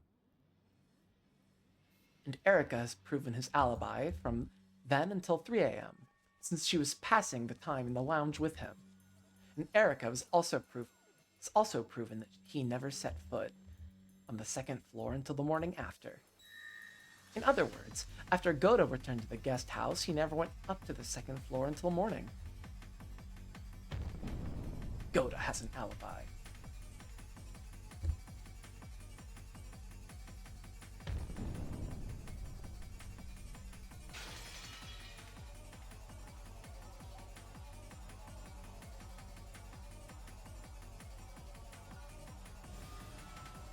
Reg truth valid.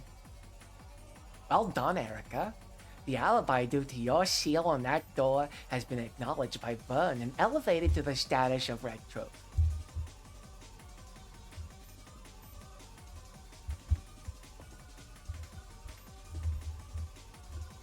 Elevated to the status of Red truth. Red. Yeah, I kind of had a feeling that the scene was going to be extremely fucking long.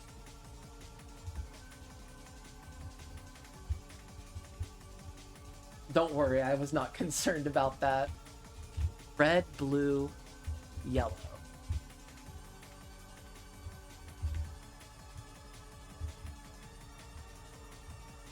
What else is red, blue, and yellow? It's like 5 hours?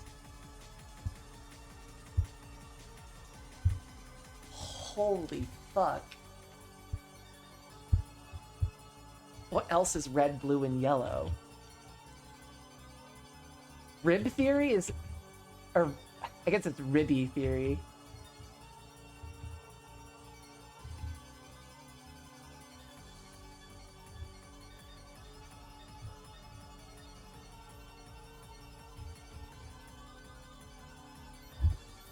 Fuck, ribby theory is... I guess I'm still calling it rib theory. It has a better fucking ring to it. Rib theory is gonna be like a big fucking issue from now on.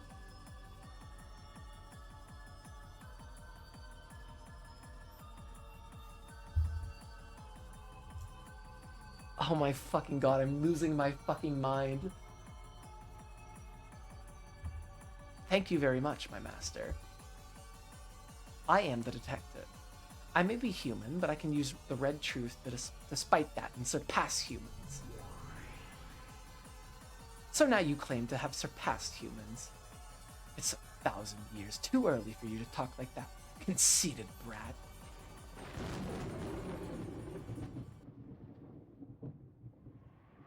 It'll be a pain to have you try anything funny, so I'll make this clear now. In fact, I should have done this in the beginning. I apologize for being so roundabout. This is the situation around the guest house at midnight. The gold was found, an emergency family meeting was called for, and Battler-san went to the mansion with the relatives. I, the 3 cousins, Dr. Nanjo, Goda-san, and Kumasawa-san remained in the guest house. I've already explained Goda-san, Kumasawa, and Goda-san and Kumasawa-san's alibis. George-san, Jessica-san, and Maria-san were playing cards in the cousins' room. I actually joined them for just a little bit, and I clearly witnessed that they were alive at the time.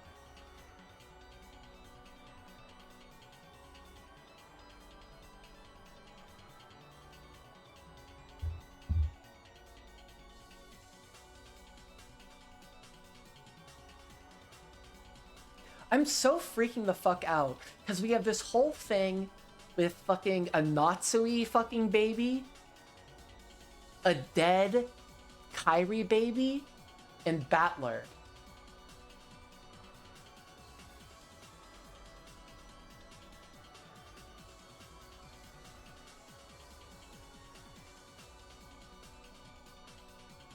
Who also has a mysterious fucking origin.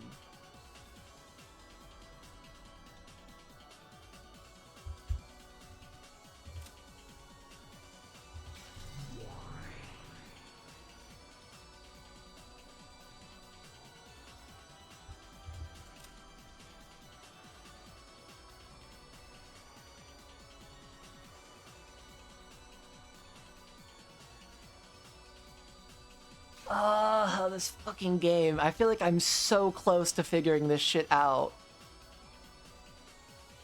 I need just a little more pushing. Yes, I'll respond. At midnight in the guest house, George, Jessica, and Maria were alive. And in the second floor cousin room, Nanjo, Goda, and Kumasawa were on the first floor. And, since there's no need to hold on this off on it anymore, I'll confirm that all the victims so far are dead. George, Jessica, Maria, Rosa, and Genji really are dead.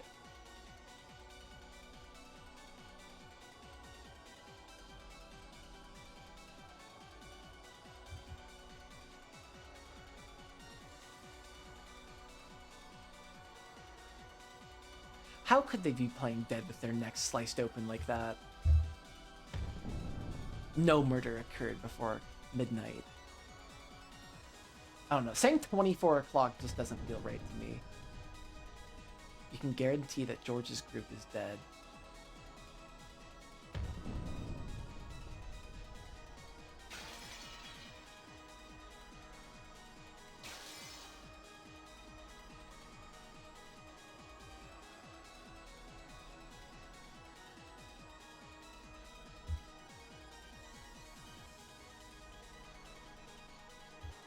This is so fucking crazy.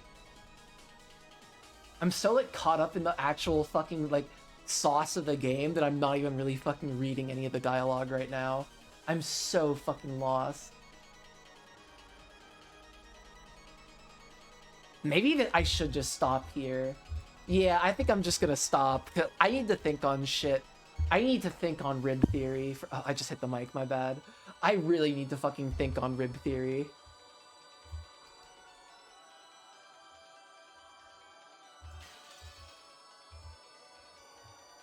And until then, I am...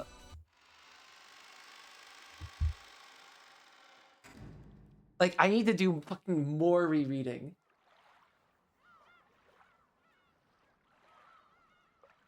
And I need to look for fucking rib theory. This is gonna be so fucking crazy. I know I'm fucking onto something. I know I'm fucking onto something. I'm so fucking close. Alright, well, I will be back tomorrow. Very excited to read. And very pooped out from work. So, I will see you guys then, and thank you. Goodbye.